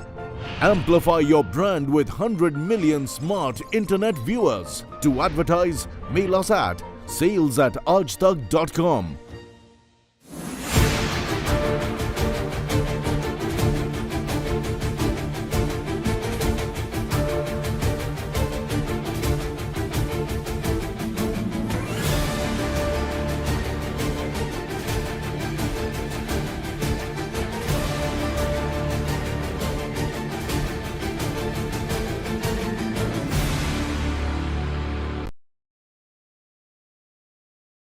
Oh, sorry.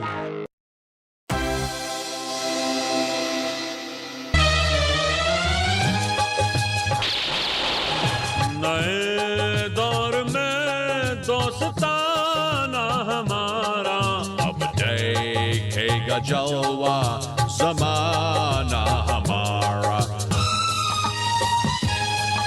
ये डीलों के दिन कुछ हिसाबों के दिन कई दिल जलों को जवाबों के दिन डिफेंस फील्ड में अच्छे ख्वाबों के दिन है वेलकम अमेरिका में जी मेहरबान मेरे जैसा फ्रेंड भी मिलेगा कहाँ मिलेगा कहाँ ऑटोग्राफ को दिल दीवाना हमारा अब देखेगा जलवा ज़माना हमारा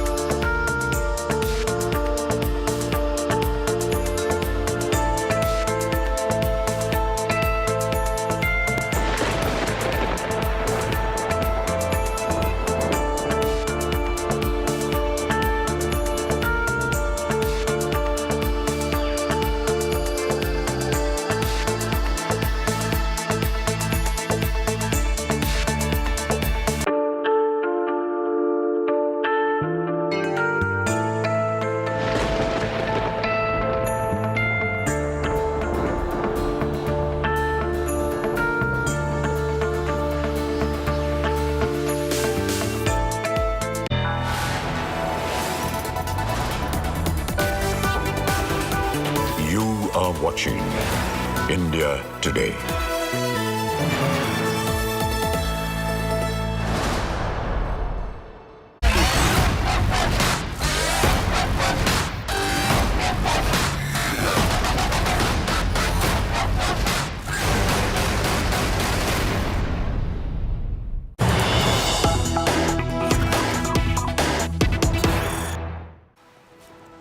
We'll kickstart this edition with some breaking news coming in. Russian President Vladimir Putin is talking tough amid a coup threat. Putin says Wagner chief's actions are betrayal and a stab in the back, noting that this works against the Wagner fighters who bravely fought in Bakhmut and other directions of the front line. Vladimir Putin warns those who betrayed Russia will be defended, while those who are dragged into the situation should abstain from breaking the laws. Putin said the rebels will suffer inevitable punishment. Any internal unrest is a deadly threat to our statehood, and our actions to protect against such a threat is going to be tough. All those who prepare the rebellion will suffer inevitable punishment. The armed forces and other government agencies have received the necessary orders, is what Putin has just said, talking tough on the mutiny that is brewing in Russia, as the Russian military mercenary group Wagner has vowed to go all the way to topple Russia's military leadership. Wagner mercenaries have now captured military installments in the airbase in southern Russian city of Rostov while they prepare against Moscow's military. Wagner Group, remember, is a private army of mercenaries that has been fighting alongside the regular Russian army in Ukraine. The mercenary boss, Yevgeny Prigozhin, has called the Russia-Ukraine war unnecessary, claiming it started as a PR operation for Russian military officers, saying that Russian Defense Ministry had deceived Putin about the war reality, saying Russian soldiers were dying without reinforcements fighting Ukrainians. The Wagner boss has accused the military of launching a deadly missile strike on his troops and vowed to punish them. Putin, however, is talking tough, promising the strictest action possible against those who have, in fact, dared to launch a coup. Akshay Dongre has more details on that story. Akshay, the possibility of an escalation really can't be ruled out at this point in time, isn't it? Well, not at all, Sneha, not at all. In fact, Wagner Group is the group that was spearheading Putin's attack when the invasion started from the day one. And in fact, they have been the group responsible for many victories of Russia as far as the Ukrainian territory is concerned. There have been several accusations. There have been tensions between the Defense Ministry of Russia and the chief of Wagner Group. That is the group of mercenaries that was used by the Russian forces to spearhead the attack. But now, as we are seeing the Wagner chief turning against Russia, not just threatening the forces on the ground, but he has also made claims that the defense minister will be hanged from Kremlin, that is equivalent to the parliament of our country, and he has also indirectly threatened the entire Russian government, including the president of the Russian Federation. So the situation has in fact escalated to a different level altogether.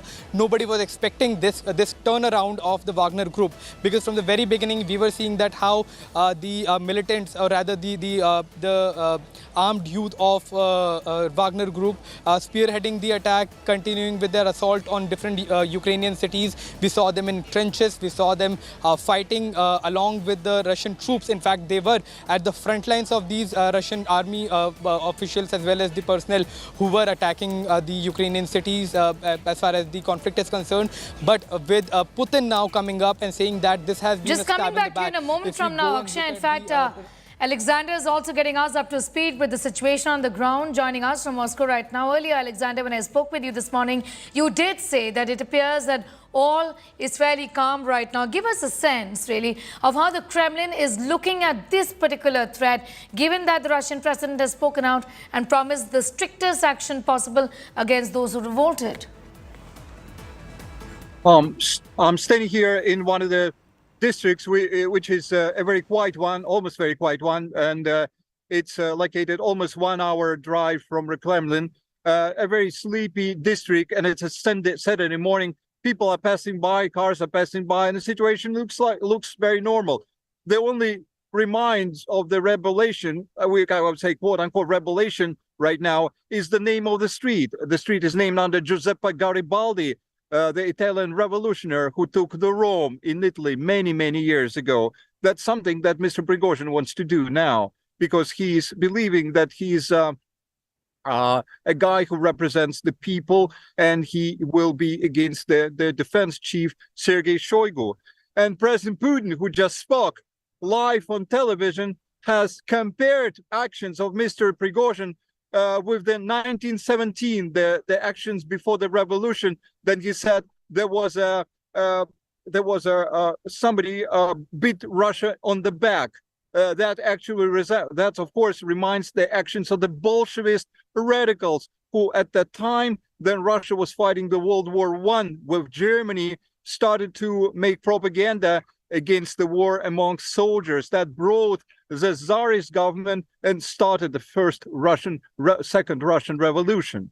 So here I am, just in you see the supermarkets and the buildings behind me.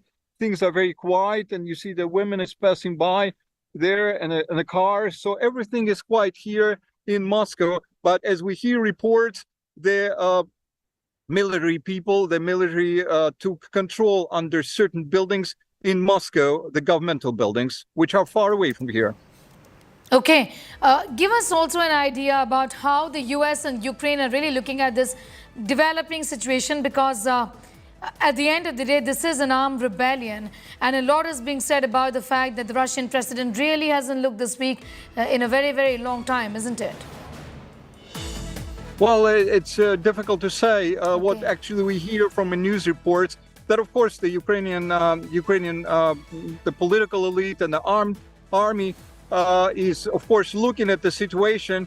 And you know, there are some people who are actually saying what Mr. Prigozhin has done is a treason, because the Russian army today is fighting on the front, and actually that makes a treason for that he has done that thing. What U.S. government has said, I mean, they of course study the situation. It's probably the first time in 30 years the U.S. government is looking on a coup attempt in Russian Federation. And as we remember, then Bush Sr. was president, Michael Gorbachev was ousted from power. He was still quiet, and he was still looking what sides are wrong, what's going on in Moscow. Only then they heard from President Gorbachev himself. They have said they wrote something in his support. And that was 30 years ago, there was a coup when President Gorbachev was ousted by the members of the political elite. And at that time, the situation, of course, is different. So we have to look for development. Also, Alexander, if you could give us an idea about what really is being said right now about the whereabouts of the Wagner leader, because some reports do suggest that there is, in fact, no information since Friday late evening on where he really is at this point in time. Mr. Prigozhin, as Russian media and the Telegram channels have reported, is probably taking attempts to take over the city of Rostov. And there is a group presence in the city of Rostov. Although there are reforms, the reports there are unconfirmed by the Russian state television, and they also use a lot of Russian television. I watched the Russian television today, just 15 minutes before we actually started to speak here. Russian television just wrote official information, showing Mr. Prigozhin. And said that Mr. Prigozhin will be under arrest, and the prosecutor's office opened the case against him, and they shown President Putin speaking to the nation. However, people who watching television, it's the first time they hear this. Those are very important news for them, because Mr. Prigozhin is known to many people. People hate him, people like him, but he is becoming sort of a celebrity figure. So, and that Mr. Prigozhin's statements are still broadcasted. And one of the Russian political columnists on the liberal side has compared Mr. Prigozhin to Mussolini, who was taking over the Rome in the 30s, and also compare him to also Russia's public movement against the Polish invaders, Minin and Pozharsky, who's you can actually those who visited the Russian Red Square probably saw the monuments of those two brave men standing. So a lot of historical comparison, but we don't know how the situation turns this day. So, as we know, history doesn't learn us about anything. The sense we get from you, Alexander, and the others who've been tracking this story very closely is that right now the action, in fact, is only confined to one particular area, that's the Rostov-on-Don. Give us an idea about whether there's been any further escalation or not from this particular region. Rostov-on-Don is I've never visited the city. From the historical part, Rostov-on-Don played a big role in the Russian history. It was a stronghold of Cossacks. The Russian rebels sometimes actually compared to cowboys in American history. The very brave men who lived by their own, right? So the Rostov people are very kind of like they're very brave. They're known for great character and so on. So Rostov is a very beautiful city, has a lot of churches and so on. So as reports say that, to get the columns, to get the whatever Mr. Prigozhin forces into Moscow will take him about several hours. But of course, Moscow is well guarded by the securities, by the soldiers, and of course, we should take into account the situation that the military conflict is going on. A lot of militaries are taking part in the military operation. So it's very difficult to say how the situation will turn out. So I think that's important, is just to closely watch and monitor. Yeah, just as I just watch the street for any signs of anything, I can show you there's a flag rising, but it's always been there, that the brave Russian flag. So it's, maybe you don't see me behind it, but it's just that this is the area of the supermarket close to my place, right? So where I stay.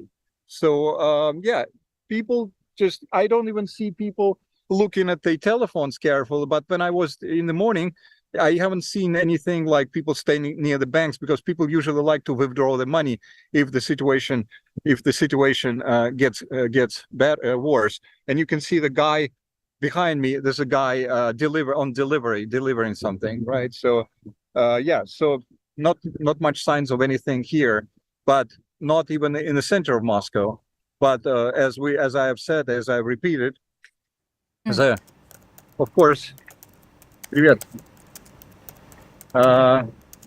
just a little boy just passed around me with his small motorbike. So of course he lives by his own life, Okay, Alexander, I'm going to thank you for the moment. Thank you so much for getting us up to speed with all of those details.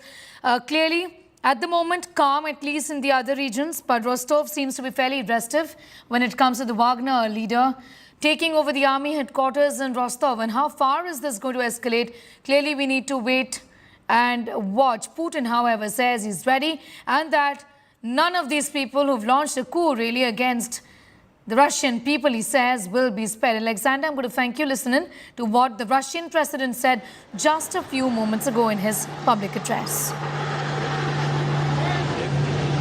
The lives and security and freedoms of our citizens, and those who organized and prepared this rebellion, those who put up weapons against their fellow comrades, they have betrayed Russia and they will be held accountable for that.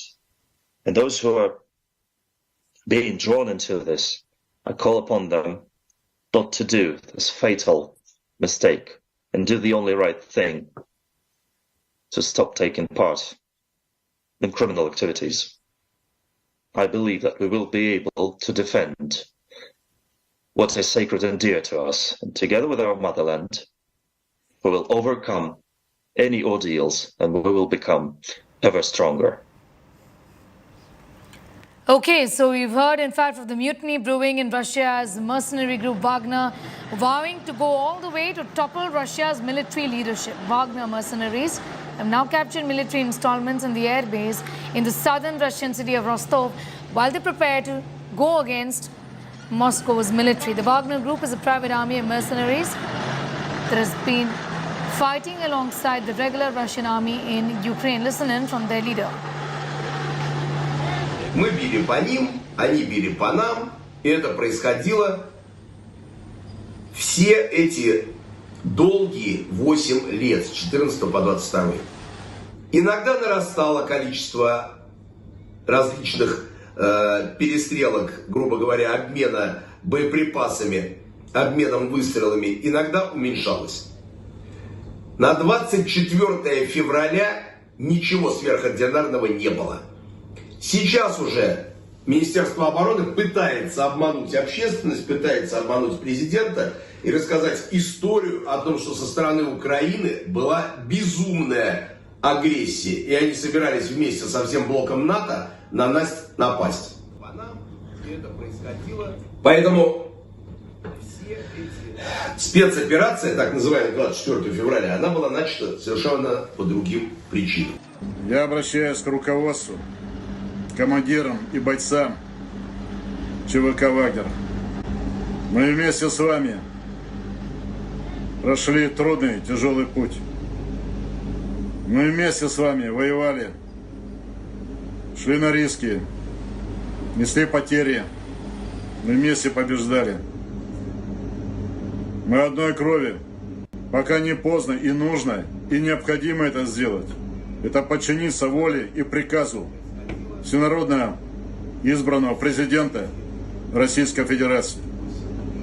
Остановить колонны, вернуть их в пункты постоянной дислокации и районы сосредоточения. Перестрелок, грубо говоря, обмена боеприпасами, обменом выстрелов. Marina Kortunova is joining us from Moscow to give us a sense of what really is going on in Russia vis-a-vis the Wagner leader saying that there has to be a rebellion against the Russian defense chief, against the government, as to how they've dealt with the war in Ukraine. They don't agree, and that they're not going to, in fact, be a part of this any longer.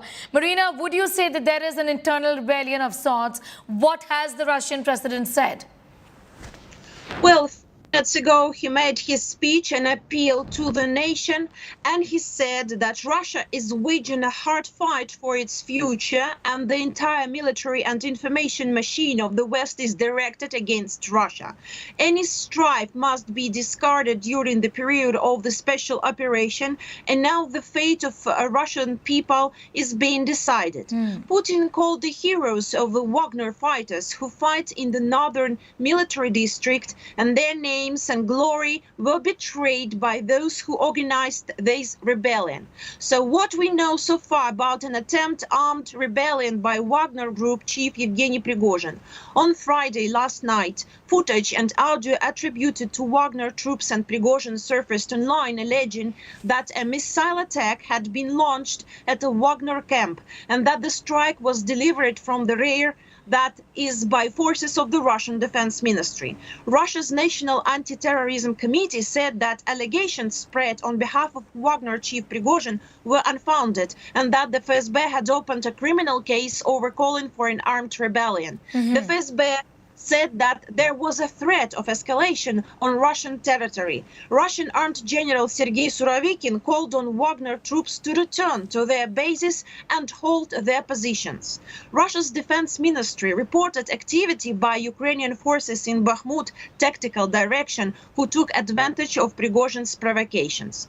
Kremlin spokesman Dmitry Peskov told reporters that President Putin had been informed of all events around Prigozhin and said that necessary measures are being taken. So security has been boosted in several regions of Russia as well as the capital of Moscow. But so where is the leader now? Marina, if I may please interrupt you for a moment.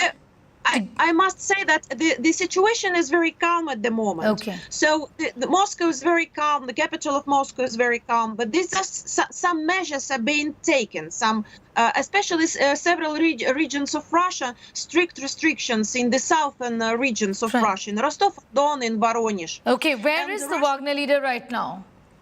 He is in Rostov. This is Rostov-on-Don. This is a Russian southern district which borders the Donbas region. Rostov is the last town borders on the way to Donbas, where special military operation taking place. I will mention this situation later. I will come back to this.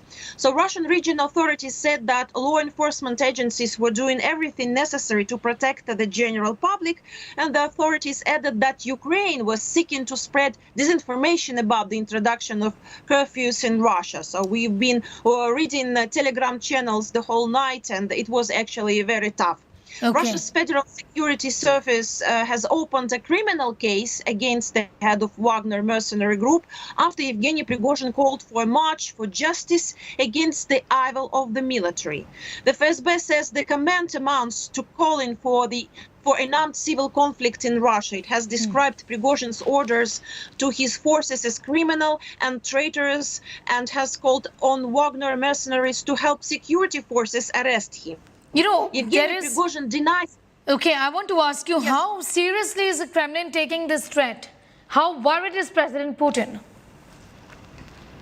Well, you know, Prigozhin denies calling for a coup. He says he's reacting to military strikes that allegedly killed 2,000 of his forces, and Defense Ministry denies this as informational provocation. Meanwhile, the Kremlin says that President was informed that situation. The President said that this is a provocation, and Russian media are now saying that security stepped up around government buildings and key facilities in Moscow, and Russia's Defense Ministry also says Ukraine is taking advantage of Prigozhin's provocation to disrupt the situation. So, you know, staying with the story, Wagner's chief says his forces have entered Russia from Ukraine and are ready to go all the way against the Russian military. In an audio recording posted on Telegram messaging app, Yevgeny Prigozhin said his forces will destroy anybody who would stand in their way. He also vowed that he will do everything to topple the military leadership in Moscow. According to Yevgeny Prigozhin, the mercenaries are now in the southern Russian city of Rostov-on-Don, as I mentioned, where citizens have been urged to stay indoors and remain calm. The group's chief has also claimed that his forces have shot down a Russian military helicopter after it opened a fire at a civilian column. So a very important thing for your understanding, I must mention that in the morning, about 7:30 by Moscow time, Yevgeny Prigozhin arrived at the main command post in Rostov-on-Don, and this is southern military district of Russia, and he made a video that everything's working normally, and he mentioned that under the control of Wagner PMCs, there are military facilities in Rostov, including the airfield. The day before, Yevgeny Prigozhin recorded a 30-minute video about the real things happening at the front, as well as the huge losses in the Russian troops hushed up by the official authorities. And this is the truth. So we know one part of the story where official Ministry of Defense says, and we know another part of the story. Yevgeny Prigozhin, ЧВК Wagner, PMC Wagner, is a very powerful organization. Do you see a further escalation? No, I don't think there will be an escalation, but the conflict between Prigozhin and Shoigu entered an acute phase half a year before today's events. So Yevgeny Prigozhin, he appealed to Shoigu and to the Ministry of Defense for an open talk, but they refused to talk with him. So there has been escalation. We've been,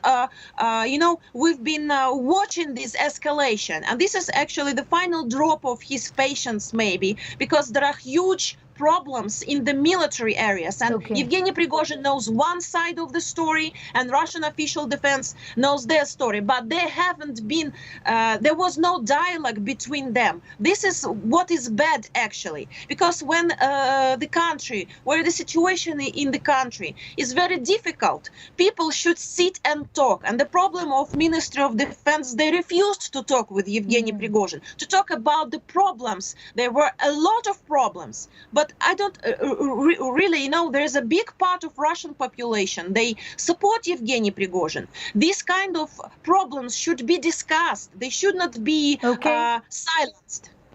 Marina, I'm going to in fact now thank you for joining us and sharing those important details with us as to what really is going on in Russia. Important to point out that right now there is calm, is what Marina is essentially saying, and also indicating that perhaps maybe not further escalation, but the Kremlin essentially, who has ordered the arrest of the Wagner leader, is watching the situation, and so of course is Ukraine and the US. Thanking you, Marina. Hope to hear from you once again and very more often on the developments from Russia. Thanks for your time.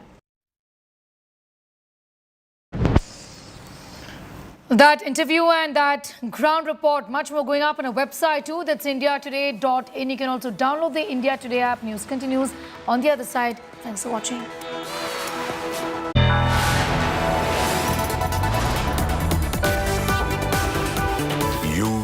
watching India Today.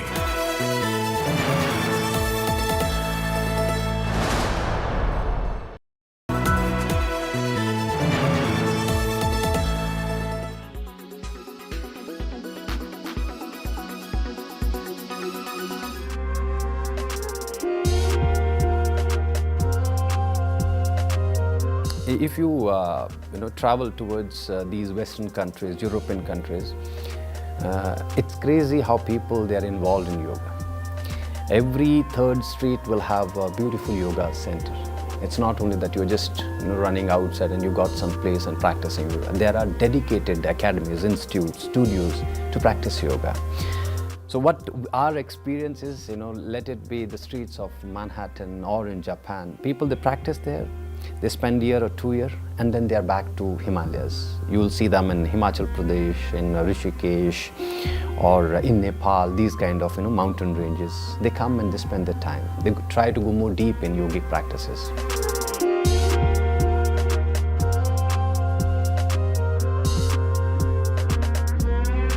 In my early educational days, I was a little boy and I was very lost. I didn't know where to turn, I didn't know what to do, I didn't know who to believe. So I always wondered why I was here. I knew I was here for a specific reason. We implement the practice of yoga.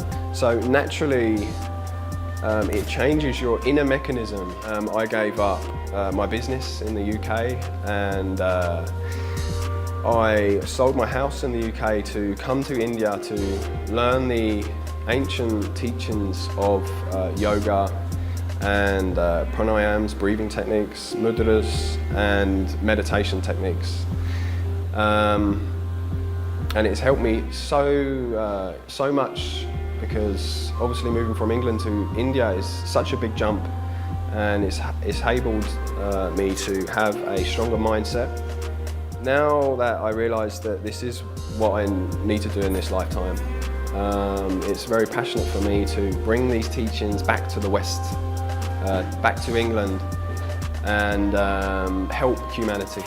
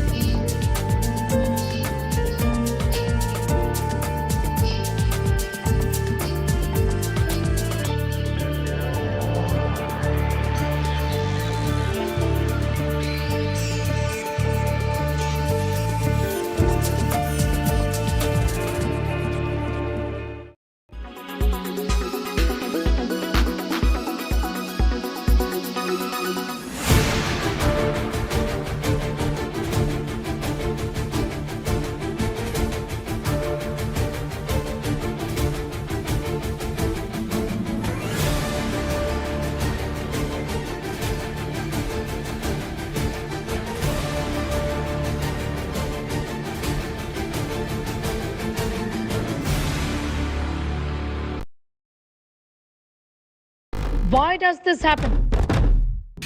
Let me tell you the science behind it.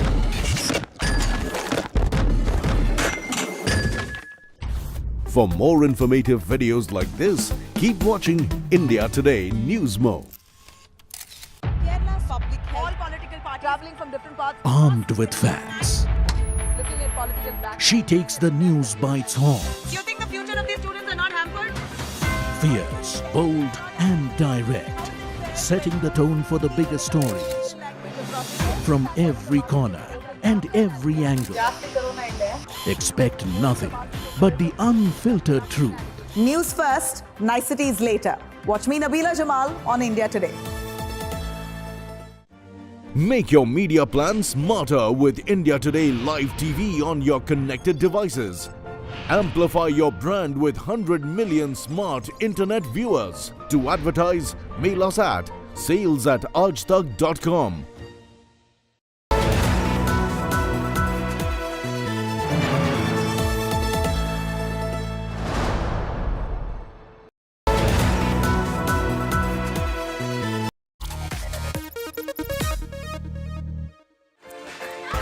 Hi guys, welcome to Tech Today. Well, we brought you out in the rugged outdoors, and I don't usually wear two wearables unless I am reviewing them for you on the show.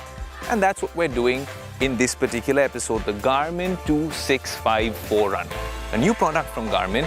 And yes, it looks like a runner's watch, but I just wanted to see whether this can replace my existing wearable, which is usually an Apple Watch, and what are the benefits of using a Garmin watch? And I also want to figure out whether some of that data is helpful for maybe amateur athletes like me who aren't into marathon running, but who also play sports like football, go out swimming. So we need metrics from there. And well, the Garmin has a lot of those sensors, but then how is that data put out to the consumer and how helpful is it? That's exactly what we want to discover on this episode of Tech Today.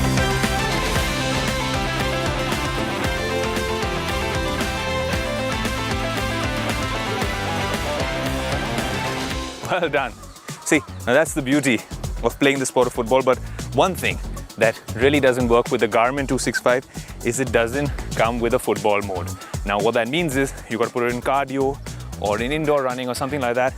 We've tried playing football often with that particular mode on the Garmin and the football mode on in the Apple Watch Ultra, and it doesn't always work out the same. That is one thing, as a football fan and someone who plays a lot of sports, I wasn't too happy with the Garmin. They need to come up with a football mode which gets that sort of movement, because if you're a marathon runner or an athlete, then you can run in one direction in one particular pace, one particular speed.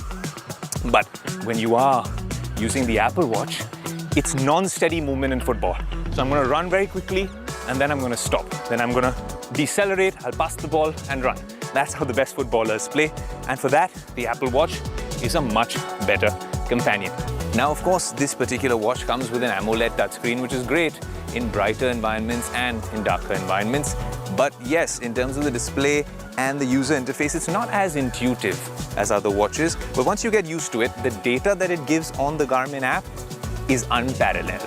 Now, another really good feature with Garmin smartwatches happens to be battery life. Yes, this comes with an AMOLED screen, but even if you compare it to an Apple Watch Ultra, which gives you nearly 36 hours of battery life, and this is the expensive Apple Watch, a standard Apple Watch would give you less than 18 hours and then strap it back on to a charging port.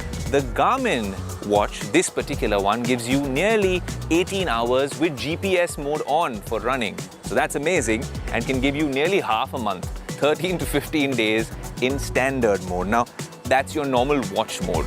Just think about it. Half a month, max to max a couple of days.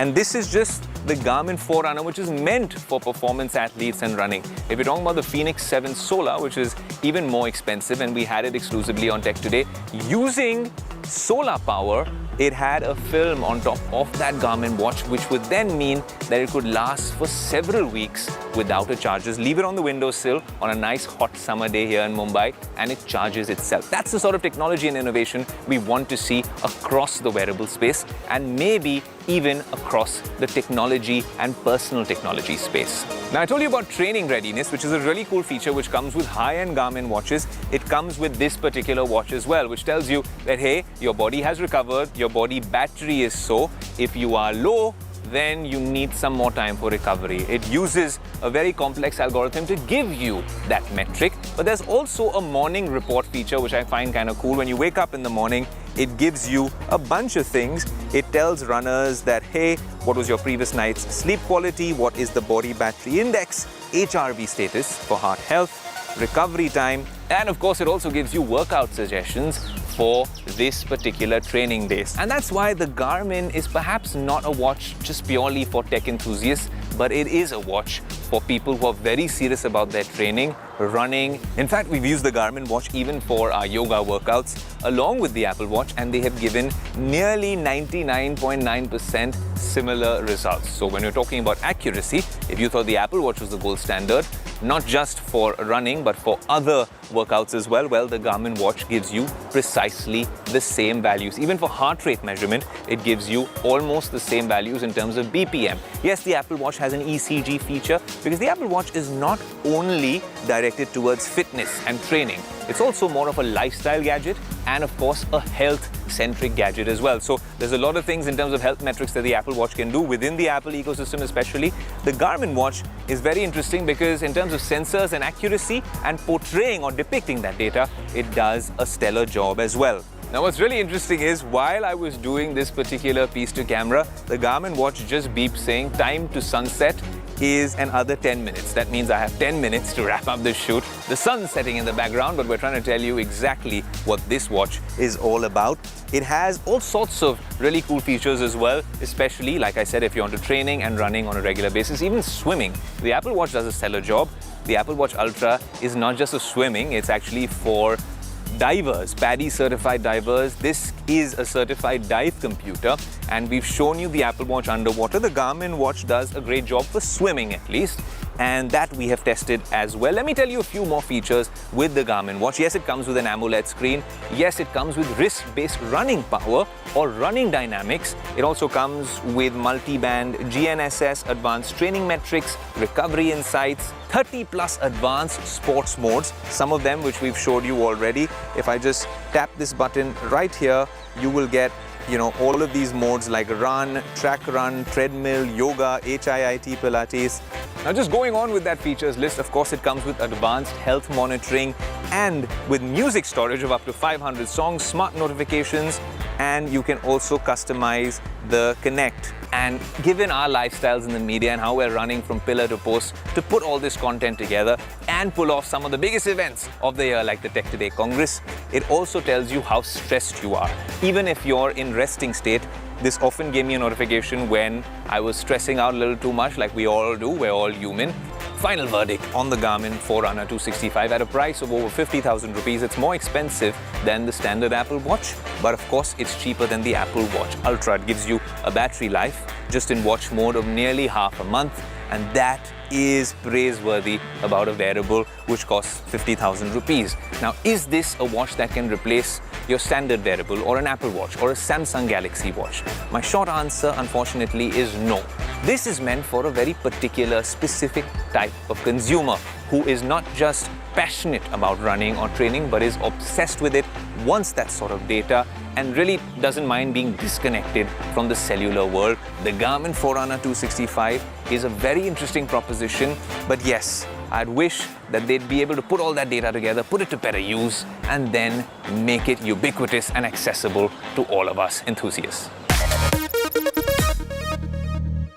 Well, we're back at the Tech Today headquarters, and there's a lot that's going to unfold right here in this very studio, and there's so much more that's going to come on the other side of the commercial break. Across the country, our reporters are bringing you the latest developments in tech. Stay tuned to Tech Today.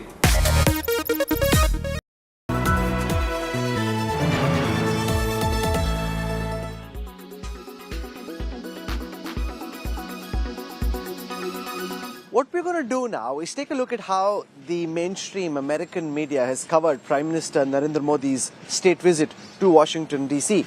So we've got the New York Times, the Financial Times, the Washington Post, the Wall Street Journal with me. So let's take it one by one and show you what the different papers are saying. I'll start with the New York Times, typically seen as a trenchant critic of the Prime Minister. So if my video journalist Kirpal Singh just comes across and will show you, so it's raining, quite non-stop here in DC. But this is the front page of the New York Times. They're leading with this image from the US Congress joint address, which the Prime Minister had.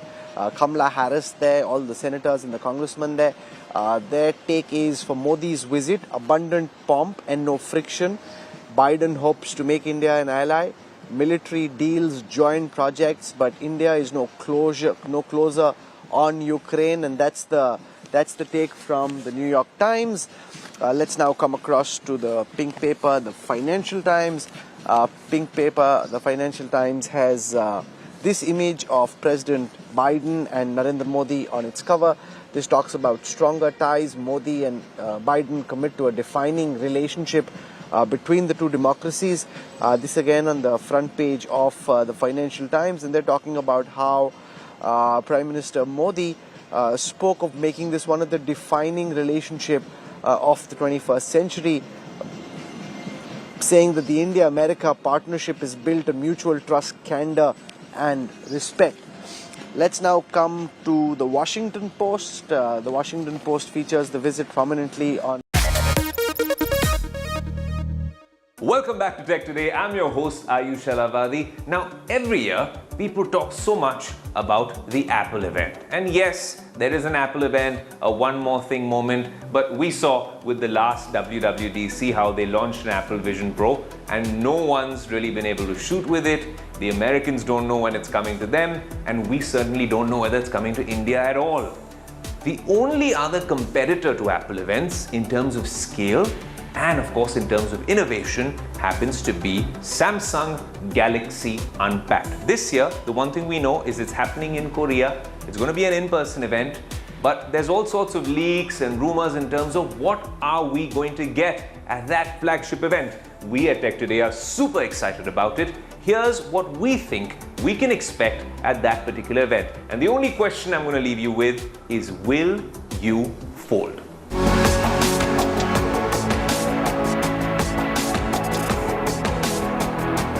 Welcome to Galaxy Unpacked.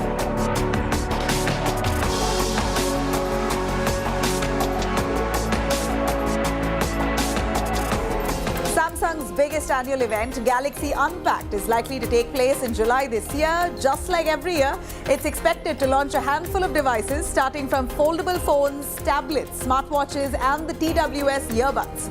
While the company has not really confirmed any of these products as yet, leaked images of the rumored devices are surely making the rounds on the internet.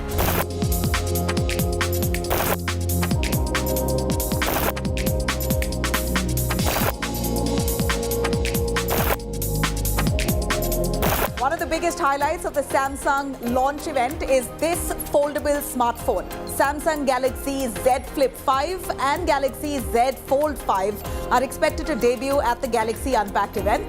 Samsung Galaxy Z Fold 5 is expected to have the same design as its predecessor, including the triple rear camera setup. It's also likely to come with support for S Pen, just like Galaxy Z Fold 4. It might feature 7.6-inch AMOLED display that offers a 120Hz refresh rate and 6.2-inch AMOLED cover display.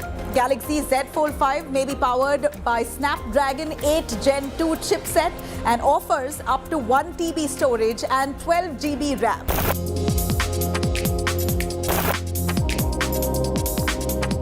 For photography, it might come with a triple rear camera that includes a 50-megapixel primary sensor, a 12-megapixel ultra-wide angle lens, and a 12-megapixel telephoto lens. For selfies, it's rumored to feature a 4-megapixel camera on the inner display and a 10-megapixel camera on the outer display. Samsung Galaxy Z Flip 5 is expected to have a larger display. It will go up against the Moto Razr Ultra 40 and Oppo Find N2 foldable smartphones.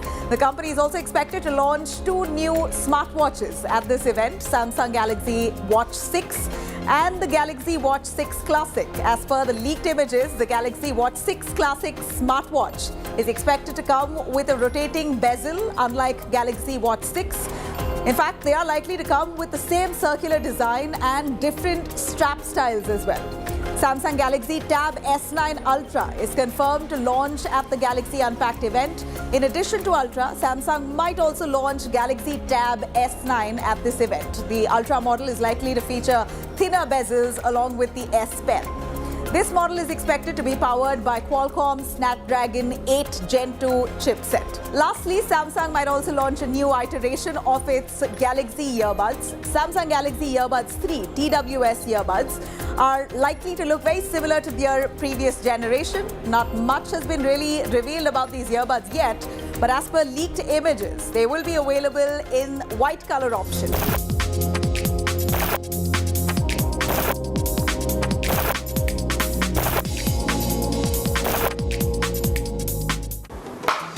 The Samsung Galaxy Fold. Now, each year that they come up with a new rendition, I keep asking myself, how can they get even better? Well, maybe this time around, I think this is a device which has almost reached the perfection stage, but maybe this particular crease can become absolutely invisible. The fact that it is water resistant is great, and also when you do shut the device, if this particular sort of gap can be reduced as well. It's very small things you can do. This is a very popular device, a very expensive device, and honestly, it's right up there in terms of foldables. But this is not all. In terms of what's happening in India, you have Techno Mobile, who've come up with their Phantom Fold device, a lot cheaper, half the price nearly. And then stock Android buffs were waiting for the Pixel Fold. Now, we haven't gotten it in India, but we've seen all sorts of videos coming out of the US of that particular device. Maybe it'll come to India soon. The OnePlus Foldable was something announced at Mobile World Congress earlier this year, and that's something we're excited about as well, because if OnePlus can come in and they can get it right with the implementation of Oxygen OS on a foldable and get the price point right, that might be a game-changing moment for foldables in India. Now, very, very exciting to see that there's so many developments in the smartphone space. Innovation is not dead, but we want to know what you think about this foldables revolution, so let's find out.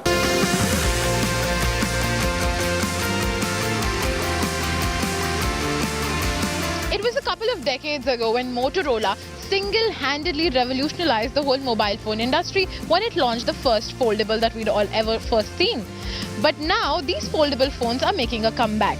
We saw Samsung revive this trend a couple of years ago, and now all the other companies are sort of hopping on this bandwagon. But are we, the people, ready for foldable phones to be a trend yet again? And mind you, it's only available in Android, not an iPhone. So would people be picking a foldable Android phone over an iPhone? We're here to find out.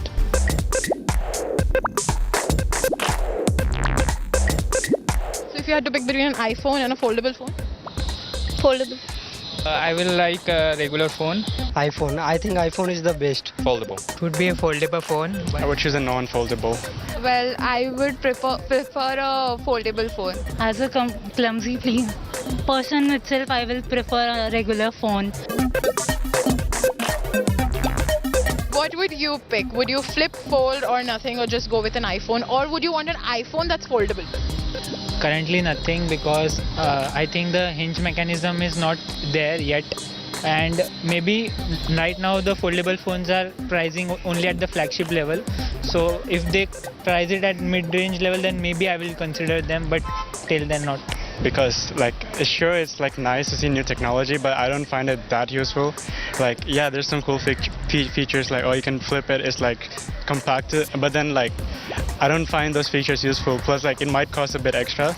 So better to just stick with a standard one. I would prefer a regular phone itself, because I feel the flip phone are much heavier to handle, and again it creases very easily. Fold is technically very big for my hand and it's very heavy, so I will prefer flip.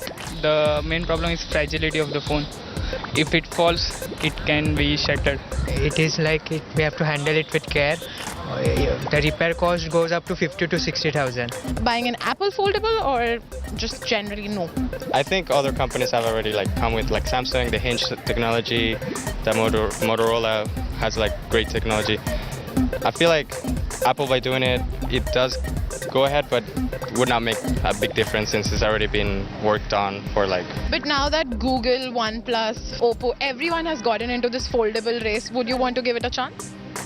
I wouldn't mind to give it a try, but then again, looking towards the people's experiences, after some point of time, there are drawbacks of the foldable phone. So I feel the regular phones are much more long lasting. And again, it also depends upon the function. Like if I want to use it for, I need a bigger pad, because if I'm a sketcher or anything, so foldable phone are much more will come handy to me.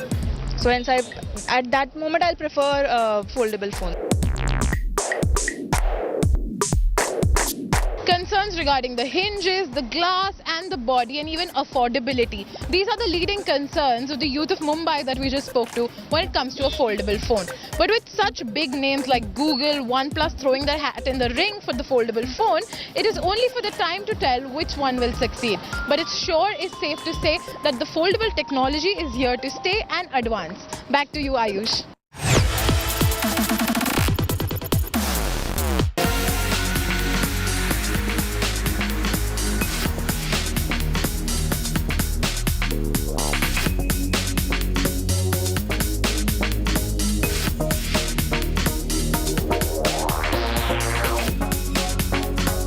iPad.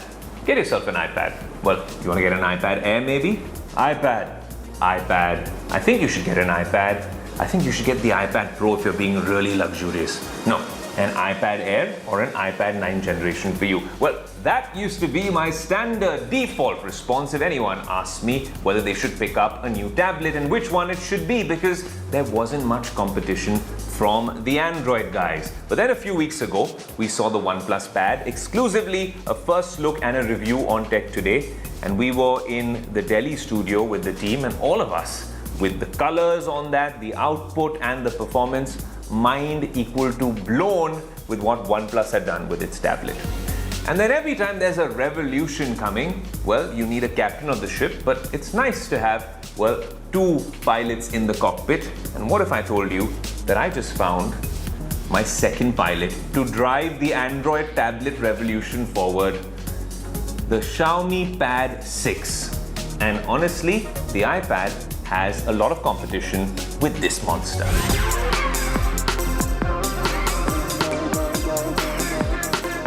Look, taking on the iPad is not an easy task. When it comes to software, iPadOS is spot on.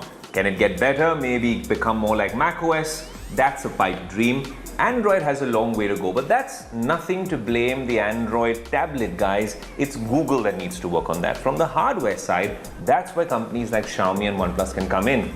And yes, the OnePlus Pad look good, but this particular device looks like a Xiaomi 13 Pro from the outside with this camera module. It has a 13 megapixel shooter. In terms of design, yes, it's an 11-inch screen. I'll tell you a little bit more about the display. You have a speaker setup here and then down here as well. Of course, it comes with Dolby Vision and Dolby Atmos support in a tablet, which I'm telling you now comes at a very attractive price. But if you're taking on the iPad, no fingerprint scanner or Touch ID, and of course, no headphone jack in the Pad 6. But when we're talking about this particular sort of form factor, what's really good now, and we're going to come to the display, is that they've given you a camera here in landscape mode. So if you placed it on a keyboard, which is an add-on accessory with this particular device, then when you are looking at the camera or at your subject during a Zoom call, you're not looking away from them, as opposed to on the iPad, I always end up looking a little weird and wonky in terms of my line of sight or vision. With this particular device, the display is something we must talk about. Yes, it's an LCD display, but it is capable of a lot. But since we're talking about this particular layout, yes, it comes with an LCD display. It's not an AMOLED, but with Dolby Vision and Dolby Atmos support at this price point, watching content on it is almost comparable to an iPad Air. Well, honestly, when I heard this had an LCD display, I did have a few reservations, but now when I'm watching content on it, this particular aspect ratio, 144 Hz refresh rate, Dolby Vision, Dolby Atmos, this 4-speaker setup on the Xiaomi Pad 6, it does a stellar job when you're watching content. And I can see myself using this on flights and stuff like that, because it's the perfect size to maybe slip into your laptop sleeve pocket or even in your hand baggage. And it really is quite a good display, even though it's an LCD display. But that's of course if you're watching OTT content on this particular device. If you want this to be a productivity device, you'll have to purchase two accessories. Number one being the keyboard, and number two being this particular stylus or pencil. I find it very interesting that the pencil works fine, very low latency. I could write your favorite technology showdown in less than, well, 5 seconds. Now the keyboard cover that I'm talking about costs nearly 5,000 rupees, and then this smart pen costs 5,000 to 6,000 rupees as well, which snaps on quite well over here. If you're using this entire setup, you're going to have to purchase these additionally over and above the Xiaomi tablet. Now let's get to the price, and then you'll get a simple one-line verdict as well. Now in terms of the price, this tablet costs anywhere between 27 to 29,000 rupees. You can get a bunch of offers and maybe bring that down to 25,000 rupees depending on which version you're getting, the 6 gigs of RAM or 8 gigs of RAM. And if you add on both accessories, the pen and the keyboard, that's another 11,000 rupees. So at under 40,000 rupees, you could get the entire setup with all the bells and whistles in the Xiaomi ecosystem, as compared to maybe an iPad. If you bought an iPad with its keyboard and pencil, you'd be spending a lot more. But yes, when you're comparing it to the other Android tablets, even the OnePlus Pad for that matter, one, you'd be saving money, two, it honestly gets the job done. It's a value for money offering. In Tech Today parlance, the Xiaomi Pad is a step in the right direction and truly a bang for your buck. Well, I'm smiling for a couple of reasons. Number one, it's been an action-packed episode. Number two, as much as I love traveling, and there's a lot more traveling left on the show in the next few weeks, I'm always happy to get back to the Tech Today headquarters and put this show together for you. The team has loved putting it together as well. I hope you've enjoyed watching it. Do let us know. This is our social media, and that's my Instagram handle in case you want to tell us a little bit about the show, about how we can make it better, things you like, things you didn't like.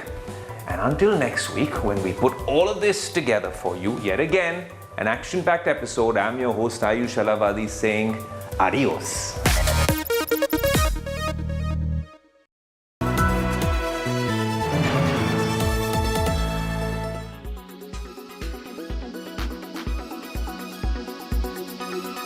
Stand here in the east room of the White House, where so many world leaders have made commitments to protecting democracy. What steps are you and your government willing to take to improve the rights of Muslims and other minorities in your country and to uphold free speech?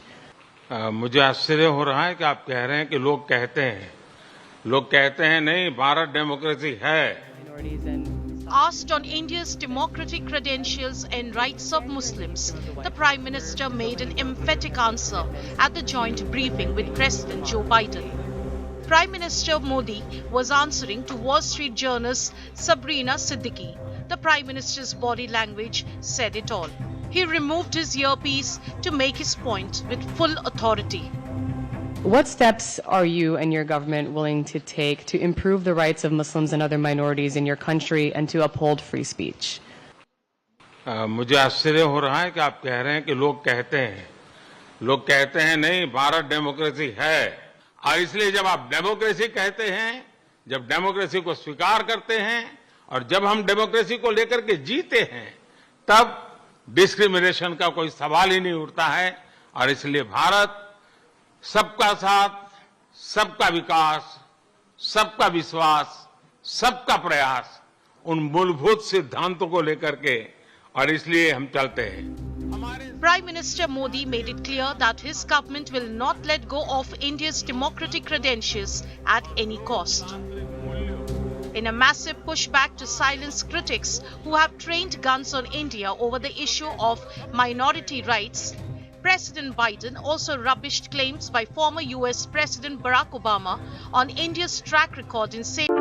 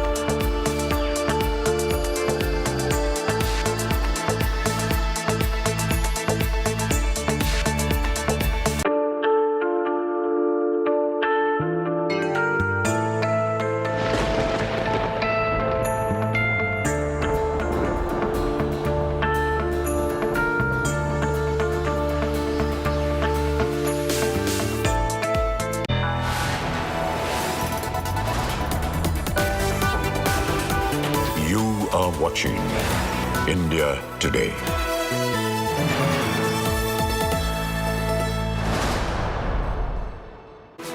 Hello, very good afternoon. You're watching India Today TV. I'm Sneha Mordani. Let's get started with the headlines first in this edition. Prime Minister Modi's mega diaspora connect in Washington, D.C.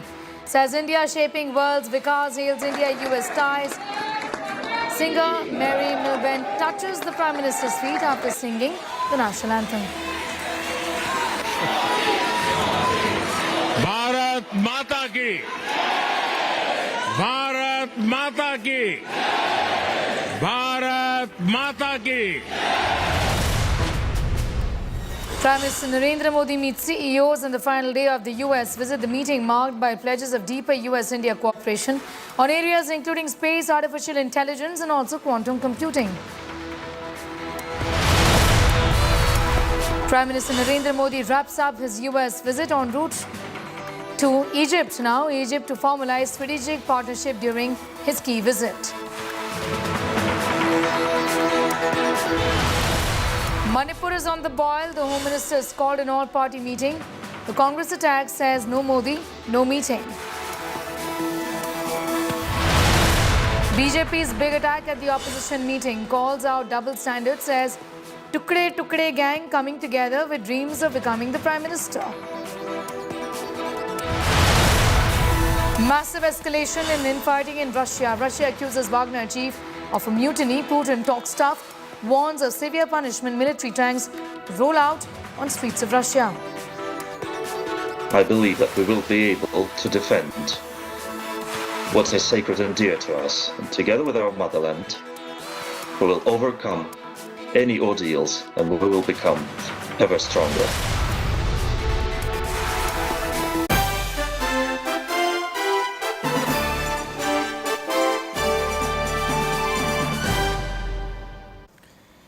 A quick look at the top highlights from Prime Minister's last day in Washington, D.C. U.S. Vice President Kamala Harris and Secretary of State Antony Blinken hosted a lunch for Prime Minister Modi in the State Department. Samosa, khichdi, mango halwa and masala chai were among other delicacies at the White House.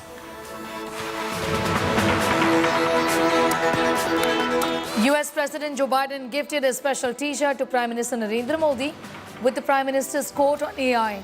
Earlier during his speech to the US Congress, the Prime Minister quoted AI as momentous America-India ties. Prime Minister Modi met top business leaders including CEOs of Boeing, Amazon and Google and also tech honcho Sundar Pichai, the CEO of Google.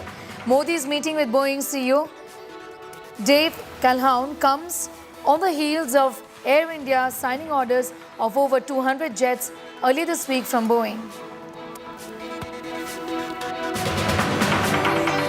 Prime Minister Narendra Modi in his address to young entrepreneurs at the Kennedy Center in Washington hailed the technology handshake as a direct message to companies and businesses of both the countries. Award-winning international singer Mary Milben performed the national anthem of India at the Ronald Reagan Building in Washington, D.C. Mary Milben touched the Prime Minister's feet and took his blessings after singing the national anthem.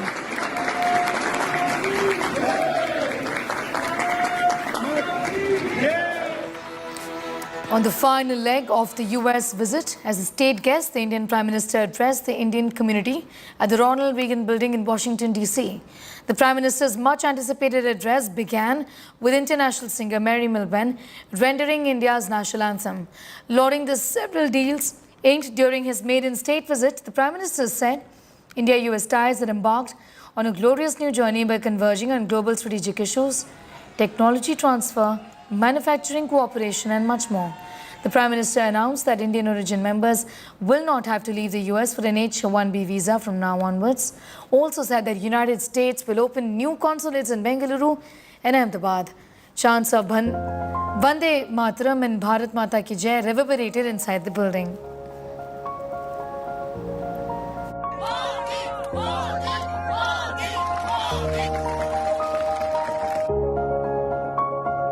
आप में से बहुत से लोगों की H1B visa के renew को लेकर भी लंबे अरसे से एक डिमांड थी। अब ये निर्णय लिया गया है कि H1B वीजा को रिन्यू करने के लिए आपको अमेरिका से बाहर नहीं जाना पड़ेगा।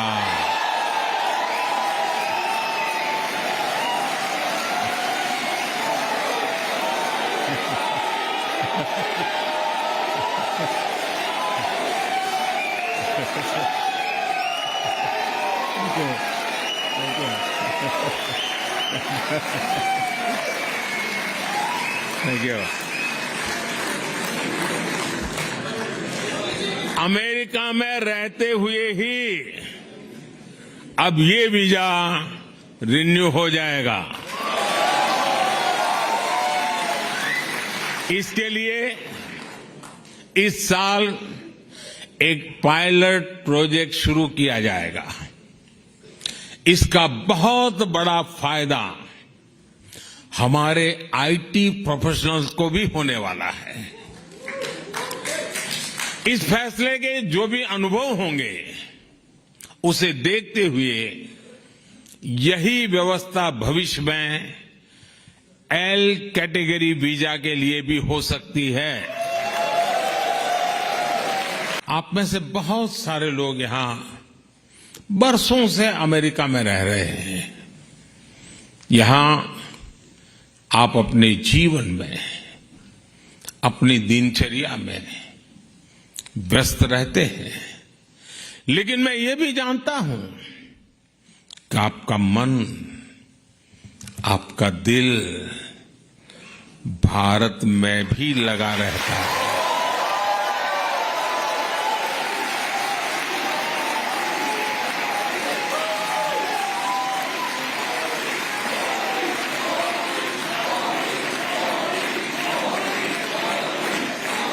और इसलिए आपकी सहूलियत ये भी भारत की प्राथमिकता है। आपकी जरूरतों को देखते हुए भारत इस साल सिएटल में एक नया कॉन्सुलेट खोलने जा रहा है।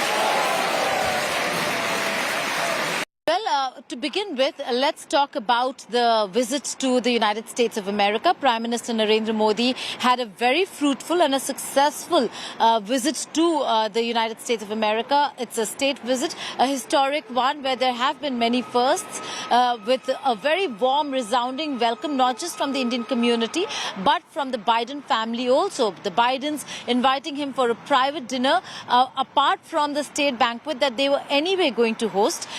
The private dinner was overlooked by the First Lady herself in terms of the layout, in terms of the fact that a spectacular vegetarian meal was prepared for the Indian Premier. We've had Indian Premiers in the past also who've been vegetarian, but the special nuance of having millets added to the menu.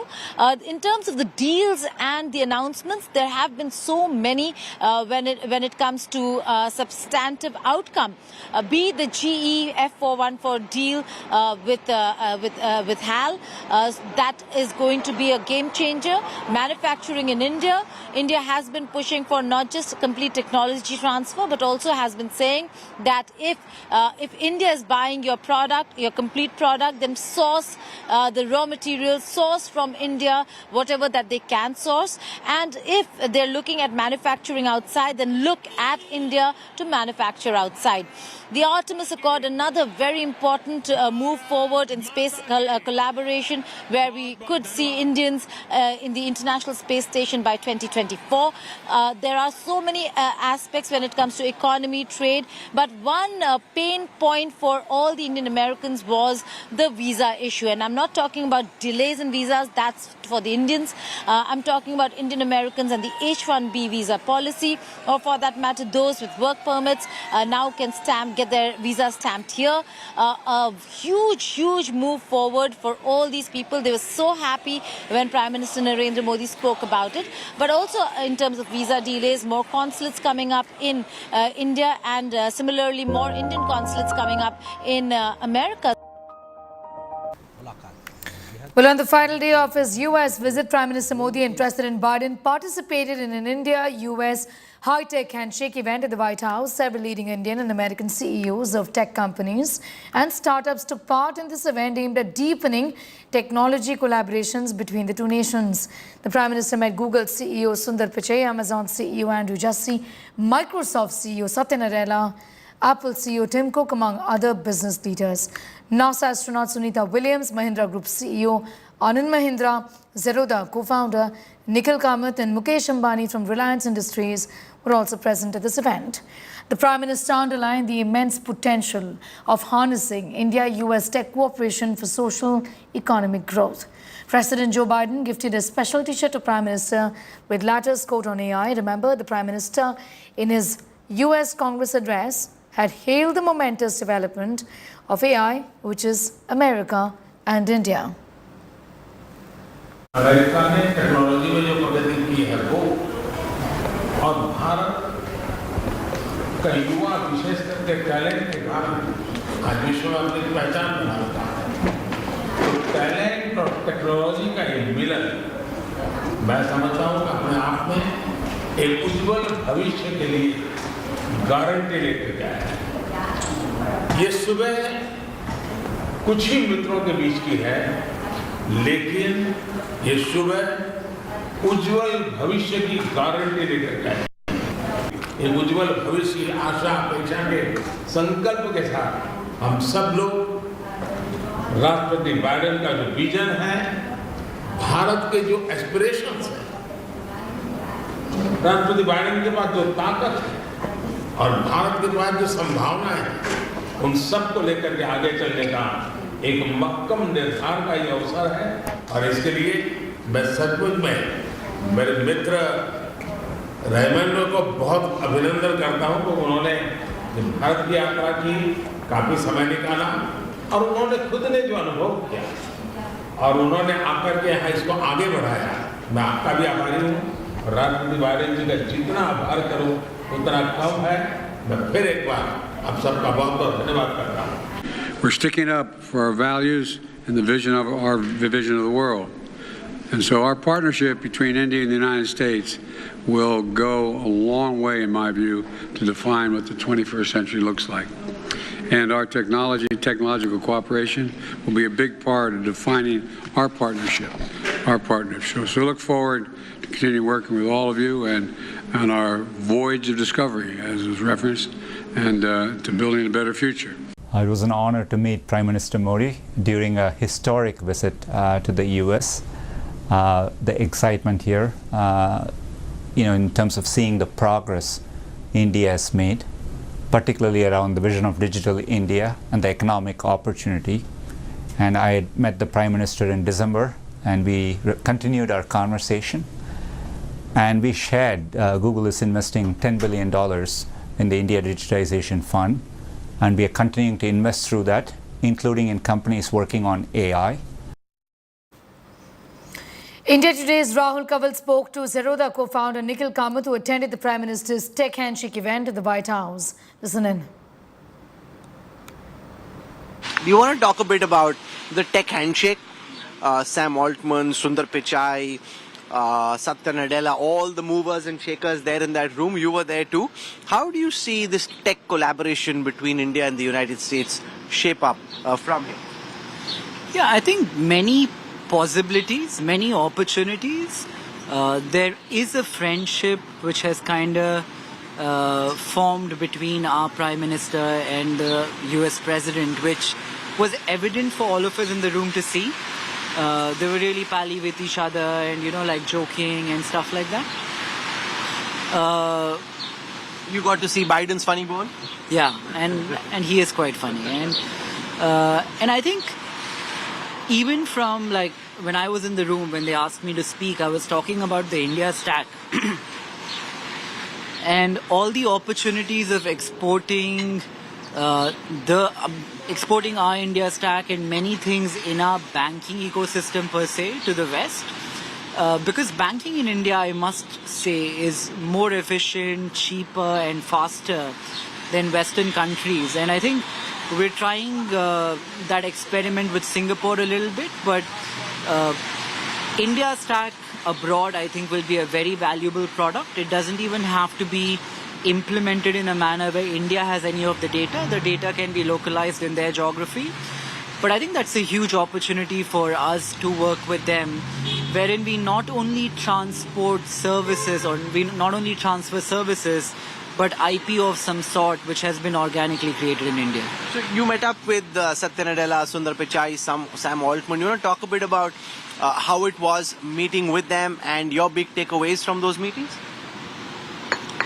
Well, each one of them had a different viewpoint, and so it was interesting talking to them about stuff I don't understand too well, maybe, like generative AI, but each one of them, like be it Microsoft, Google or Sam Altman, they seem to be on the forefront of it. So, Keynes once said the biggest problem, if we didn't have work, what would we do? The problem of not knowing what to do is a problem in itself, and it feels like when productivity is going to be taken away by whatever AI transforms to into the future, and a large section of society necessarily need not work in the manner that they work today. It's a very interesting use case, and one has to ponder about how the world, the socio-economics, even the geopolitics of the world change by virtue of something like that. Do we shift to some form of socialism with UBI and a bunch of benefits at the bottom and optional capitalism for the people who opt into it on top? How do the incumbent winners of capitalism transition? Because I'm guessing the transition will be most painful for them. And if there is a transition, how long is the transition, and how painful is the transition? So there are many, many questions for the day when generative AI in a manner can truly think. But I guess nobody knows. Everybody had a different viewpoint, and I think nobody agreed with the other. But these are very interesting questions for even us to ponder, people who don't know. Well, the US Vice President hosted a state lunch for Prime Minister Modi, where they raised a toast to India-US ties. Prime Minister Modi, Antony Blinken and Kamala Harris spoke about their shared love for yoga, samosas and democratic values. In attendance were Indra Nooyi and top diplomats, among others. Those hopes are reality. Cheers. The clinking of glasses, more than a simple gesture. Whether we call it the American dream, whether we call it the Indian dream, our people believe profoundly in opportunity. That no matter who we are or where we come from, we can make something more of ourselves. Their toast embodied the diplomatic triumph of unity and progress. Indian-American author Jhumpa Lahiri, American actress Mindy Kaling of Indian descent, Indian singer Diljit Dosanjh debuting at the Coachella Valley Music and Arts Festival this year. The hall embraced the Indianness flourishing across United States. Here in the United States, India is part of our daily lives. We enjoy Jhumpa Lahiri's novels over samosas. We laugh at the comedies of Mindy Kaling. We dance to the beats of Diljit at Coachella. And yes, Mr. Prime Minister, and I can say that from personal experience, we keep ourselves more or less fit and healthy doing yoga.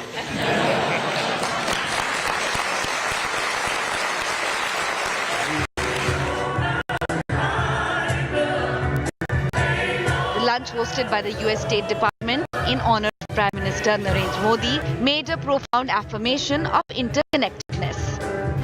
The historic number of members of the United States Congress with Indian heritage Representatives Ami Bera, if you're here, please stand. Pramila Jayapal, Rokana, Raja Krishnamurti, and Sri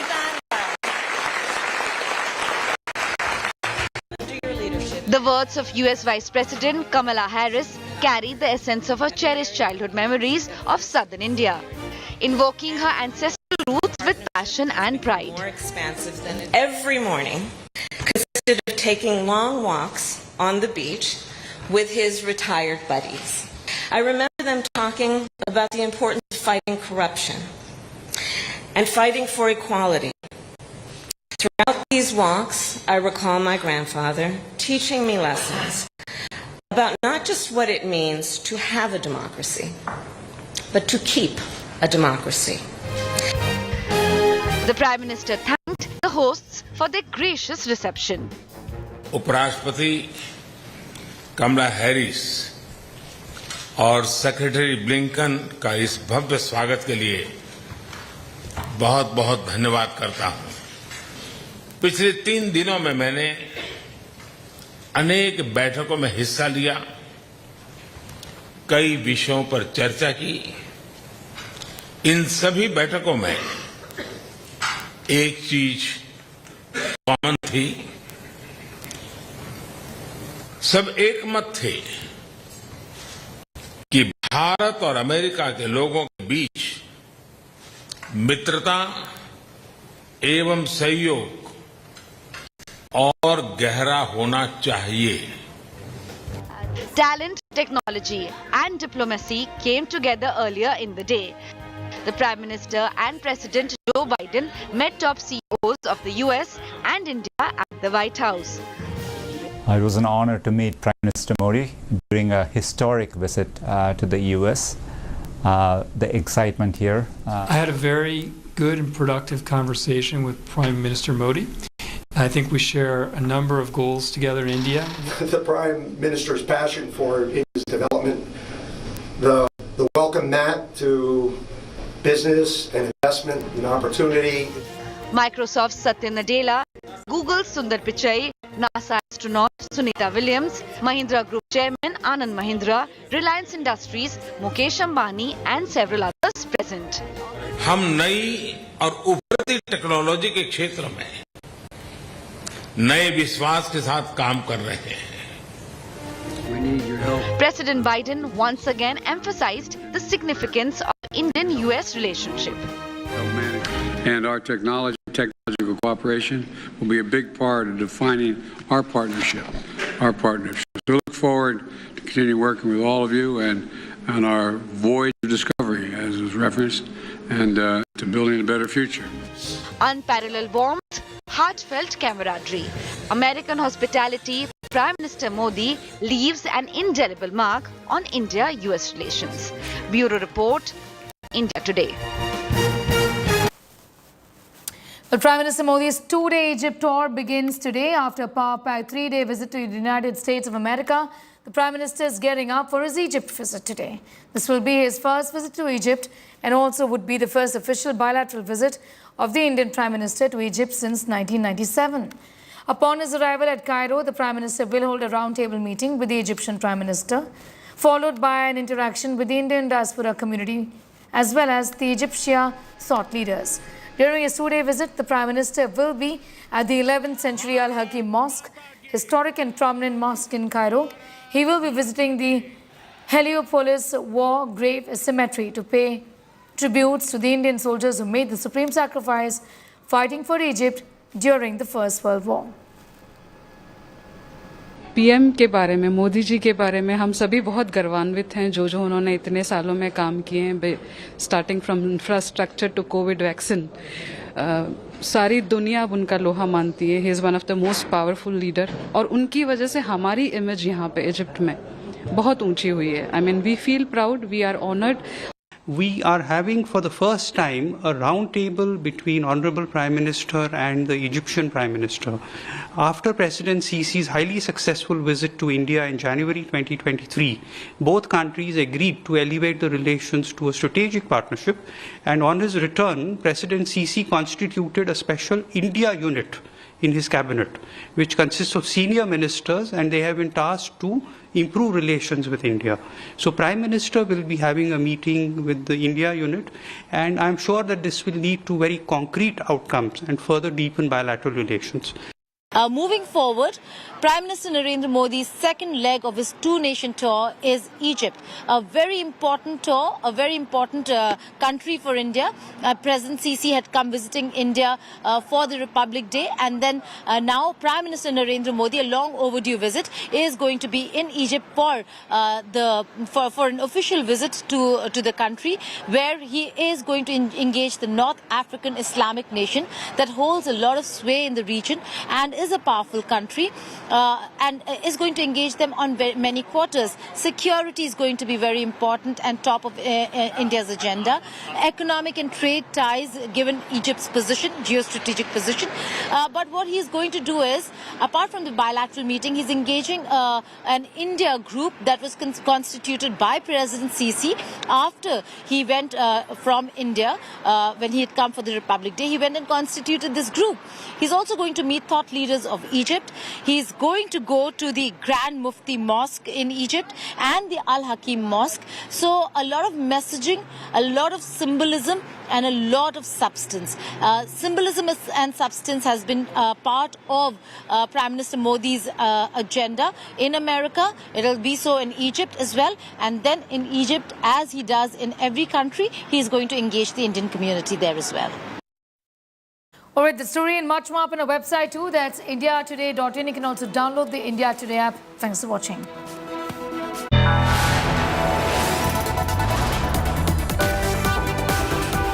You are watching India Today.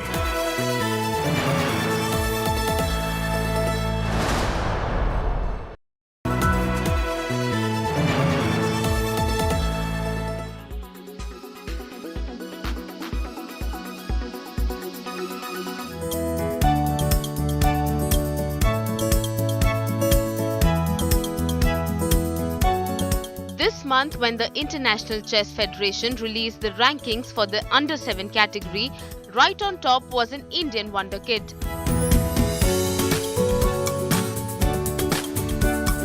Anupriya Yadav from Prayagraj has secured the first position at the age of 6 years, leaving behind players from the rest of the world. सबसे पहले टिया दीदी से mummy ने सीखा था, क्योंकि मैं mummy को बहुत फॉलो करती थी, तो इसलिए मैंने मम्मी से सीखा। पापा फिर करने लगे मेरे साथ, मैच खेलने लगे, तो उसी फिर जब पापा से भी हाई लेवल पे हो गई तो दीदी ने सिखाने लगा। Anupriya is inspired by her sister Priya Yadav, who is a national level chess player. Her parents want to see both of them become grandmasters. हमारी भी दो बेटियां ही हैं, इसलिए हमारे लिए हम बेटों से बढ़ के हैं, और हमारा यही सपना है कि ये इनके नाम से हम जब भी जाने जाते हैं। हमको हमारे अगल बगल में अगर कोई जान पहुंचेगा तो कोई भी बोलेगा प्रिया यादव का घर बताइए, अनुप्रिया यादव का घर बताइए, तो सीधे हमारे घर पहुंच जाएंगे। हमारा नाम तो बहुत कम ही लोग जानते होंगे।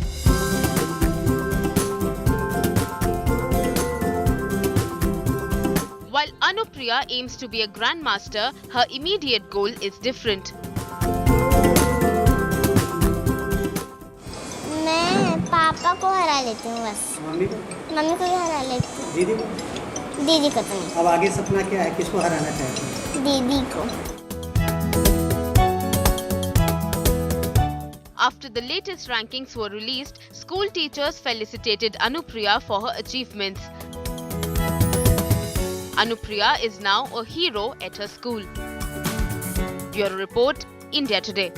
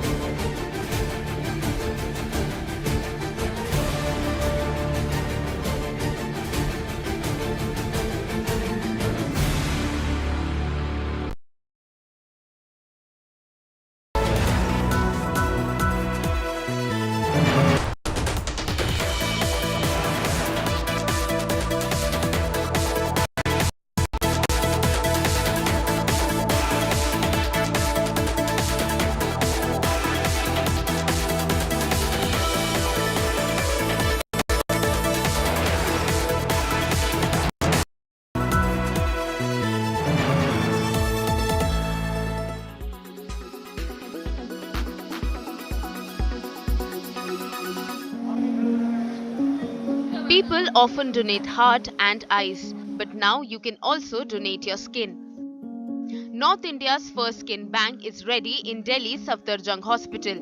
Eligible deceased donors can donate skin and give someone a new lease of life. Burn victims can immensely benefit from these skin banks for their graft surgeries.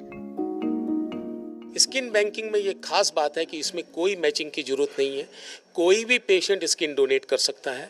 उस मरीज की, उस डिजीज़ की दी हुई स्किन किसी भी दूसरे मरीज में इस्तेमाल हो सकती है। ना कोई ब्लड ग्रुपिंग मैचिंग चाहिए, ना कोई और HLA मैचिंग चाहिए। और जिसमें ये स्किन हमने लगाई है उसको जीवन में कोई स्टेरॉयड और इम्यूनोसप्रेसेंट्स खाने की कोई जरूरत नहीं है। Safdarjung Hospital authorities are also doing everything they can to make people aware about skin donation. With the help of specialized equipment and proven techniques, donated skin is processed and stored in bank before transplantation. इतने सारे wards हैं, जो भी नए doctors join करते हैं, junior residents हैं, वो ज्वाइन करते हैं, तो उनको सेमिनार्स लेके, उनको इन्फॉर्म करके, उनको बताया जाएगा। डेथ फॉर्म है, जब हम लोग उसको साइन करते हैं तो उसमें भी हम सोच सकते हैं कि हम उसमें भी ऐड करा दें कि हम आई डोनेशन के लिए विलिंग हैं और स्किन डोनेशन के लिए विलिंग हैं। As of now, there are 16 skin banks across the country, and here's hoping that this latest center in Delhi opens the doors for many more such skin banks in India. With Neetu Jha, Bureau Report, India Today.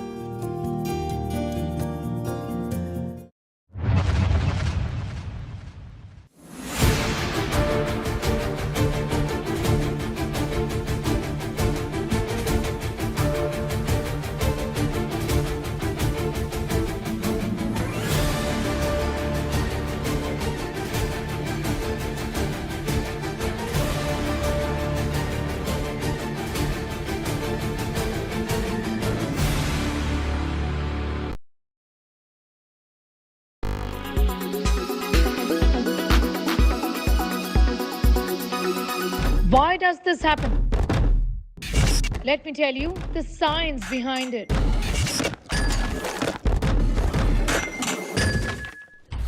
For more informative videos like this, keep watching India Today News Mode.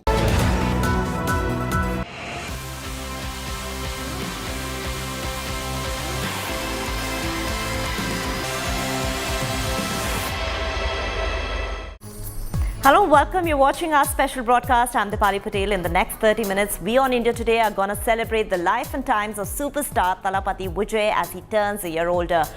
To begin with, let's first bring you how the makers of his next film, Leo, shared the first look from his much anticipated actioner in order to wish him. Thalapathy, baribare.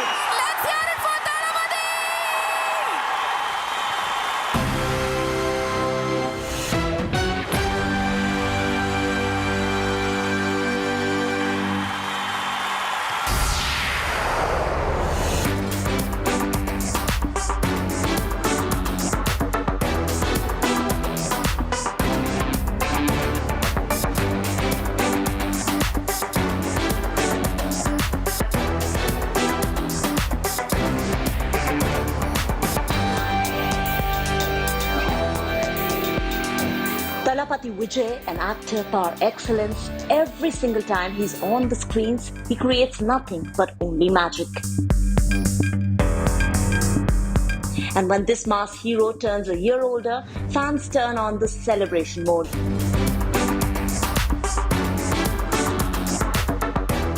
Wishes poured in for Thalapathy from across the nation. That's not all. To mark the special occasion, the makers of his most anticipated film Leo too shared this first look poster in which he can be seen bashing someone with a sledgehammer. Ever since the film was announced, it has grabbed eyeballs for all the right reasons.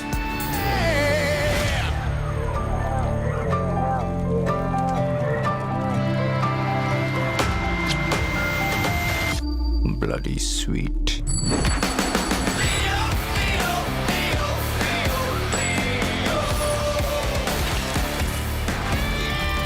The makers, however, have been smartly teasing this Tamil language action film with one element after the other.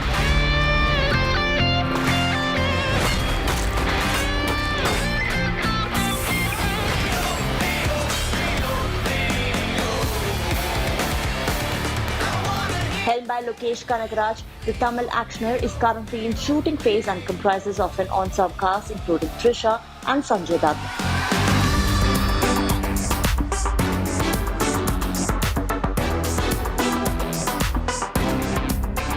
As per reports, Sanjay Dutt, who is making his big Tamil debut with this film, will not only be playing the role of an antagonist, but his character has also been penned as Thalapathi's father in the film.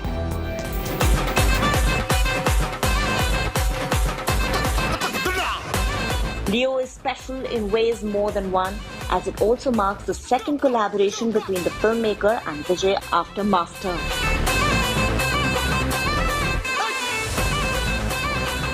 Moreover, Leo also marks the return of the hit pair of Trisha and Vijay after a really long time. ஏன் இந்த அடிக்கு பெட்ல படுத்துட்டு இருப்பேன் நினைச்சியா? அதான் பார்த்தனே. Sir பயங்கர ரொமான்டிக் மூட்ல இருந்தீங்க.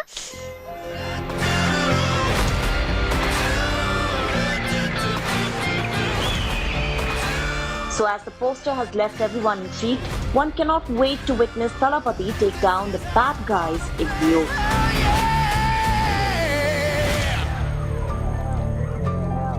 Entertainment Bureau, India Today. Bloody sweet.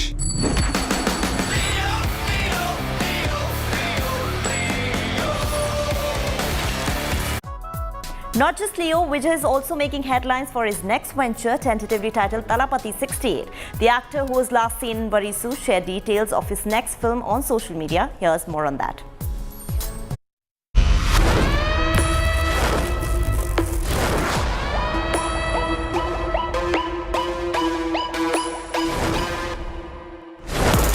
Thalapathy Vijay is undoubtedly one of the busiest actors of current times. The superstar is smoothly juggling between one big project to another, and now Vijay took to social media to announce his next venture, tentatively titled as Thalapathy 68, which will be directed by Venkat Prabhu.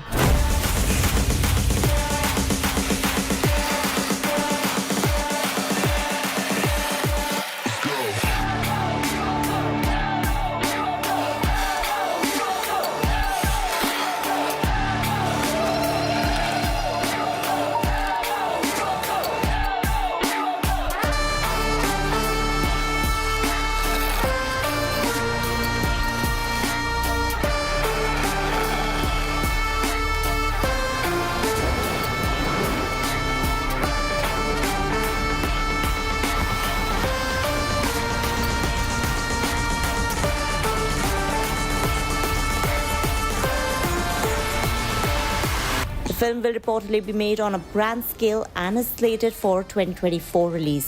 Backed by AGS Entertainment, Thalapathy 68 will also mark the second collaboration with the production house and the actor after their blockbuster outing Bigil. Bigil, he's the pride of a nation. பெருசு ஒத்தையா சுக்கின்னு இருக்கு. செஞ்சிடலாமா? செஞ்சுட்டா போச்சு.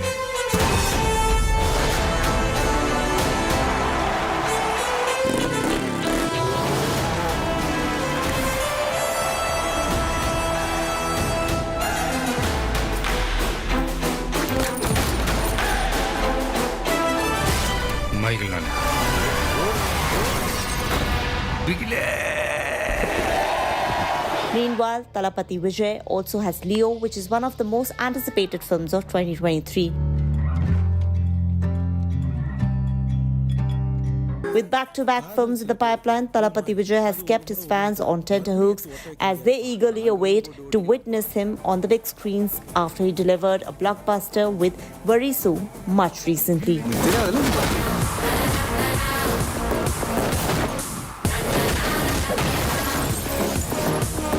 Ground மொத்தம் ஆளுங்க இருக்கலாம், ஆனா audience எல்லாரும் ஒருத்தரை மட்டும் தான் பார்ப்பாங்க. கேள்விப்பட்டிருக்கியா? ஆட்ட நாயகன். Entertainment Bureau, India Today. Thalapathy Vijay has been ruling the showbiz as a mass entertainer from his first role as a child artist in 1984 till present. He's one of the most loved superstars. Let's take a look at his star power.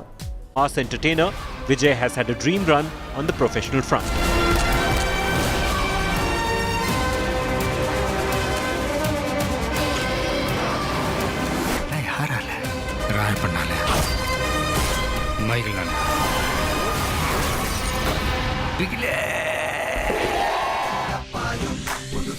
Superstar Vijay began his journey in films as a child artist back in 1984.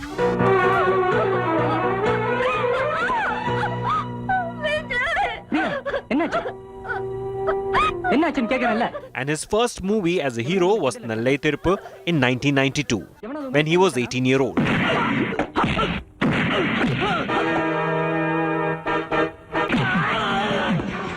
However, it was Puve Unakaga in 1996 that got him recognition.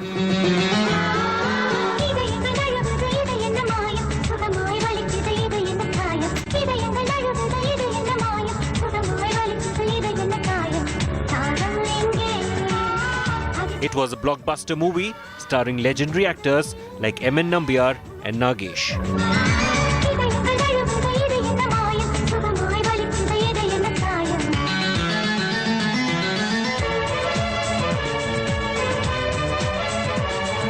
The 1997 movie Kadalukku Maryadai was not only Vijay's career best but also regarded as one of the classic hits of Bollywood.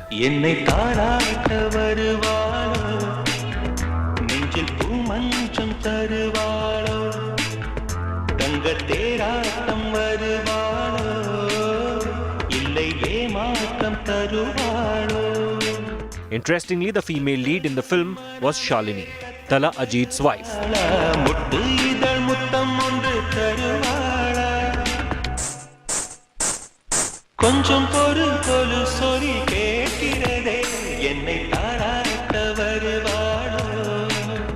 The movie was a remake of Aniyati Praavu, a Malayalam super hit. Vijay received Tamil Nadu State Award for Best Actor. In 2001, Siddiq directed Friends was released. Surya was paired up with Vijay and it was the first blockbuster for Surya. The movie ran for more than 175 days in theatres and was one of the top grossers for the year.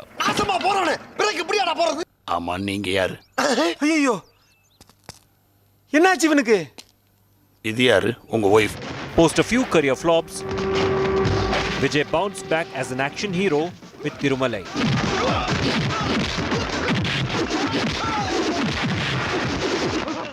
Which went on to be a blockbuster in 2003.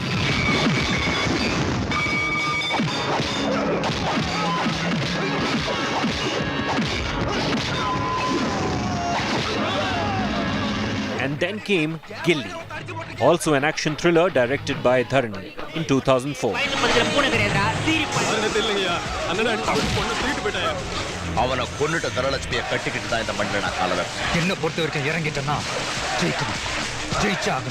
Vijay played the role of a kabaddi player, and this was Vijay's first movie to collect 40 crores at the box office.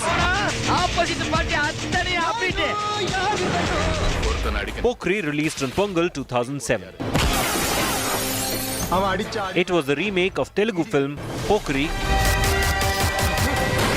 but the Tamil version was directed by Prabhudeva. Asin was the actress in this action movie.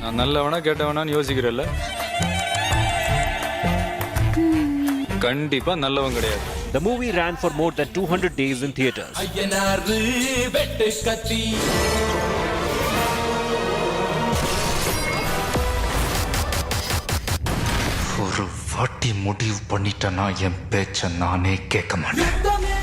Later, this Vijay film was remade in Hindi as Wanted in 2009, which resurrected Salman Khan's career as an action star. एक बार जो मैंने commitment कर दी, उसके बाद तो मैं खुद की भी नहीं सुनता।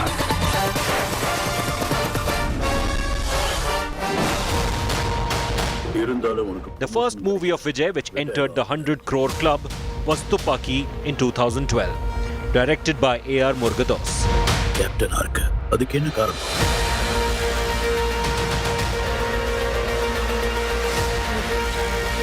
It was an action thriller in which Vijay played the role of an intelligence officer in the Indian Army.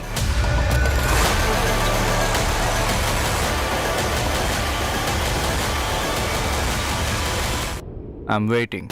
This film too was remade in Hindi in 2014. with Akshay Kumar in the lead, titled Holiday, A Soldier is Never Off Duty. मैं आ रहा हूं तेरे पास जहां मिला खत्म कर दूंगा. I'm waiting. Katti was another A.R. Murugadoss movie in which Vijay acted in 2014. The film faced many controversies before its release but earned more than 100 crores. அரிசி பருப்பு காய்கறி கொத்தமல்லி கருவேப்பிலை வரைக்கும் கிராமத்துல இருந்து வரணும். ஆனா ஒரு கிராமத்தை செத்தானா? Vijay played a double role and Samantha played the female lead. அவளை pickup பண்ணணும்டா. Like Tupaki, this Murugadoss film is slated to have a Hindi remake with reports of Akshay Kumar headlining it. His 2017 film Mercenary was a blockbuster.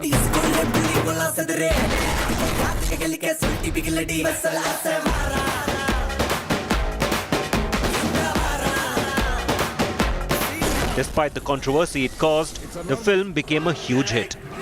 In the movie, Vijay as the magician addresses the media and highlights the need for better healthcare facilities in Tamil Nadu. The film did not go down well with the government.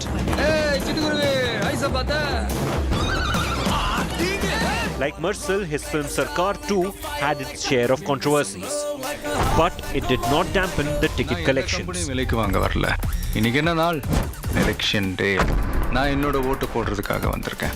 The film had a blockbuster opening across Tamil Nadu, and despite mixed reviews, the fans have given a thumbs up to the political flick. இன்னும் ஒரு நாள்ல என்னென்னலாம் மாறப் போகுதுன்னு ஓரமா நின்னு வேடிக்கை மட்டும் பாருங்க. I'm a corporate criminal. Sarkar reportedly made 225.3 crore at the worldwide box office in just 14 days. And this, even when the full HD copy of Sarkar, which was leaked just hours after its release, and people were given free access to download the copy illegally. Sarkar made headlines when the producers reportedly agreed to remove or mute controversial portions critical of Tamil Nadu's AIADMK government after two ministers levelled sedition charges against them.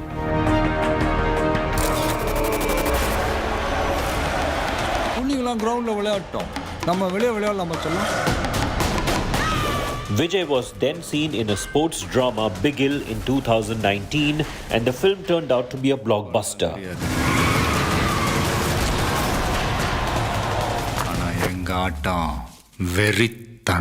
Written and directed by Atlee, the film followed the story of Michael, played by Vijay, a former footballer who decides to coach a women's football team.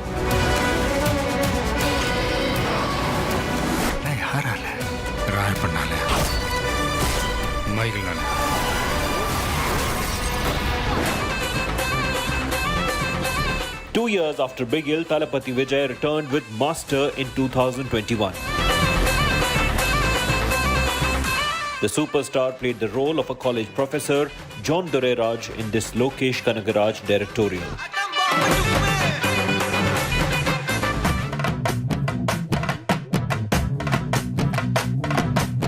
The film also starred Vijay Sethupathi, apart from Malvika Mohanan, and marked the maiden collaboration of Vijay and the filmmaker.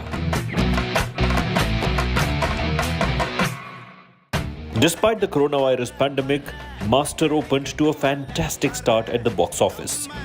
However, the film's collection dipped after the opening day.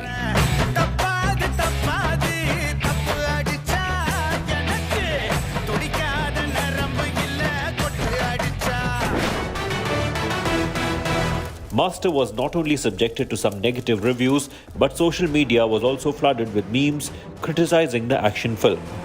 In fact, hashtags like Master Disaster, Flop, and Master Verdict Disaster also trended.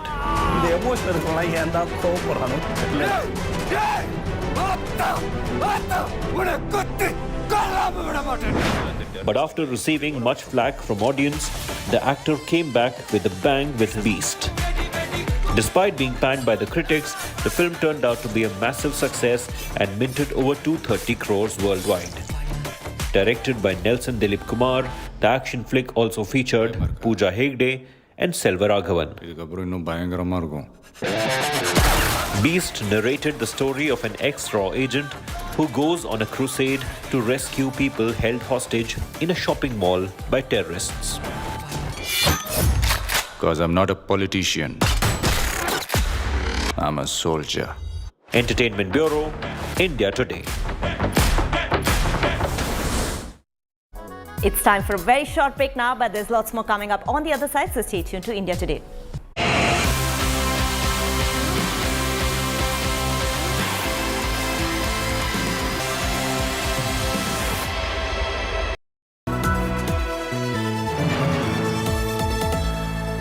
The best colleges of the country. Which one will boost your aspirations? From courses to placements, know them all. India Today Best Colleges Survey 2023. Issue out this Friday, 23rd June. Subscribe now to indiatoday.in/subscribe.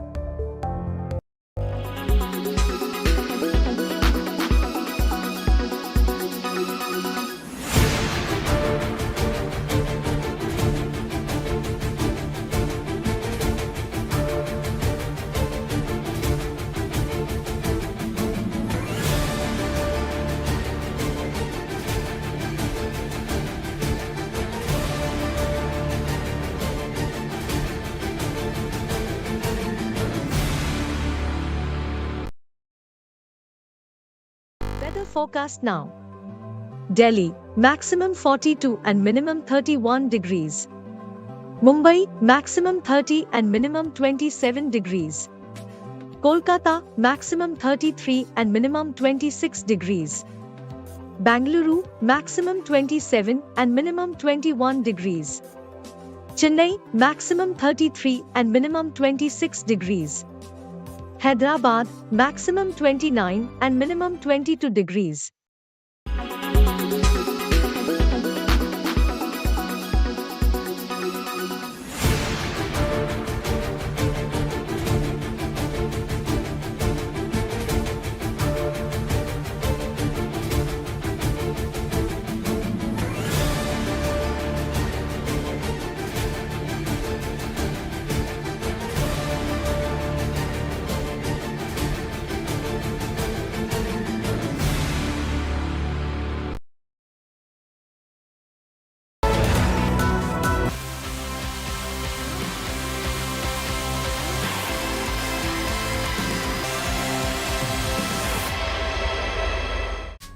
Talapati Vijay is one of the biggest superstars. He has a massive fan following across the globe, yet is humble to the core. The actor who started off his cinematic journey as a child has been in the movies for almost 4 decades now. So let's take a look at his net worth and what makes him the superstar that he is today.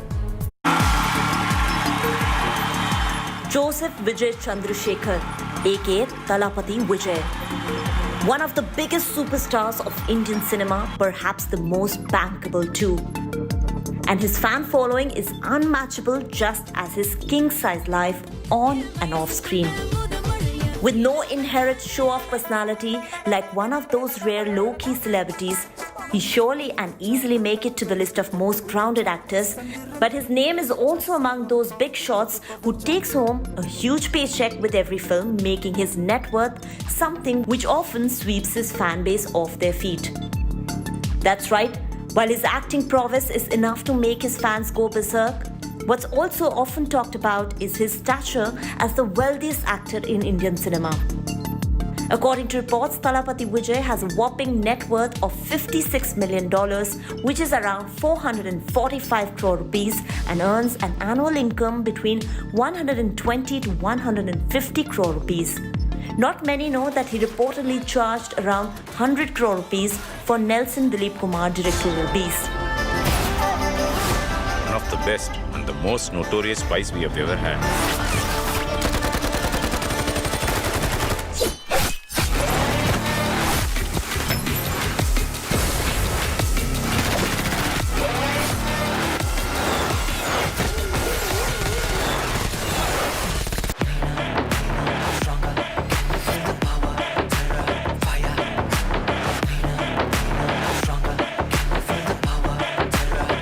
Thereafter, he maintained his 100 crore club and took home a hefty pay of rupees 150 crore rupees in his next Very Soon, which was released in January 2023.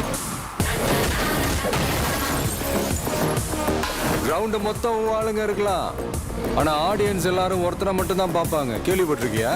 ஆட்ட நாயகன். Clashing at the box office with Ajit Kumar's Thunivu.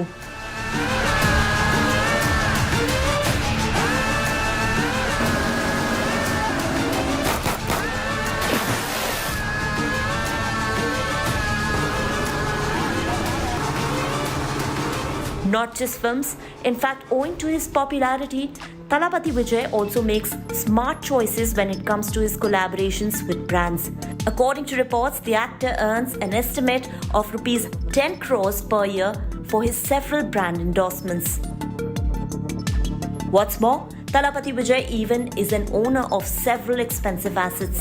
He lives with his wife Sangeeta Sonalingam and 2 children, Jason Sanjay and Divya Shasha, at a lavish seaside bungalow located at Kasuarina Drive Street in Chennai's Nilakarai neighborhood. This luxury abode is apparently inspired by Hollywood actor Tom Cruise's beach house, which he saw during his visit to the US. That's not all, he also owns multiple luxury wheels, including a Rolls-Royce Ghost, which he got imported from England. Believe it or not, Thalapathy Vijay certainly has carved a lifestyle for himself and his family that one can only imagine, perhaps is also too good to be true. Entertainment Bureau, India Today. Well, that's all we pack in our special broadcast. Keep watching In the Club from Monday to Friday at 2:30 p.m. and 11:30 p.m. only on India Today to get your daily dose of entertainment. This is me, the Pari Paril, signing off for today. Till next time, thanks for watching and goodbye.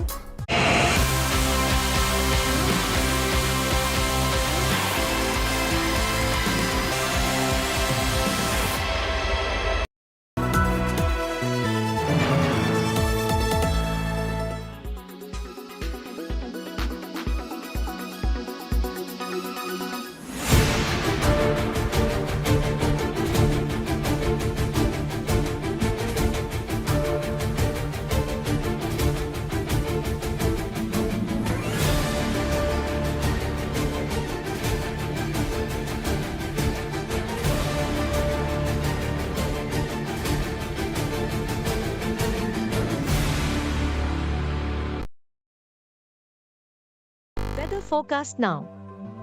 Delhi, maximum 42 and minimum 31 degrees. Mumbai, maximum 30 and minimum 27 degrees. Kolkata, maximum 33 and minimum 26 degrees. Bangalore, maximum 27 and minimum 21 degrees. Chennai, maximum 33 and minimum 26 degrees. Hyderabad, maximum 29 and minimum 22 degrees.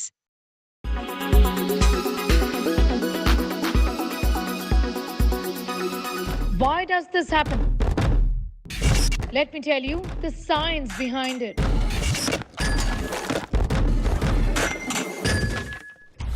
For more informative videos like this, keep watching India Today News Mo. Make your media plan smarter with India Today Live TV on your connected devices. Amplify your brand with 100 million smart internet viewers. To advertise, mail us at sales@aajtak.com.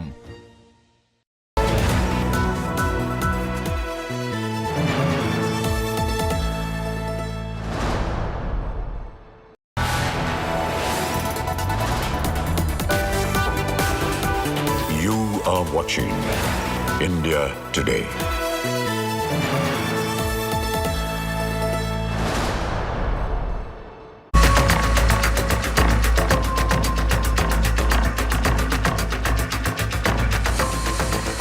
Let's raise the big questions tonight. Can the opposition really challenge the BJP in 2024, even if it comes together?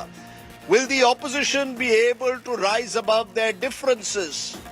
Is this only about defeating Mr. Modi at all costs, or is there a common shared ideology that these parties have? These are some of the questions we will raise tonight. I'm joined by special guests. Joining me now, Priyanka Chaturvedi, Member of Parliament, Rajya Sabha of the Shiv Sena, its Deputy Leader.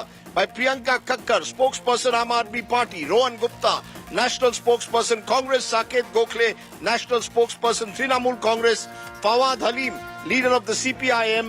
and Satya Prakash Mishra, National Convener, Mission 2024, Nitish Vichar Manch from the JDU. I appreciate all my guests joining us. Let's turn to you, Priyanka Kakkar, first, because the Aam Aadmi Party is creating all the buzz at the moment. It appears that Arvind Kejriwal, not happy with the Congress, claiming the Congress was not playing the role of a team player, boycotting a joint press briefing. Now, does Arvind Kejriwal want to be part of a Congress alliance or an alliance in which the Congress is a part or not? Is he simply looking for an excuse not to be part of this alliance? Rajdeep ji, good evening to everyone. Rajdeep ji, it is a very clear case that there is a black ordinance which trampled upon the constitution, which overruled the Supreme Court's constitutional bench judgment, which snatched the rights of the people of Delhi, which we got after a very prolonged battle. If the fight is about saving the constitution, which is, so this is a clear case where Congress should by now should have supported us. You know, even today there were 15 opposition parties which met. Out of them, 12 of them have a standing in the Rajya Sabha. Out of them, 11 have already given us, supported us openly. So it's a little questionable why the Congress has... But why did Mr. Kejriwal attended the meeting, attended the lunch, and then chooses to skip the press conference at the last moment? That is not the question, Rajdeep ji. Rajdeep ji, even during the press conference, the question on ordinance came up, and Congress should be questioned. Which side are they standing on? Are they standing with the government which tramples upon the constitution, which snatches the rights of the people of Delhi? And you know, you can't get a clearer case here. It's not a small thing. A Supreme Court judge bench, a Supreme Court judgment of a constitutional bench which laid down the principles of constitution. A constitutional bench will lay down the principles of constitution. You can amend an act by an ordinance. You cannot amend a constitution by the ordinance. So here is a clear case, and the silence of the Congress is questionable, and they seem to be siding with the BJP in this case. Okay. You know, I also have the BJP Shehzad Poonawalla. It almost seems, Shehzad, it's going to be you versus all, but that will happen in a moment. I just want to bring in Rohan Gupta on this. Rohan Gupta, the Congress, many believe, is the elephant in the room for any alliance. After your victory in Karnataka, the belief is the Congress thinks it has the momentum that any alliance will be only on the terms of the Congress. Rahul Gandhi was there at this joint meeting, so was Mallikarjun Kharge. We're now told that there will be another meeting in Congress-ruled Himachal. Is the Congress committed to being part of an alliance that it could include parties like the Aam Aadmi Party, the Trinamool Congress? Is there a firm commitment of the Congress to this alliance? Will you stand by the AAP when it's in trouble? Or do you really not trust Arvind Kejriwal? Can you hear me, Rajdeep? Yes, I can. Okay, so Rajdeep, basically when you enter into alliance, it's a larger alliance and it is for the macro issues. You cannot stop alliance or hinder alliance just because of the bilateral issues. On certain issues you cannot agree also. Whenever different parties come together, there is something called common minimum program. So if there are issues, obviously Aam Aadmi Party and Congress Party, they are opposite parties in Delhi, in Gujarat, in many other states. So there can be difference of opinion on certain issues. But you cannot stall the overall movement because of certain party-to-party issues. Congress is always ready for macro issues, and Congress, as it is our responsibility as a bigger party, to take all the parties together, and we'll always do that. But at the end of the day, Rajdeep, there will be certain issues. Do you trust Arvind Kejriwal? Mr. Rohan Gupta, do you trust Arvind Kejriwal, who 6 months ago, when he contested against you in Gujarat, you said he's the B team of the BJP? Do you trust Arvind Kejriwal or not? Absolutely. See, this is what I'm saying, Rajdeep. If you go by that logic, by fighting Gujarat elections, they have helped BJP. They have always, they passed the ordinances also. So there are many issues where we don't agree with Aam Aadmi Party. But when it comes to the larger issue of opposition unity, obviously it is not that Congress Party is adamant. But you cannot use bilateral issues or party-to-party issues to stall the grand alliance. When Rahul Gandhi ji was questioned by ED for so many hours, we never expected Aam Aadmi Party to join us. When his membership of parliament was cancelled, we never expected Aam Aadmi Party to join the agitation also. So we understand we have to fight our own fight at the same time. We have to come together for the larger issues. I don't see a maturity in any party taking a single issue to take away from the overall opposition unity.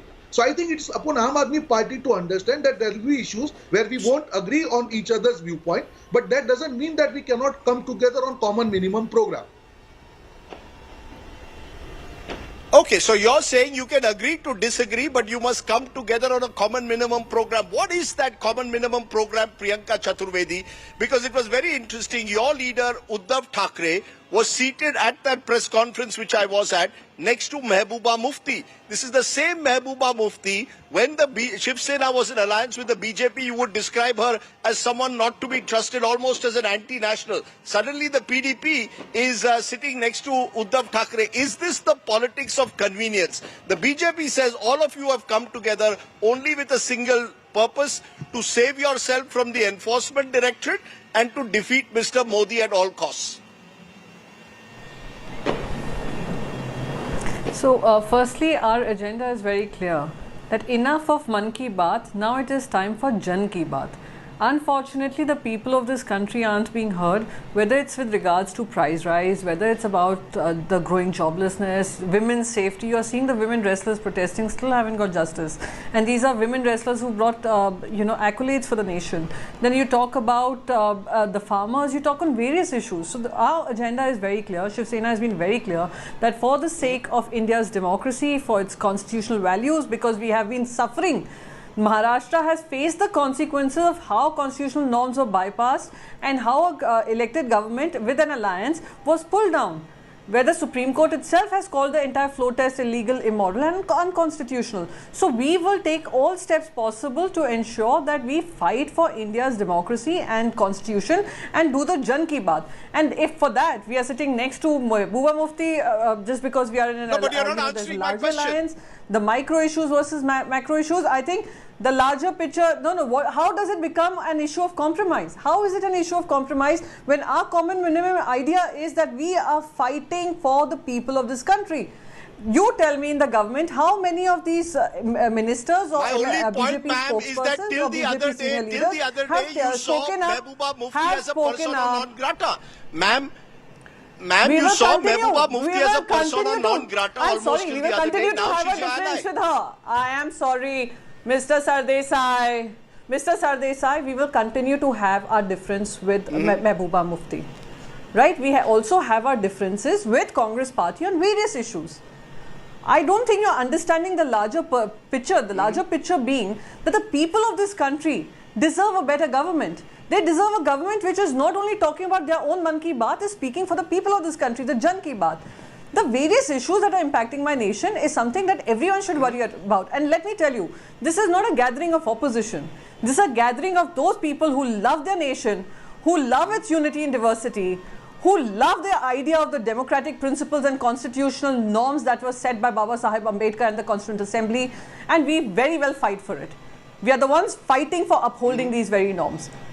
So I don't know how do you find it as a politics of compromise. I look at it as a fight to safeguard our constitutional morality and democratic principles. It's interesting the way you're putting it, because Shehzad Poonawalla, this has been a running theme. The opposition today, almost all their speakers said, we are fighting to save the constitution of the country. The BJP is betraying constitutional values. Whether it is in Manipur, whether it's in wrestlers' protest, whether it's allegedly misuse of central agencies, the BJP is turning India, according to the opposition, into an elected autocracy, a one-man show, where the opposition dissenting voices are not listened to. How do you respond? Is the BJP at all worried? The fact that now growing opposition parties are actually coming together on one table.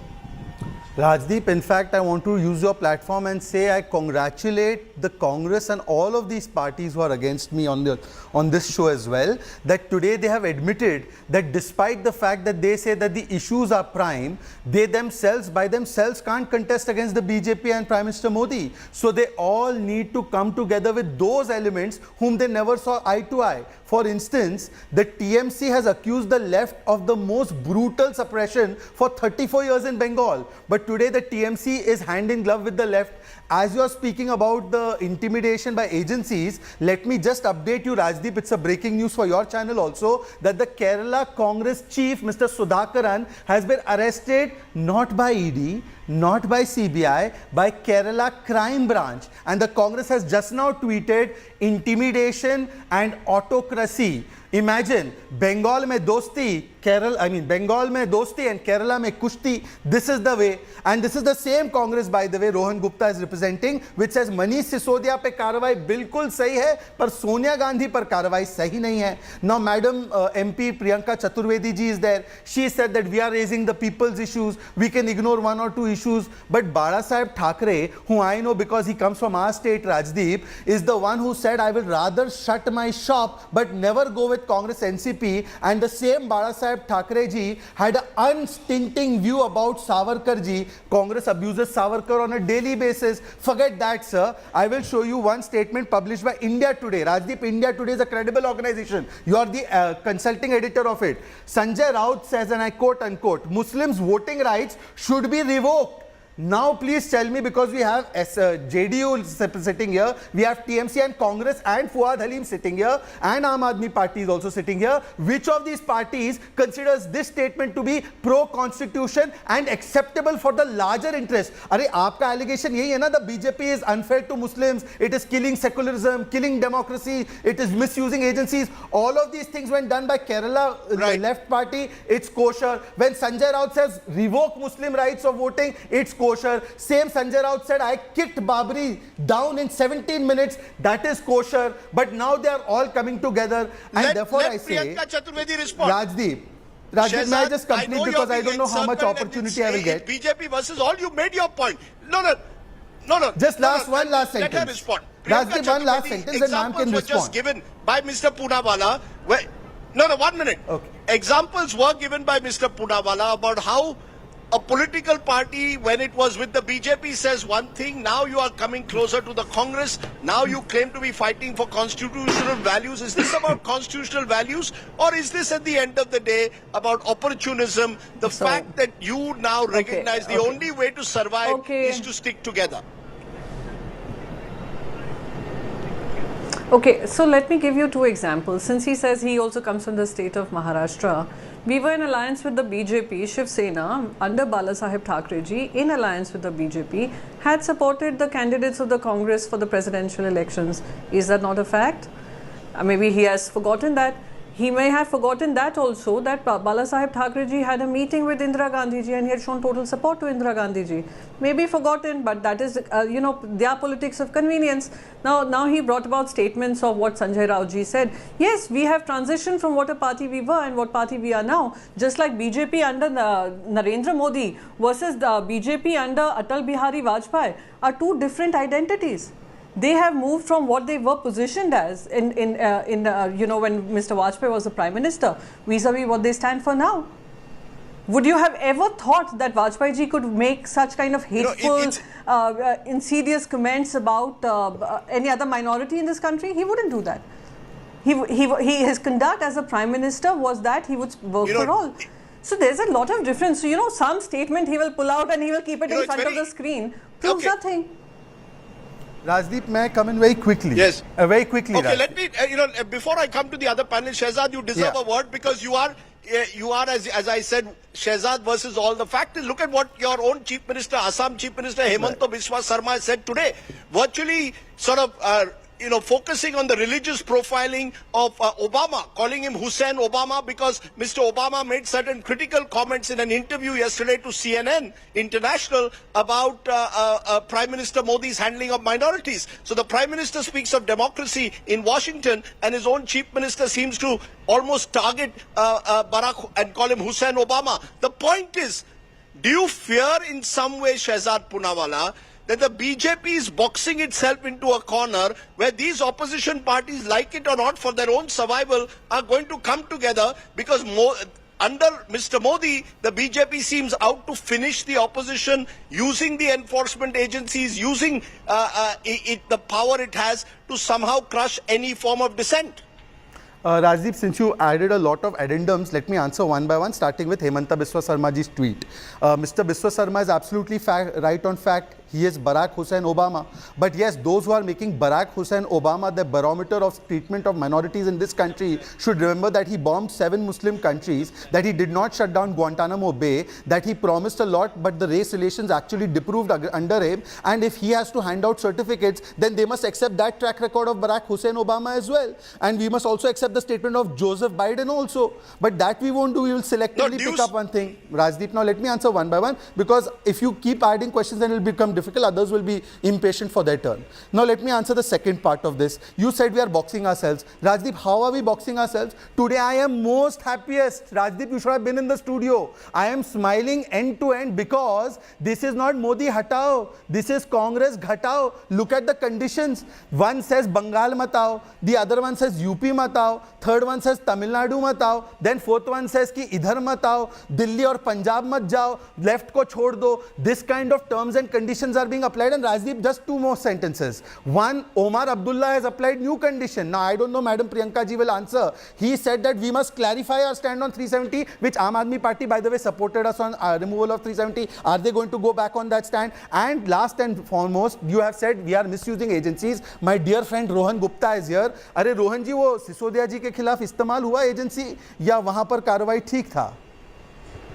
Rohan Gupta, the elephant in the room is the Congress. You see, the Congress has to decide, is it willing to cede space in Bengal to a TMC, in Delhi and Punjab to Aam Aadmi Party, in Uttar Pradesh to the Samajwadi Party, possibly in the future in Telangana to KCR, or in Odisha to a Biju Janata Dal.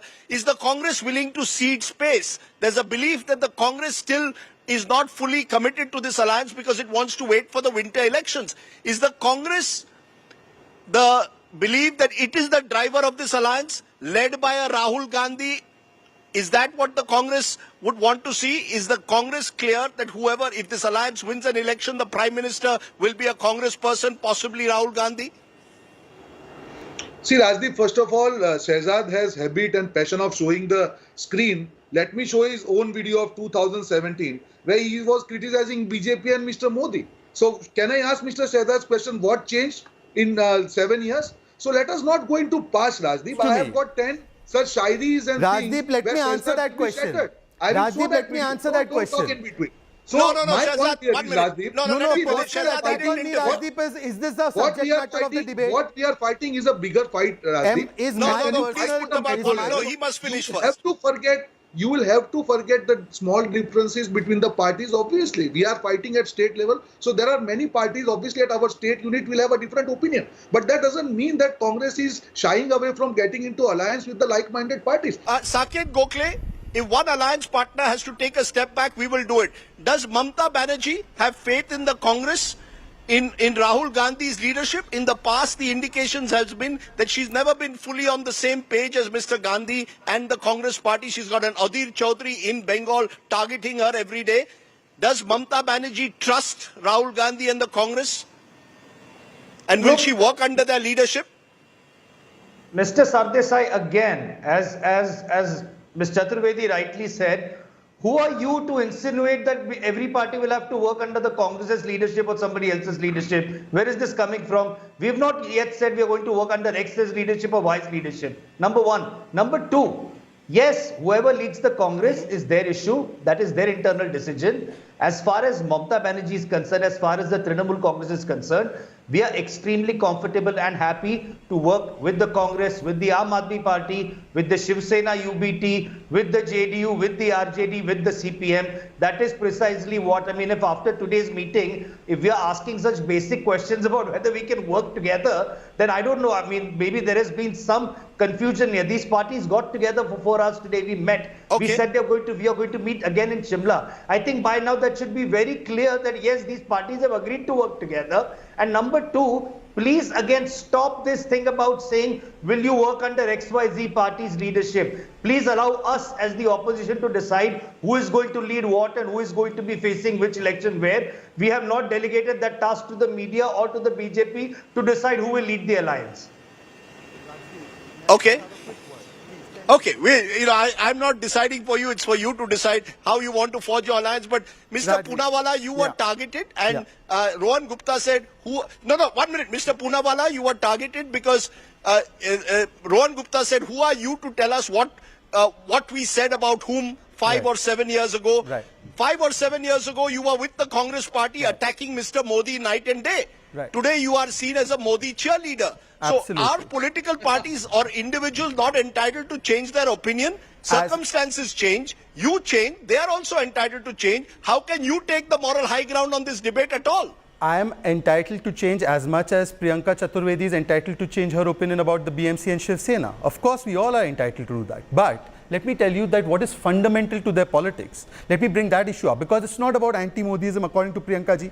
But for them, an issue core to Bala Saheb's Vichardhara was Article 370. I challenge you, Rajdeep, if this is not about anti-Modism, ask all of them to take the position on Article 370's abrogation. Ask each one of them, starting from TMC to Shiv Sena, Uddhav Thackeray faction, to Congress, what do they think about the abrogation of Article 370? Forget that. Here, let me show you another statement from India Today. I believe India Today is a very credible organization. Here's the DMK leadership. Rajdeep, no, I did not interrupt. Rajdeep, I request you, I beseech you. No, you didn't answer my question, Shehzad. Yes, what do I you need didn't to answer my Please tell question. me. I am answering all your questions at my... You didn't answer my question. If you shift your stand, they are entitled to shift their stand too. Rajdeep, let me explain to you the fundamental difference.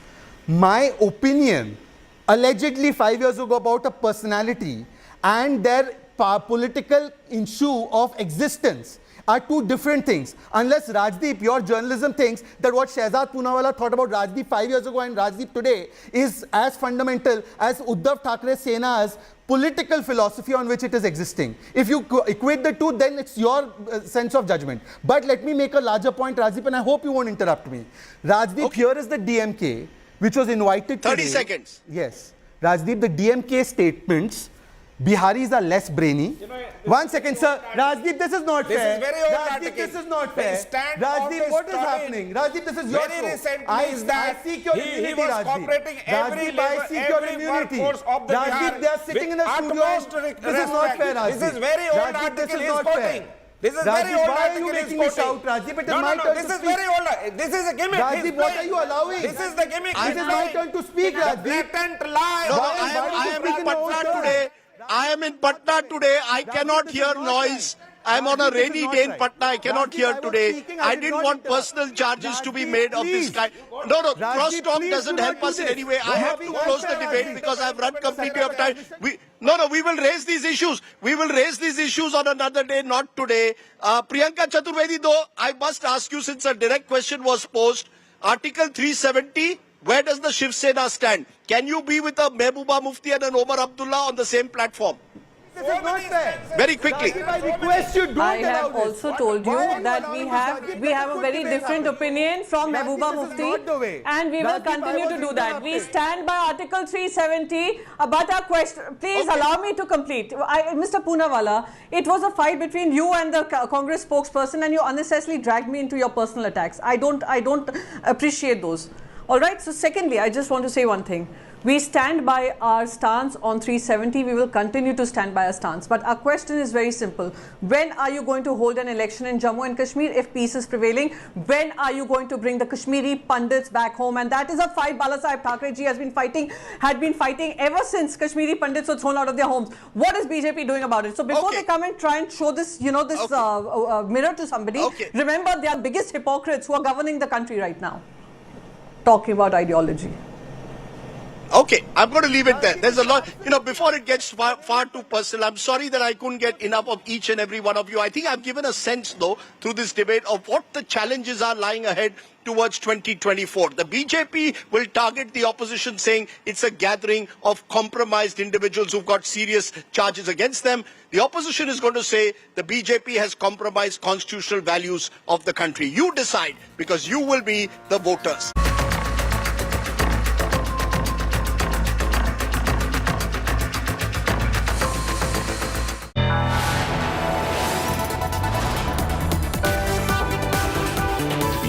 Are watching India Today.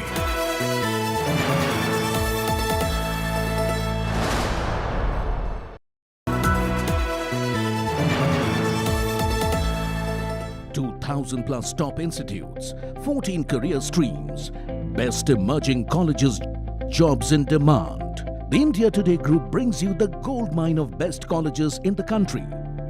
Log on to bestcolleges.indiatoday.in and embark on your journey towards a successful future.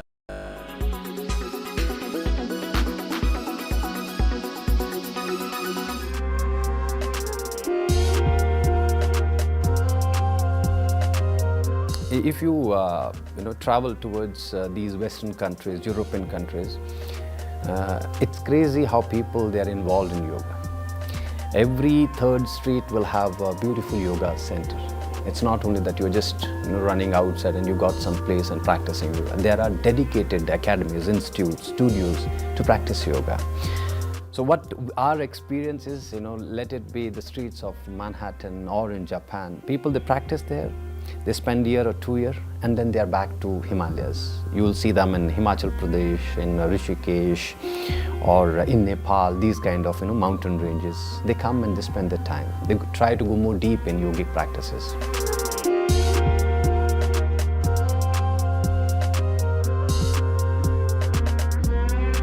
In my early educational days, I was a little boy and I was very lost. I didn't know where to turn, I didn't know what to do, I didn't know who to believe. So I always wondered why I was here. I knew I was here for a specific reason. We implement the practice of yoga. So naturally, it changes your inner mechanism. I gave up my business in the UK and I sold my house in the UK to come to India to learn the ancient teachings of yoga and pranayams, breathing techniques, mudras and meditation techniques.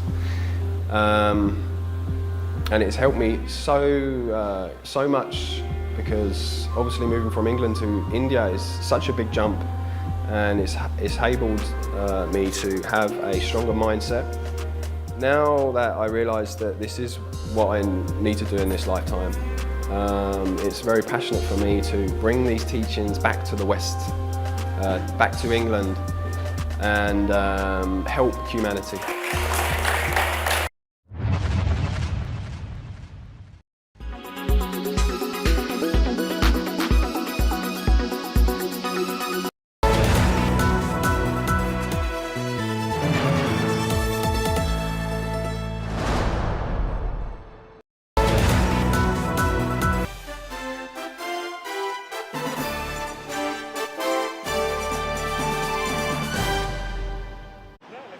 Hello and welcome to the special broadcast from Washington, D.C. Prime Minister Narendra Modi concluded his visit here in America.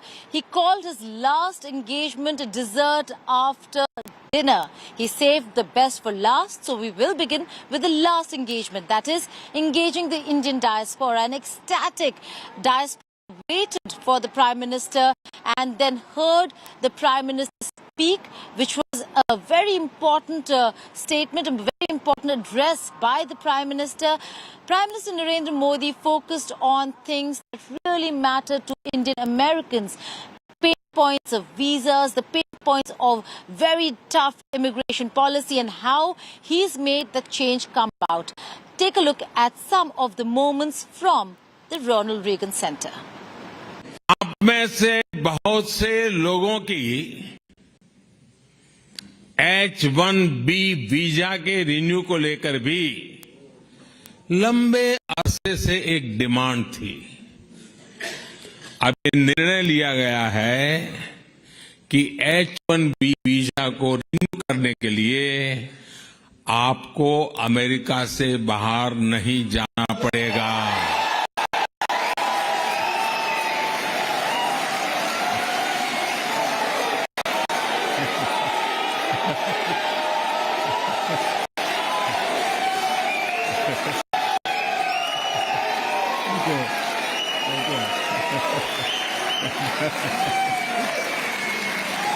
Thank you. America में रहते हुए ही अब ये visa renew हो जाएगा।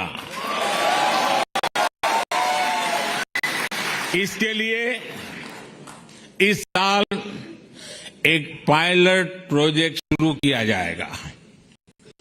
इसका बहुत बड़ा फायदा हमारे आईटी प्रोफेशनल्स को भी होने वाला है।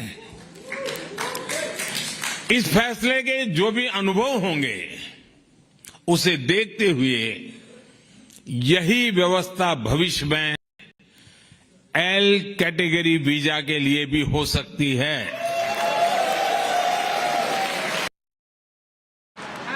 Vice President Kamala Harris hosted a state luncheon for Prime Minister Narendra Modi, where they raised a toast to Indo-US ties. Secretary of State Blinken and the US Vice President also shared their love for yoga, samosas and democracy. In attendance at the state luncheon were people like Indira Nui, as also Jhampa Lahiri. Those hopes are reality. Cheers.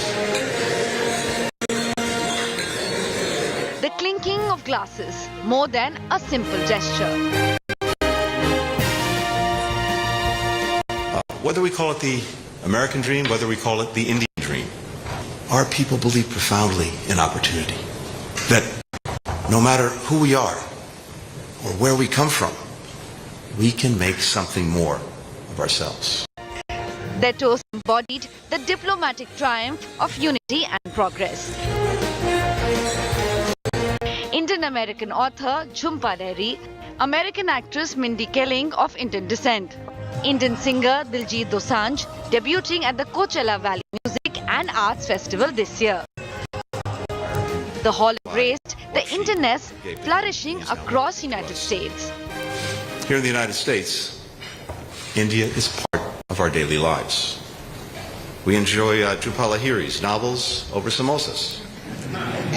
We laugh at the comedies of Mindy Kaling. We dance to the beats of Diljit at Coachella. And yes, Mr. Prime Minister, and I can say this from personal experience, we keep ourselves more or less fit and healthy doing yoga.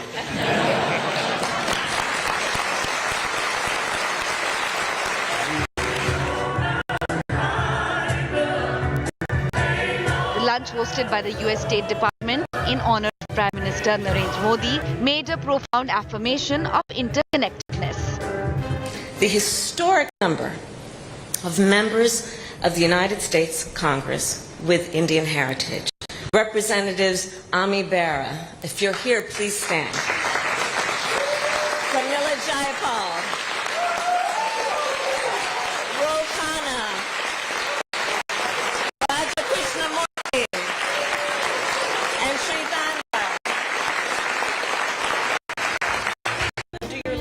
The words of US Vice President Kamala Harris carry the essence of her cherished childhood memories of southern India, invoking her ancestral roots with passion and pride. More expansive than every morning consisted of taking long walks on the beach with his retired buddies. I remember them talking about the importance of fighting corruption and fighting for equality. Throughout these walks, I recall my grandfather teaching me lessons about not just what it means to have a democracy, but to keep a democracy. The Prime Minister thanked the hosts for their gracious reception. उपराष्ट्रपति कमला Harris और secretary Blinken का इस भव्य स्वागत के लिए बहुत बहुत धन्यवाद करता हूं। पिछले 3 दिनों में मैंने अनेक बैठकों में हिस्सा लिया, कई विषयों पर चर्चा की। इन सभी बैठकों में एक चीज कॉमन थी, सब एक मत थे कि भारत और अमेरिका के लोगों के बीच मित्रता एवं सहयोग और गहरा होना चाहिए।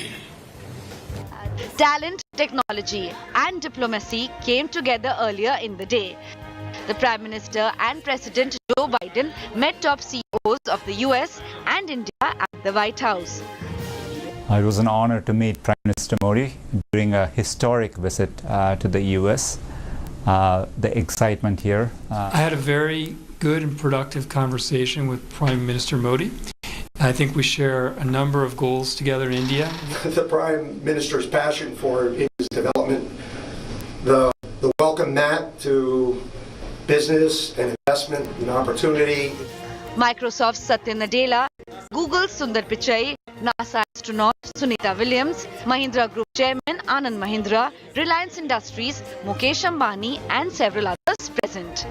हम नई और उभरती टेक्नोलॉजी के क्षेत्र में नए विश्वास के साथ काम कर रहे हैं. President Biden once again emphasized the significance of Indian-US relationship. And our technological cooperation will be a big part of defining our partnership.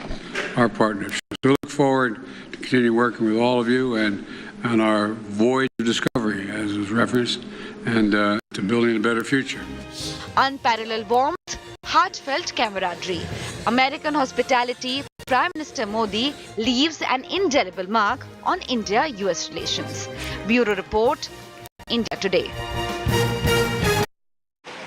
The biggest talking point of Prime Minister Narendra Modi's visit to Washington, D.C. was democracy. Prime Minister Narendra Modi declared India a complete democracy, rubbishing all those claims on dissent and minorities in India. He also said that India is the mother of all democracies and endorsed President Biden's statement on India when he said that democracy is in the DNA of India. As you stand here in the east room of the White House, where so many world leaders have made commitments to protecting democracy, what steps are you and your government willing to take to improve the rights of Muslims and other minorities in your country and to uphold free speech? मुझे आश्चर्य हो रहा है कि आप कह रहे हैं कि लोग कहते हैं नहीं, भारत डेमोक्रेसी है. Asked on India's democratic credentials and rights of Muslims, the Prime Minister made an emphatic answer at the joint briefing with President Joe Biden. Prime Minister Modi was answering to Wall Street journalist Sabrina Siddiqui. The Prime Minister's body language said it all. He removed his earpiece to make his point with full authority. What steps are you and your government willing to take to improve the rights of Muslims and other minorities in your country and to uphold free speech? मुझे आश्चर्य हो रहा है कि आप कह रहे हैं कि लोग कहते हैं नहीं, भारत डेमोक्रेसी है. और इसलिए जब आप डेमोक्रेसी कहते हैं, जब डेमोक्रेसी को स्वीकार करते हैं और जब हम डेमोक्रेसी को लेकर के जीते हैं, तब डिस्क्रिमिनेशन का कोई सवाल ही नहीं उठता है. और इसलिए भारत सबका साथ, सबका विकास, सबका विश्वास, सबका प्रयास, उन मूलभूत सिद्धांतों को लेकर के, और इसलिए हम चलते हैं. Prime Minister Modi made it clear that his government will not let go of India's democratic credentials at any cost. In a massive pushback to silence critics who have trained guns on India over the issue of minority rights, President Biden also rubbished claims by former US President Barack Obama on India's track record in safeguarding Muslims. Publicly defending India and the Modi government, Biden repeated Modi's claim that democracy is in India's DNA. And it is in America's DNA, and I believe in India's DNA, that the whole world has a stake in our success, both of us, in maintaining our democracies, makes us appealing partners, and enables us to expand democratic institutions around the world. And I believe this, and I still believe this. Modi, while speaking at the US Congress, made it a point to underscore his government's Sabka Saath policy to uphold minority rights. Our vision is Sabka Saath, Sabka Vikas, Sabka Vishwas, Sabka Prayas. It means together for everyone's growth, with everyone's trust and everyone's efforts. Sought to silence its. This was Modi's biggest counter ever to a powerful voice, which has been critical of his government. जैसा राष्ट्रपति Biden ने कहा, भारत और America दोनों के DNA में लोकतंत्र है। लोकतंत्र हमारा स्पिरिट है, लोकतंत्र हमारी रगों में है। Will Modi's forceful assertions silence his detractors? With Rahul Kaval and Geeta Mohan in Washington, D.C., Bureau Report, India Today. From the moment Prime Minister Narendra Modi landed on US soil, the red carpet was rolled out by the Bidens.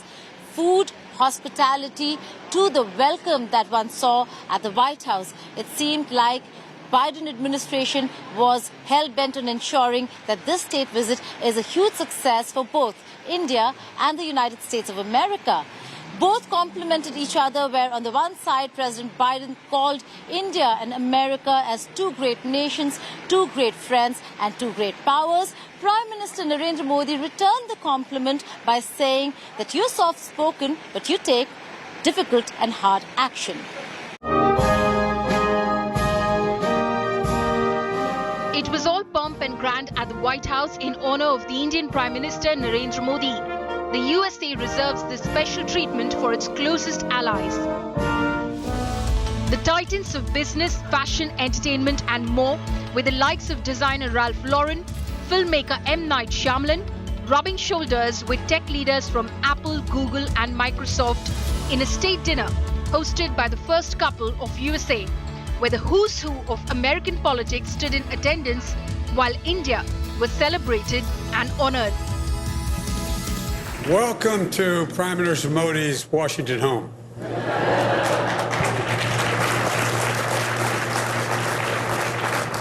I've been doing it. Please have a seat. I've been doing this a long time, but I don't ever remember anybody getting a warmer welcome than this man right here. Good evening, everyone. 20 years ago, as chairman of the Senate Foreign Relations Committee, I made clear that the United States and India grew to be the closest friends and partners in the world would be a safer place. I believe that even more today, now that I'm president. कल शाम आपने अपने घर के दरवाजे मेरे लिए खोले।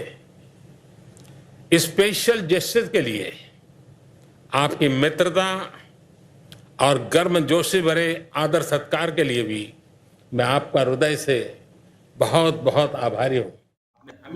But before this grand dinner, Prime Minister Narendra Modi held high-level talks with US President Joe Biden at the Oval Office on not-so-comfortable issues like differences over human rights and India's stance on Russia's war in Ukraine.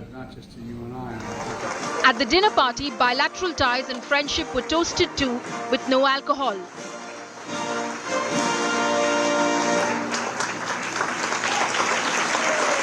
Mr. Prime Minister, thank you for your partnership and your friendship. And to all, please join me in a toast. Mr. Prime Minister, I had an Irish grandfather named Ambrose Finnegan, and he used to say that when you give a toast and you don't have any alcohol in your glass, you must do it with your left hand. You think I'm kidding? I'm not. Prime Minister Modi quipped with his own rejoinder. मैंने देखा है कि आपकी मेहमान नवाजी से प्रभावित होकर कई बार आपके मेहमान गाना भी गाने लगते हैं। काश मुझ में भी गाने की कला होती तो मैं भी आपको कुछ सुनाता। Not particularly known for his humor, but the Indian Prime Minister's comment hit home. He was referring to South Korean President Yoon Suk-yeol, who surprised guests when he got up on stage during a White House state dinner, honoring him in April, and belted out a rendition of American Pie, one of his favorite songs, to raucous applause. Something touched me deep inside the day. Wow. The music died. On Thursday, the honorable state guest on his second state dinner at the White House praised India and USA's deepening bond as the Bidens held an extravaganza, a historic state dinner. And may we always remember that it's our people that give our partnership strength. From all the backgrounds and beliefs, they inspire us, challenge us, tell us the truth, and push us forward. They're the reason our democracies endure, evolve, reflect, and renew generation after generation. जैसे जैसे समय गुजर रहा है, हमारे लोगों में और एक दूसरे के प्रति समझ और बढ़ रही है, एक दूसरे के नामों का सही उच्चारण कर पाते हैं, एक दूसरे के एक्सेंट को समझ पाते हैं। भारत में बच्चे हैलोवीन पर स्पाइडरमैन बनते हैं और अमेरिका के युवा नाटू नाटू पर डांस करते हैं। The 400 distinguished guests dined on a plant-based menu of millet and corn salad, portobello mushrooms, and strawberry shortcake, catering to the Indian Prime Minister's vegetarian tastes. Toast to our partnership, to our people, to the possibilities that lie ahead, to two great friends, two great nations, and two great powers. Cheers. A toast to our wonderful hosts, President Biden and Dr. Jill Biden. A toast to good health, prosperity, and the pursuit of happiness, to liberty, equality, and fraternity, and to the everlasting bonds of friendship between India and the United States. Cheers. Cheers. Indian national flower, the lotus, was visible throughout the pavilion, along with saffron-hued floral arrangements that differed from table to table at the south lawn of the White House, as the most powerful head of state of the world admired and showed respect to the growing, most powerful head of state from Asia. It was an evening of dazzling brilliance of India on Uncle Sam's soil. Let's not forget, this visit was all about big bang deals, from semiconductors to space to fighter jets. Prime Minister Narendra Modi meant business the moment he landed in Washington, D.C.